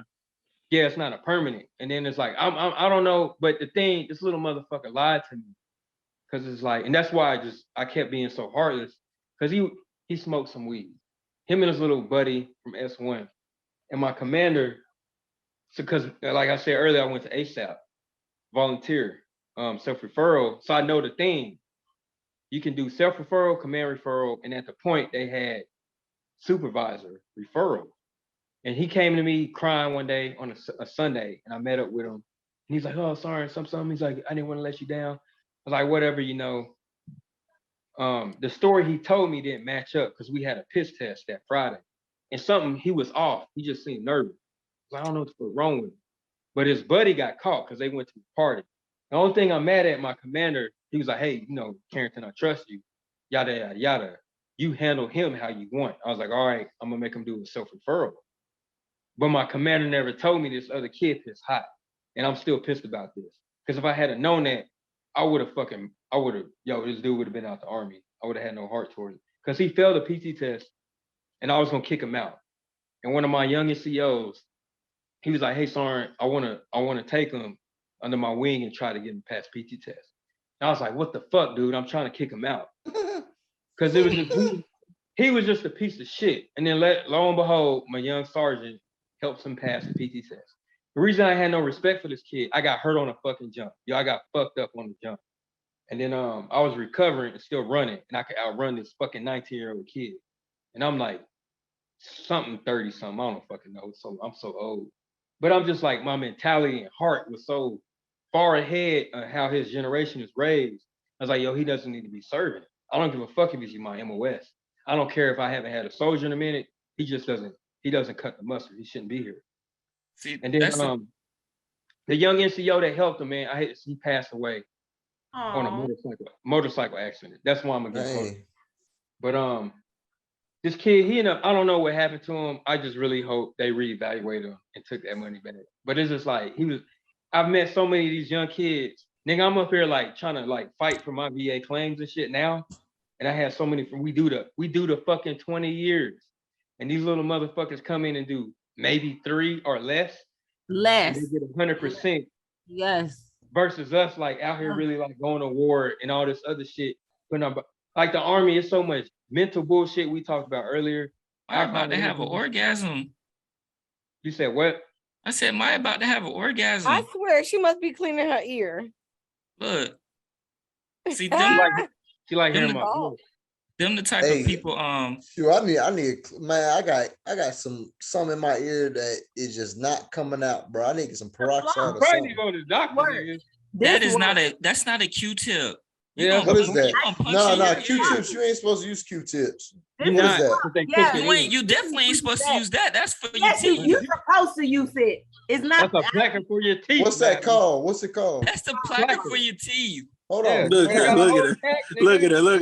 No. Wait, hold on. Use that's exactly what Brandon got. That's what that shit is. That's for your teeth. She said, "Oh shit." She gonna puncture some shit. She gonna stab her fucking eardrum. Her eardrum gonna be I ain't bleeding. trying to do that either. Hey, that's how you get your 100%. She said, "I don't even care. I'm good. And her ass ain't gonna be able to hear. She said, "Worth it." I'll get my 100 another way. She said she gonna have that money though. Yeah. It's $2.50. Huh? It's $2. Huh? If y'all mind me asking, any of y'all, well, I know Brandon, you still in. I think Mitch, you still in too.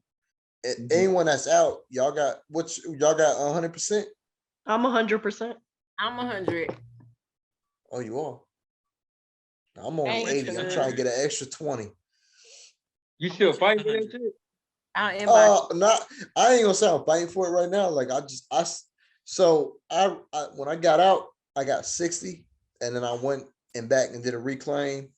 But I only did a reclaim on the stuff I went to VA for. I didn't do none of my civilian stuff. So I got a lot of civilian stuff. So I got 80 for that. So I'm thinking once I turn in my actual civilian records, I should be at least I should be there after that. I got 3 years left. Yeah, Mike can't leak me with nobody. I'm the one going. Hey, this is all in the chat, bro. Just just hit me up. I got y'all. I'm real talk. I thought all of y'all got off. So how did y'all get back on? Everybody must not have hung up. It was just me, Brandon, and Maya. Yeah, everybody must not have hung up because I thought we was all hanging up at the same time. It was me. Niggas lied. Me, Brandon, and Nate. We kept that shit booming. We stopped recording and got into some other combos, and we started. This nigga Charles out of nowhere.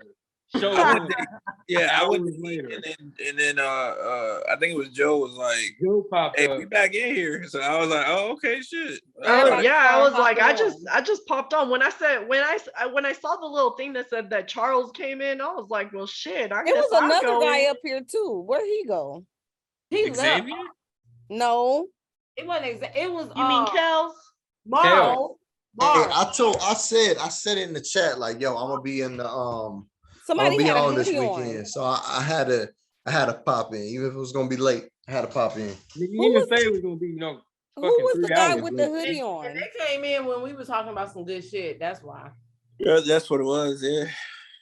Who was the guy with the hoodie for real though, on? I'm about to call it a night though, so I'm about to hop off, y'all. Y'all have a good night.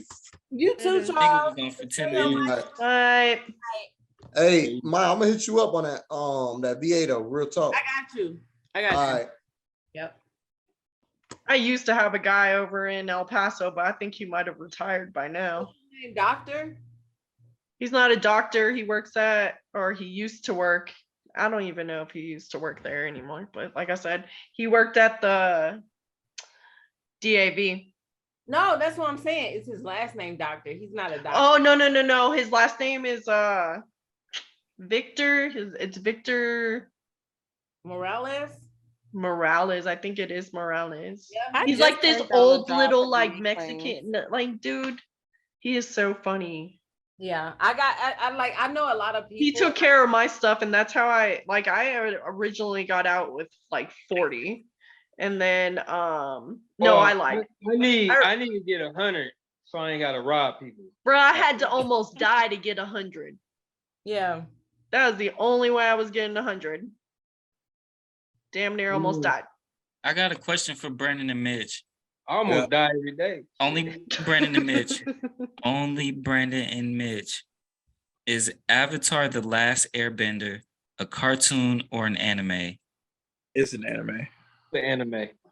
Oh my god, no, you guys. No, it's not. It's definitely an anime. No, it's not. It's never been an anime. It's a cartoon. It's never been an anime. What makes it the creators will even say that it is not an anime. Pull it up now. It's still. He said, "Pull it out now." You can pull it up. It's never been an anime. It's an anime. Based off of what? What is considered an anime? The creators themselves said it's not an anime. That doesn't work. Like, what makes a show an anime or not? What's the show's origin? American.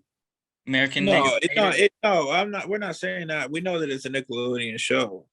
No, you can't count that because Naruto has been on Cartoon Network and Dragon Ball Z. Been on and came from are not the same thing. Avatar's a Nickelodeon show. I'm tracking that.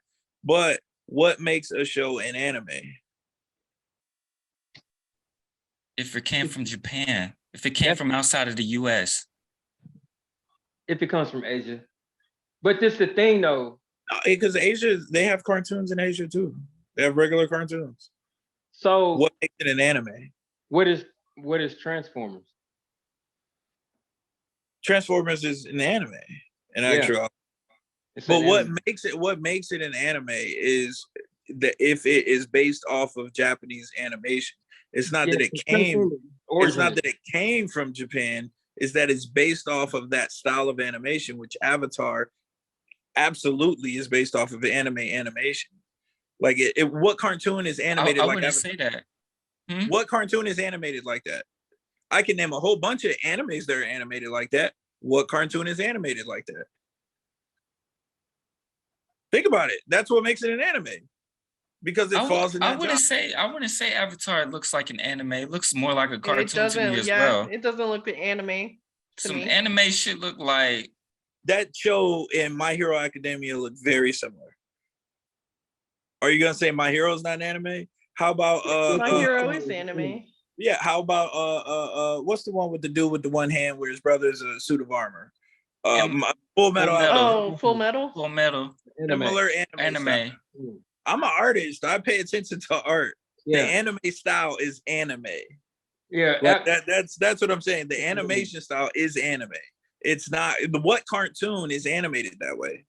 Because I argue, people give me shit about it, but I argue Boondocks. So we could say Boondocks is designed. Boondocks is designed to be an anime. That's how they designed it. They did it on purpose. They did it on purpose. Dude. They absolutely did it on purpose. That's why we call Boondocks an anime too. That's why so many Boondocks is an anime spoof. That's a little different. They purposely did that. They did it on purpose. It's designed away from the fight scene. Not only are the fight scenes but they mimic old 70s fucking martial arts. The exploitation films, yeah. So like Boondocks is a different animal because LaShawn Thomas, who's the creator of Boondocks, who I went to school with, he absolutely based it off of anime. But the original, if you look at the original comics, like the shape heads of Huey in them are the same, but his art style is a little different. But when they animated it, they wanted it to be like an anime. It really like if you look at animes like Samurai Champloo, Samurai Champloo and Cowboy Bebop, that is very much how the Boondocks are animated. And that's what I'm saying when it comes to Avatar. Avatar is animated very similarly to how My Hero is, to how those types of animes are, where they're a little more cutesy, a little more rounder head, but still action based. Like that's how Avatar was based. Y'all watch the animes on Netflix. They say it's a Netflix original anime. Mm-hmm. And where it's not coming from Japan, it's just boom. But then Spriggan's not a good example because that's a remake of the anime. But like they remake a lot of stuff because like Baku's old as fuck, but yeah. And the entire point of Avatar is emulating Asian culture. Yeah. The entire show is emulating Asian culture and it's animated like every other anime. It's just that Nickelodeon funded it. And the artists are like, well, we're not Japanese, so we don't want to appropriate their culture. But it's still anime. But here's another point. Here's another point to make, right? When we classify certain characters in fighting or comparison, we always put Avatar with who? Animation. Have we not done that in the past? What do you mean? So when we take characters, right? We group characters between comics, anime, cartoons, or video games, right? Right. We've always put Avatar in the anime pool. It's definitely anime. It's not like bottom line. Like you can name way more animes that look and act like Avatar than you can name cartoons. That's the real bottom line of it. There are not a lot of cartoons, if any, that are animated in that sense that are not considered anime. Yeah. Who did we group any Avatar characters with anime? We've done it before with Fire, right? Every time we do Fire, for example, we did the nigga from One Piece. Okay. We'll take a Fire Lord. That was one case. We usually argue about Aang and fucking Korra. That was all anime niggas. Okay, because we had Endeavor from. We usually put. But it was just because he was a fire nigga. We had Endeavor from My Hero. We had Ace from One Piece. So remember, right? Remember when we did that? One Piece. We left the Human Torch out. Remember we took him out? I mean, that would have been OP. Just because that's why we took him out though. It wasn't because we was trying to do our anime. It was just Human Torch versus the rest of them niggas was like unfair. But you gotta classify, and that proves another point to me because we are Americans. Comics are actually more powerful than people want to give credit to. Now, I know you like to argue Dragon Ball and shit. It's like the strongest verse, but I argue comics are. But it's just like I would agree. We came to that conclusion to take the Human Torch out because he would have washed all of them. Well, you got to think like comics in American culture have been going on since like 1936 with the Shadow, right? So because of that, that's why Death Battle let Superman win because I do believe. Goku. No, I when I watched it and I was like, it makes sense. But that's also because I've favoritism. No, not really, because I'm more of a Dragon Ball fan than a Superman fan. I looked at it as I remember reading the Kingdom Come DC novels where Superman is a god. And it's like, yeah, I get it. If he's on this planet, like in this solar system, yeah, but Goku does have the ability to bring him somewhere else where he doesn't have that power. You know what I'm saying? Like Death Battle. They pick and choose feats and stuff they want to use. But you also got to think when they first did it was before Super came out, so Goku wasn't who he is. It definitely was, and I remember that. And because I used to say, them niggas came out with Super because of them Death Battle niggas kept saying Goku was gonna lose to Superman. So they Toriyama said was like Goku with more feats. I definitely said that. Yeah, both of them, the 1 and 2, Super was not out yet. Yeah, so that's why I'm like, if you base it off of the Dragon Ball GT or the Dragon Ball Z, Goku, I would say Superman will probably win. But if you base it off of Super, nah, I mean they made Goku too much. They doing a lot with Goku. They're basically just trying to say like, there's no one's gonna be able to take him ultimately. Mitch, have you seen what's we my put Maya to sleep just like we put Joe to sleep. So y'all put Joe to sleep yesterday. I'm not asleep. Put Maya to sleep today. This the shit the Death Battle be on. They got Goku fighting Superman, but they got Vegeta fighting Shadow the Hedgehog. Which is not. That's crazy. Like some of the matchups be wild. The implication there, like the real implication there is they turn yellow hair. No, but I'm saying the implication there is that Sonic can fight Goku. If Vegeta can fight Shadow and Sonic beat Shadow, then that means that Sonic can fight Goku. Like it's so ignorant. Like, so I agree with that. I think that's stupid. However, I'm just saying specific to the Superman Goku, I can kind of get it. But I mean, yeah, that's the one people have been arguing forever. Like, right. But the reality MJ and LeBron. I don't like the niggas because they're DC biased, and then I've watched a lot of their shit, I'm more of a Marvel fan anyway. I'm more of a Marvel too because most of the niggas in DC are just dumb strong. You're right behind me, bro. Yeah, most of them in DC they just super strong and it's just for no reason. They had Wonder Woman beating Thor, and I'm like that nah, and then they had a Wonder Woman versus Thor. Yes, I remember Thor versus Raiden. Well, no, that wasn't Wonder Woman. Oh, you talking about Death Battle? Death Battle. I remember they had Raiden and Thor. Bro, I watch everything Marvel, dude. Trust me. Because when you read the crossover where Storm fought Wonder Woman and Thor fought Shazam, it's not the crossover. It's this Death Battle. Wonder Woman. No, but I'm saying you read the crossover, right? I've never read any of the crossovers. Oh well, that's crazy, Mr. Everything Marvel. Square yourself away. But anyways, no, that's the thing though, because if they try to like make the reason why I don't read the crossovers is because of some shit they said about Darkseid. That he fought he Thanos. could come over to our universe. You know, Darkseid wielded the Infinity Gauntlet, but it didn't work. And no, but he fought like in the comic. He fought Thanos. Like that was the matchup. Was him and Thanos. I mean, no, that was the actual matchup. It wasn't like there's they fought won? In the comic. But who won? They didn't show it. They basically showed that they were a match. Like there were a couple of them that were like draws, like Captain America and Batman. They put as a draw. That was some fanboy shit. That's fanboy. Yeah, they said that there were like 3 battles that were. Huh? Who did Storm fight? Storm fought.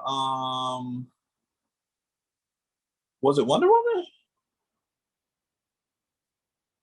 I feel like Storm fought Wonder Woman, and Wonder Woman had Mjolnir, and but Wonder Woman said it would be dishonorable to fight with Thor's weapon, so she dropped it, and Storm fucked her up. Okay. Like the moment she dropped it, Storm electrocuted the fuck out of her. The reason there's a reason I don't do the crossovers because it's like I feel. Well, this was the canon one. This was the first one. Yeah, I can't do it because I feel like I don't know. I'm gonna feel some type of way. Oh, for sure. And I'm just there were a couple of fan voted ones, like Lobo versus Wolverine was fan vote, so Wolverine wins automatically. And that's the fan. I don't care for the fan vote. There was only 3 of them though. There were only 3 of them that were fan voted though. I don't even like. And the fan ones are canon. Yeah, they still said they were canon, but they allowed the fans to make the choice. You shouldn't. Wow. No. But like with Batman versus Captain America, it came to a draw. And then that would never be a draw. And well, it was like they said that they were fighting for 3 days, and then they were in a sewer. And so this is Batman as a metahuman. I agree, but in the old comics, Captain America wasn't metahuman. He was just peak human ability. So he was as fast and as strong that a human could be. And they do say that Batman's supposed to be equal to him all of a sudden. But in the movies, they make it where Captain America is superhuman, which is not what he is in the original comics. He was just as strong as a human could be. You know what I'm saying? I can't get behind it, dude. But either way, they made it to where they were like an even fight, and then they were fighting in a sewer, and like a pipe burst and like hit Captain America in the face and knocked him out, and then Batman dragged him out of the water. It was like one of those type deals where it was like neither one actually won. I can't entertain that. That's like when Death Battle has done this. These niggas have made, I think, Spider-Man and Batman fight. That is not a fight. Spider-Man would murk that nigga. And I'm just like, I can't. Death Battle did that. I can't entertain this shit. Like, when it comes to Marvel versus DC, I just ignore it. Now there's I'm gonna tell you what though, that Thor Shazam fight was crazy. That is a legit matchup. That fight was because what happened was they were fighting and Shazam got stuck under some shit, so he had to turn back into the kid to get out of it. And when he was trying to turn back into Shazam, Thor threw Mjolnir in the way, and Mjolnir like blocked the lightning bolt from turning him back into Shazam. He knocked his ass out. So it was like he like used Mjolnir the dot to absorb the lightning bolt, and he just punched the little kid to knock him off. It was like, yo. But that was realistic. But then they turned around and then Spencer's pulled it up. They let Wonder Woman beat Thor, and I just don't agree with that shit. No. Thor didn't fight Wonder Woman. Wonder Woman fought. I already said Wonder Woman fought Storm. I'm talking about Death Battle. Oh yeah, I don't know about that. I ain't worried about that. I never seen this. I don't know how I missed it. No, I watch all of them, dude, because they biased as fuck, dude. And then there's just the one though I do give them credit. They Black Panther and Batman fought, and rightfully Black Panther beat that nigga ass, which would right, because Black Panther is not peak human. He's stronger than Captain America. Even in the comics, he's always been stronger. He's an Olympic level athlete who's trained in just as many martial arts, but he's enhanced. Right. He's past human, but Captain America was supposed to be max human. Whereas like in the movies now they have him where he's past human as well. But comic book wise, the Black Panther's always beaten Captain America when they fought. Serving that nigga, man. Like takes the shit from him. Like, get the fuck out of here. But it just I really enjoy it, but the one I had to finally accept, and I know we record. I'm a Thanos guy, but Darkseid would win, dude. He would. Yeah. Darkseid. Yeah. I feel like I hate it too, but that nigga, like he that dude, man. I'm like, shit. And then I think Deathstroke is low-key underrated because the nigga, like, he's enhanced. He's a beast. He's a beast. I'm like, they need to get that man his props, man. He you know what? They did him really well when they did the Teen Titan cartoon. Because he was like Robin's bro, I got a meme for that. That was my shit, bro. I hate that they ruined that cartoon, so I hate that. Because they only called him Slave. Yeah. But that shit was clean though. Slave was a beast though. He was a savage, dude. The meme is like, we talking about Teen Titans Go, right? No, fuck Go. I'm not. I'm playing, bro. I'm playing. He go hard. I almost got offended just now. Have y'all seen Unlimited? Nah, I stopped watching after they changed their art style. I was like, I'm good. When they all had the big tops and little legs. I can't do it. Justice League Unlimited. Right, you got it up now. They let this bitch win. Yeah. And I'm just like, fuck them. And then they had Aquaman over Namor. And I still feel some type of way about this shit. They did. He would though. I think Aquaman wins that. Like all joking aside. I think people have hated on Aquaman for so long.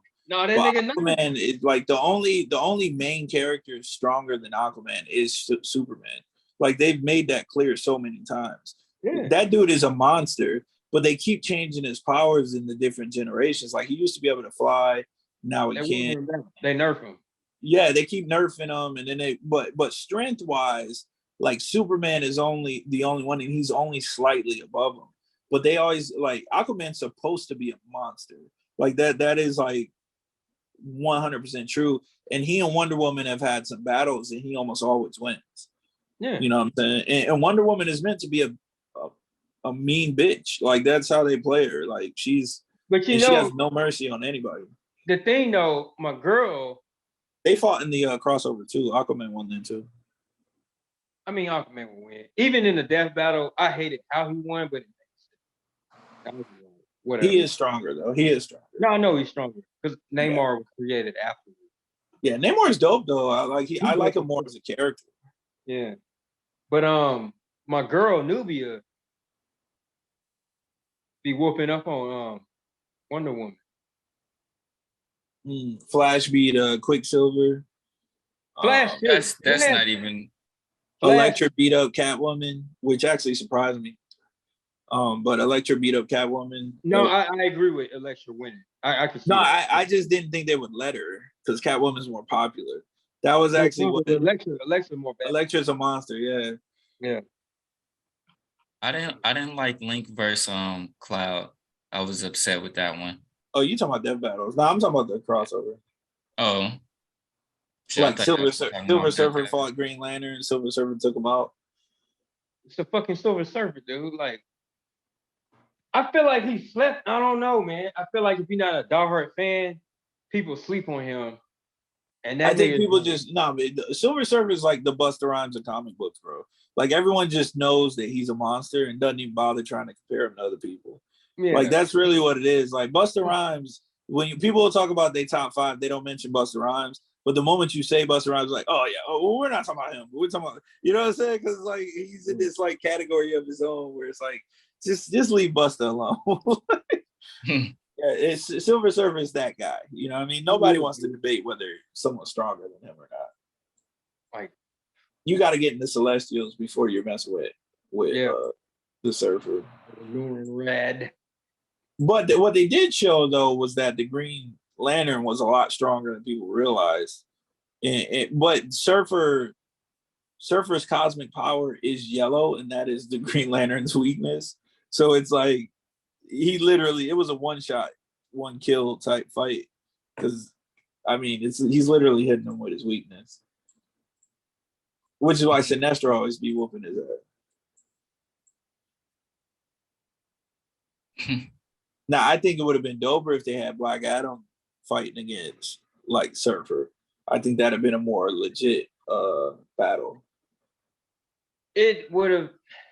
I got Surfer. I still got Surfer too. I agree. It would have been a more legit battle. Yeah. Like, and Superman beat the dog shit out of the Hulk. I remember that. I was like, God damn. You know, it's funny because when I break my process down of who can fight who, I have Superman beating the Hulk. Yeah. So I always agree with the animated or the computer animated joints when they do them. They're fun to watch. The Hulk would be a hell of a fight, but Superman would win. And Superman beat him easily in the crossover. It wasn't much of a fight, to be honest. They punched each other a few times. Superman blasted him into a mountain. That was the end of the fight. I think it would be a long fight. By long, I mean about a day or two. I think Superman would knock him unconscious and that'd be the end of it. Like, because that's once he realized that this dude ain't gonna stop, he would just knock him unconscious. He would doomsday. Like, because that's, you know, he never want to push himself that far, but when he realized with Doomsday, all right, you can't hold back, bro. You're gonna have to do it. Yeah. I agree. I think the fight would be long. It would fuck up a lot of shit. And then eventually Super's gonna be like, yo, I gotta be that dude. I was surprised. The most surprising thing about that whole crossover was the Spider-Man Superboy one, because they actually let Spider-Man win. And I was like, this must have been a fan pick. Because there's no fucking way, bro. Like, I was like, there's no way. But Superboy, I don't remember. I used to have his comic. This is after Superman died. But you remember when Superman died and there was the 4 Supermen, Steel, and the Eradicator. Yeah, so Superboy is that nigga was my favorite. Yeah, the Eradicator, yeah. Superboy. And then there was the Cyborg nigga. Cyborg. Cyborg was evil and shit. Yeah. And then Steel was the black dude. Yeah. Superboy was the one with the little short leather jacket. You know I remember. The glasses. Yeah. And Eradicator was the one that looked like fucking Starman. Yeah. Like he wasn't playing games. Yeah. I moved my shits, man. I have the DVDs of Death of Superman and the Reign of Superman. Because the Reign of Superman. My brother, I had the graphic novel. I didn't get the comic, but I had the graphic novel. The comic, because you know the comic had it had Superman's cape all torn up, like flying in the So my brother, I never forget this, bro. Like, so I used to draw real heavy.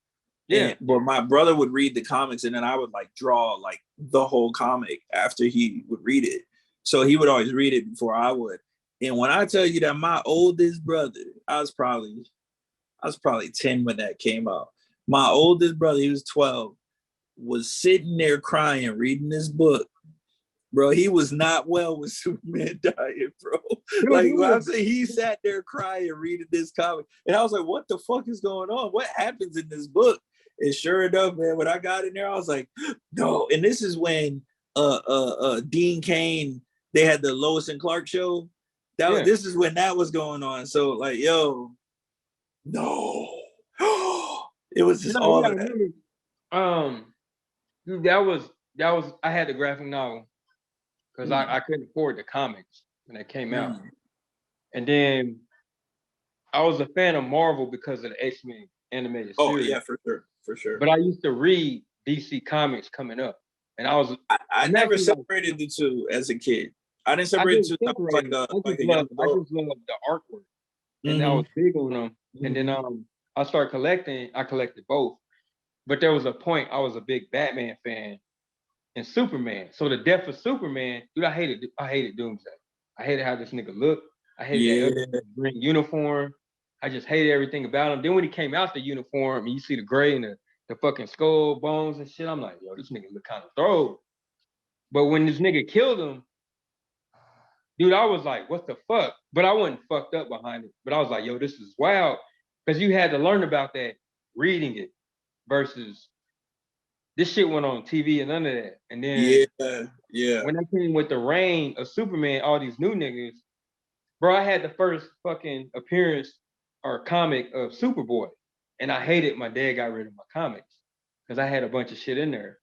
And then I like Reign because, you know, the Steel nigga because of Shaq did the terrible version of him. Shaq did that terrible ass movie. But the one with the glasses, dude, I like the Terminator looking nigga, and the one with the glasses just seemed more badass. Rat was the one with the glasses. He just looked badass, dude. And I drew that dude like 40 times, bro. Like, I did too. To draw the little energy shit around his hands. I just used to always be like the circles. Bro. But dude, I had that fucking first #1 Superboy because I remember the cover. They had the little thing where he's flying. He had a suit on, his leather jacket, and the fucking glasses. Yep. And this comic is gone forever. And I'm like, what the fuck? But you know, like that right there, when that happened, and with Marvel when they did the Heroes Reborn, like those when Onslaught came through and took everyone out. Yeah, that shit, bro. Them books right there. I think I still have them. I think they're in the comic case over there. But yeah, that shit, bro. That was like life altering. Like I started changing my decisions on what I was gonna do for a living and shit. Cause like for real, I gotta draw. I gotta do this more. And then I used to collect the comic cards. And remember those the flare ones? Yeah. We had all the power levels and shit. Yeah. Now I remember one of my best drawings was Wolverine fighting Spider-Man in the sewer. And then like he had his claw back and the spider web was on it. Spider-Man was on the thing. I still have these drawings, but I didn't know how to shade them. So I was just drawing. And then did you ever play Overpower? It was the Marvel card game, like Pokemon or whatever, but for Marvel characters. No, I didn't. Bro. Yeah, I played that shit real heavy. Like real heavy. Yeah, I lost all my shit when my house caught on fire when I was 18. But man, when I got fucking Sabretooth and Cable, I was so goddamn hyped. Because they were like super rare. I was like, let's go. Yeah. I miss those days sometimes. But not really. I like the fact that so many people have access to this stuff now. It's dope. It's dope, but you get a lot of perpetrators that don't really know shit and act like they do. Yeah, so it's kind of. I call them moviegoers because they go in there and what's her name? Mimi. She's like, Maya is completely in a coma right now. Look at this. Oh, she done. Yeah, she is out like a prom dress, bro. Looking like it's just me and you. Shit, everybody else. Oh yeah, everybody did. Shit's wild, bro. No, it's dope, man. I like. And then I had to accept like they can't keep to the comics because they don't have enough screen time. Well, I think it's actually they don't keep to the comics so that those of us who know the comics won't just know what's gonna happen. Because like that whole shit with Thanos like murdering half everybody, I ain't see that shit coming. I ain't gonna lie. I mean, I know by the time they did part 1, but I'm just mean before he actually said what his plan was, I was oblivious to that. I thought he was 100% gonna focus on bringing death back like he does in the books, and focusing on that. So this was like they didn't even mention death. They're like, we're gonna just change lanes with Thanos altogether. They didn't want to the name. They're avoiding that name, and then Mephisto too, though. Like Mephisto. I know he was in the Ghost Rider movies, but yeah, you would have thought they'd have brought Mephisto into the mix at least once with the whole Thanos thing. It's just their thing is I feel that they brought Hela in. I'm like, well, Hela makes sense because of Ragnarok, but the shit she was saying is like, y'all could have brought Buddy in, and then you bring Agatha in on the series, and you're hitting all these signs as like she should be connected to him, especially the way y'all going with the Darkhold and Scarlet Witch. You're laying all these Easter eggs fucking for Mephisto, and y'all haven't pulled the trigger. You would think he'd at least been in one of the Doctor Strange ones, even if it was only momentarily. Yeah, just like a quick little, hey, what the fuck are they doing? With the whole shit when the Spider-Man movie where Spider-Man messes them up doing the spell, because there was a whole rumor about, and it's in the comics where Strange was controlled by him or something. And it's just like the opportunities are there.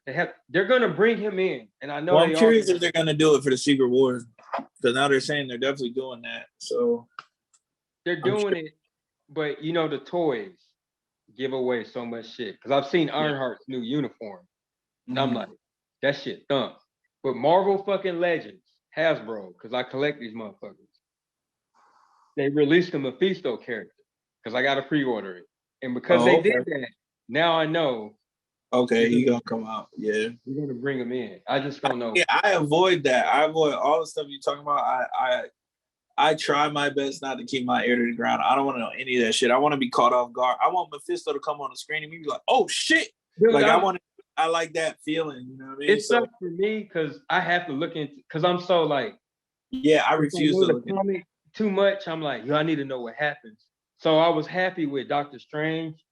I knew the Illuminati was in it, but I didn't know Black Bolt. Y'all gave away. I didn't expect them to do it the way they did it. Black Bolt, Mr. Fantastic. I picked up on everything else. So when I saw Black Bolt, I was like, I'm glad y'all used the same. Well, no, what caught me the most off guard. So Reed Richards was one of them, but what caught me off guard the most was Xavier. I just didn't. No, they gave that away. They gave that away in all the previews. No, see, I watched the trailers. I told you I avoid that shit on purpose. So I was properly shocked when Xavier rolled out there, and you ruined that for yourself. See, that's why I don't do that. Like, I already knew when he rolled out there, I was like, oh, and it's Patrick Stewart, bro. Like I was like, yo. And then they had the green suit like the cartoon. I can do it because they still surprise me. They caught me off guard with Black Bolt. And they hid fucking Fantastic so well. And I'm just like, yo, but the one, because you caught me, you watched the Wakanda Forever trailer late. I was like, oh shit, you just now seen it? And then do it. I'm telling you, I avoid that. The only reason I saw it is because I was in the movies. Yeah. I avoid watching trailers, bro. I really do. I do to an extent, because for me, I'm so like, I gotta know what's happening. I need to know if it matches the comic. And then I try to understand what MCU is doing. I got to dig into it. And sometimes I accidentally spoil shit for myself. Exactly. Like I knew going into Thor, the last one, I knew Hercules was in the end scene. And I fucked it up that morning. I was going to go see it because it just, something alerted me. And I was like, I shouldn't click this, but I am. The next thing I know, Thor. And I'm like, well, Hercules. I was like, fuck. Yeah, so I know. I was thinking that Mephisto might have possessed Wanda, to be honest. That's what I was thinking when she was first showing her evilness and shit. Bro, but like I just want to see how they do him, man. I hope they do him right. Like I hope they don't make him just some jackass British dude. Because that's what they tend to do with evil guys. Just make him a jackass British dude with crazy hair. I want to do him right. I have faith because nigga Josh Brolin as Thanos, for me, did so much justice. The fact that he was Thanos and Cable is crazy. Actually, yeah, we gonna be two different Marvel characters, bro. Oh yeah, I'm like, what the fuck? And then I need a proper X-Men movie in the MCU. That's what I really would like to see. I trust him because I feel like I want them to do it, and I want Bishop to be in the fucking movie. I want them to change, well, because they keep restarting from the same point essentially. I want them to do it from the future and start there.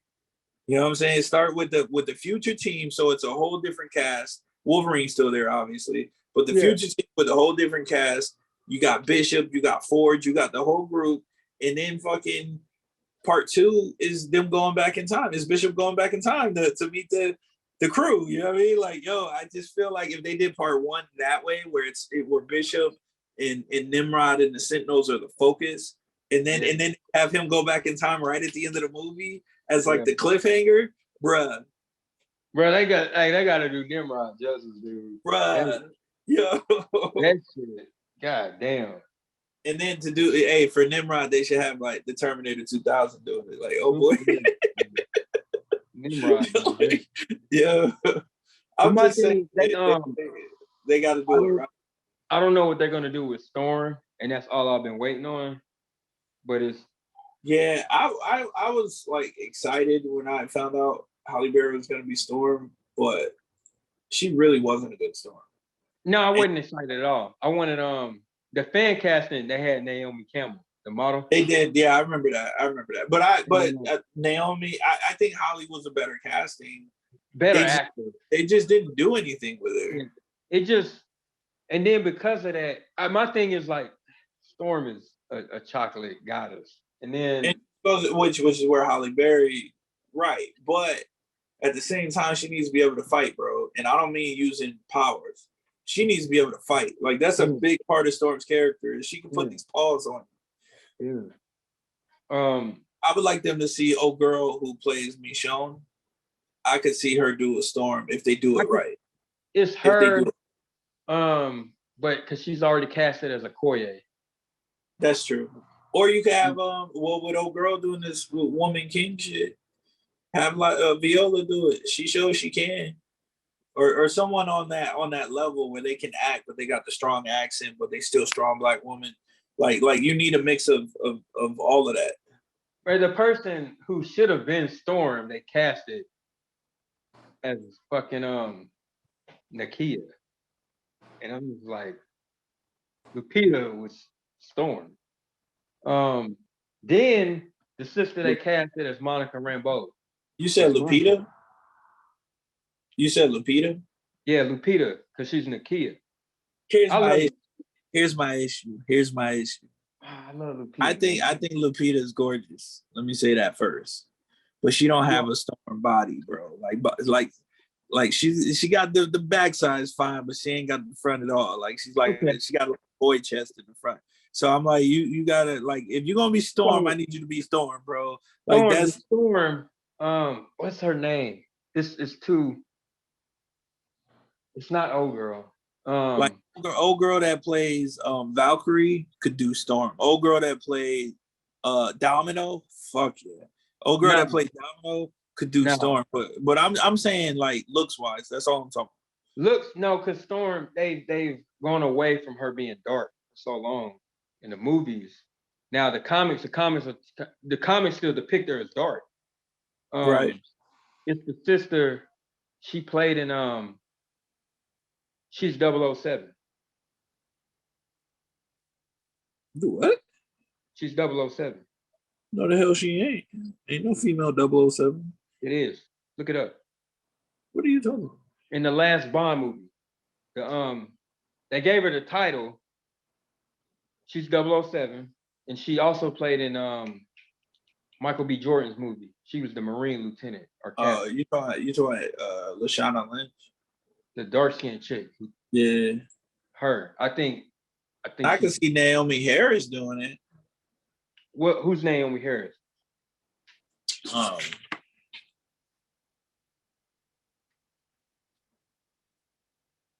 Nah, she too old. You think so? She too old. I mean, Storm ain't old, man. I mean, Storm ain't young, bro. She one of the leaders.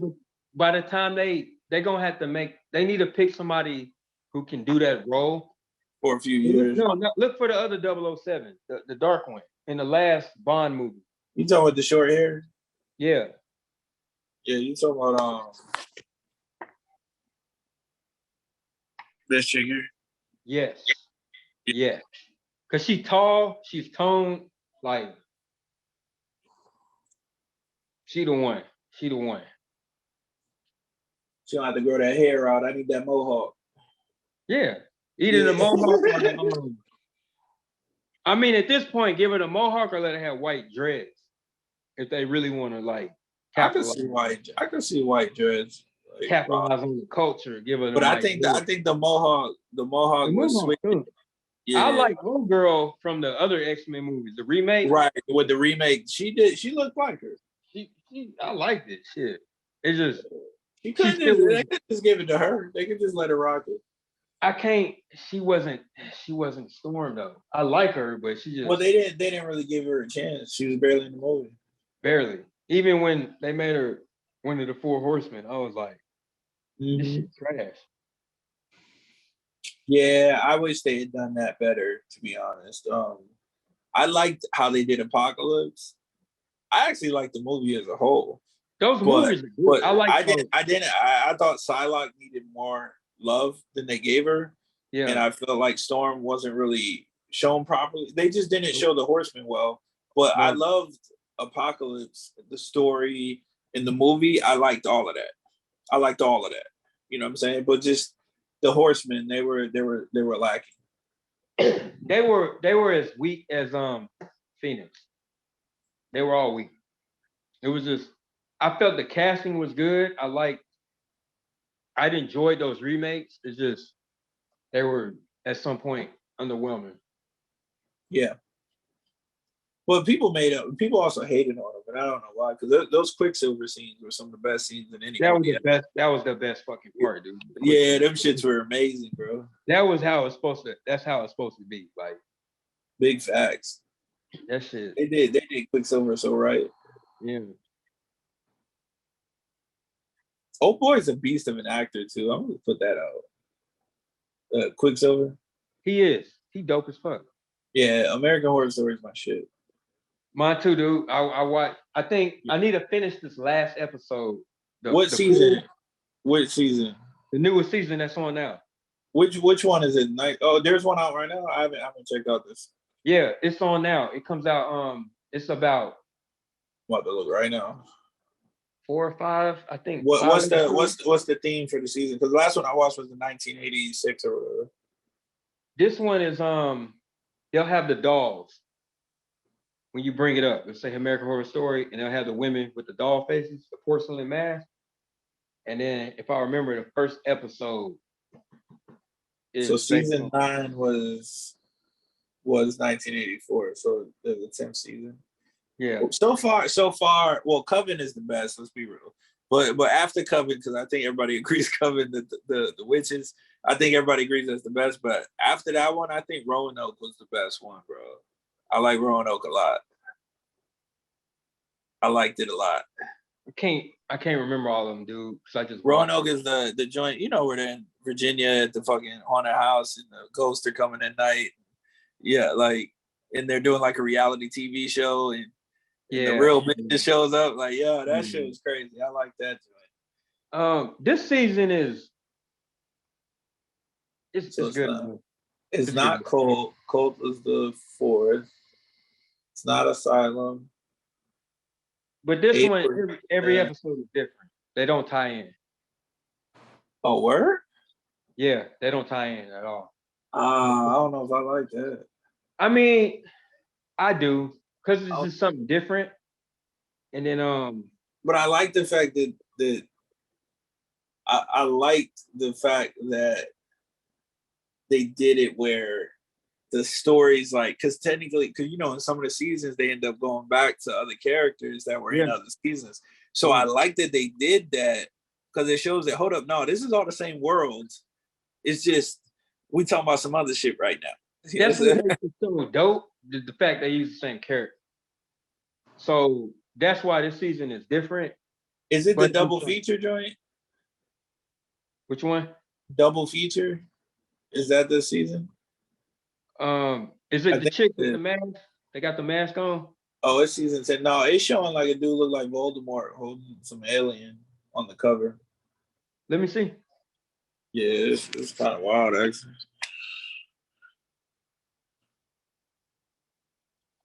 Nah. But it's saying in the it's saying season 10. Because season 9 was the 1984 jump. I'm trying to remember the episode. Hold on. It has to be. It's the only other season. And this shit ain't on my Prime. I don't appreciate that. Trying to get me to spend money. I don't like it. I'm trying to remember that because it's like the problem though with this. It's not the best season, but it's still good. But it's just like because it comes out on Thursdays.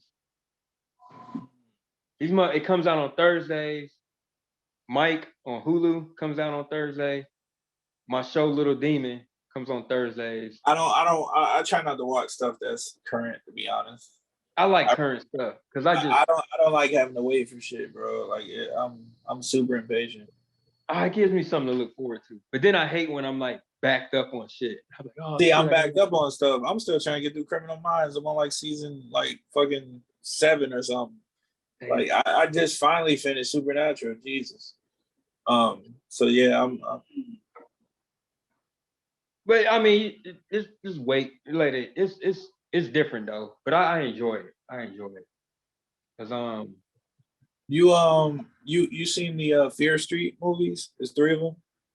I watched the first one.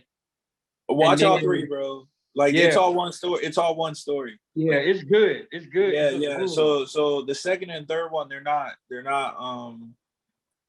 like sequels like that. It's like one long ass movie. Yeah. So like you really want to watch all 3 of them. Yeah. No, I'm excited to see the second one because I watched the first one and I get the pattern they're going in. I was like, yo, the second one was fire. It was just long. And I think I didn't expect the second one to be what it was, to be honest. It threw me off. So the second one was dope. They went straight back to fucking Friday the 13th with the second one. And I'm like, yo, this shit, I think it's genius, dude. I was looking through my shit in horror, and this shit came, I was like, yo, what the fuck is this? And I watched the preview, like, this shit look dope. When I got time, I'm gonna sit down and watch it.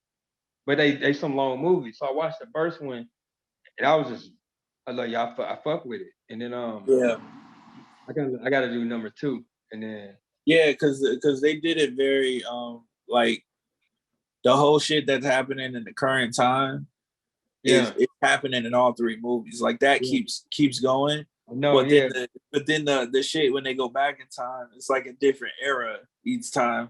So, but I like that they did it that way. Like it really is one of those. Just sit down for 6 hours and watch the movie. Yeah, it's got that vibe for real. And that's like I gotta you reminded me, dude. I would have forgot to watch it. Cause dude, fucking Stranger Things, man. Them last few episodes, they were so fucking long, and they did 2 episodes for the. I loved them though. I was happy with it because I was like, how they gonna wrap this shit up in 2 episods, bro? I didn't know I was gonna be sitting there for 3 hours. And I was like, yo, there were movies for sure. I wasn't prepared, dude. I wasn't prepared for it. Like I wonder why they did it that way instead of just pushing out the seasons. But I liked it either way. But I didn't expect it. It was like, fuck it, dude. We gotta get this hot fire out. That's probably but that shit, I'm with it though. Because when I watched the fucking Justice League Extended, the Snyder cut, it was way better. It was way better, but nigga, I had to prep for that shit because it was so fucking long, and I was like, it was so much better. Holy crap! It was beyond better. Like, as soon as Darkseid showed up, I was like, what the fuck? Like, what? They left this out? Like, they left that out. You left Martian Manhunter out. You left. Yeah, there was so much like greatness. Yeah. I was like, if they'd have released this, it'd have been a whole different animal. Or if they just let Snyder do what he does, they would be fine. But But they say they back in talks. I was gonna bring it up on the Friday, but I think Cavell and Affleck might go back. I think that Affleck plays a very good Batman, to be honest. I really don't like that they hate on him so much. He's not the greatest Batman, but he is my favorite Batman. I think he's the best Bruce Wayne, and he's a damn good Batman. But he's a good Dark Knight Returns Batman. You know what I'm saying? Like he's not meant to be the nice Batman that we all know and love. He's meant to be the I'm sick of this shit Batman, and then I'm okay with that. I'm okay with that. And then Cavell, dude, that's my Superman, dude. He's the part. Like,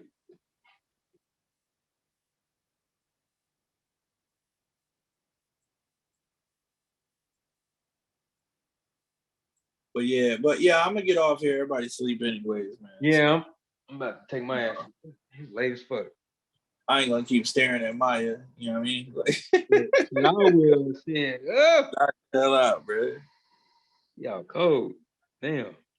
But yeah, all right, bro. We'll catch up. All right, for sure. Later.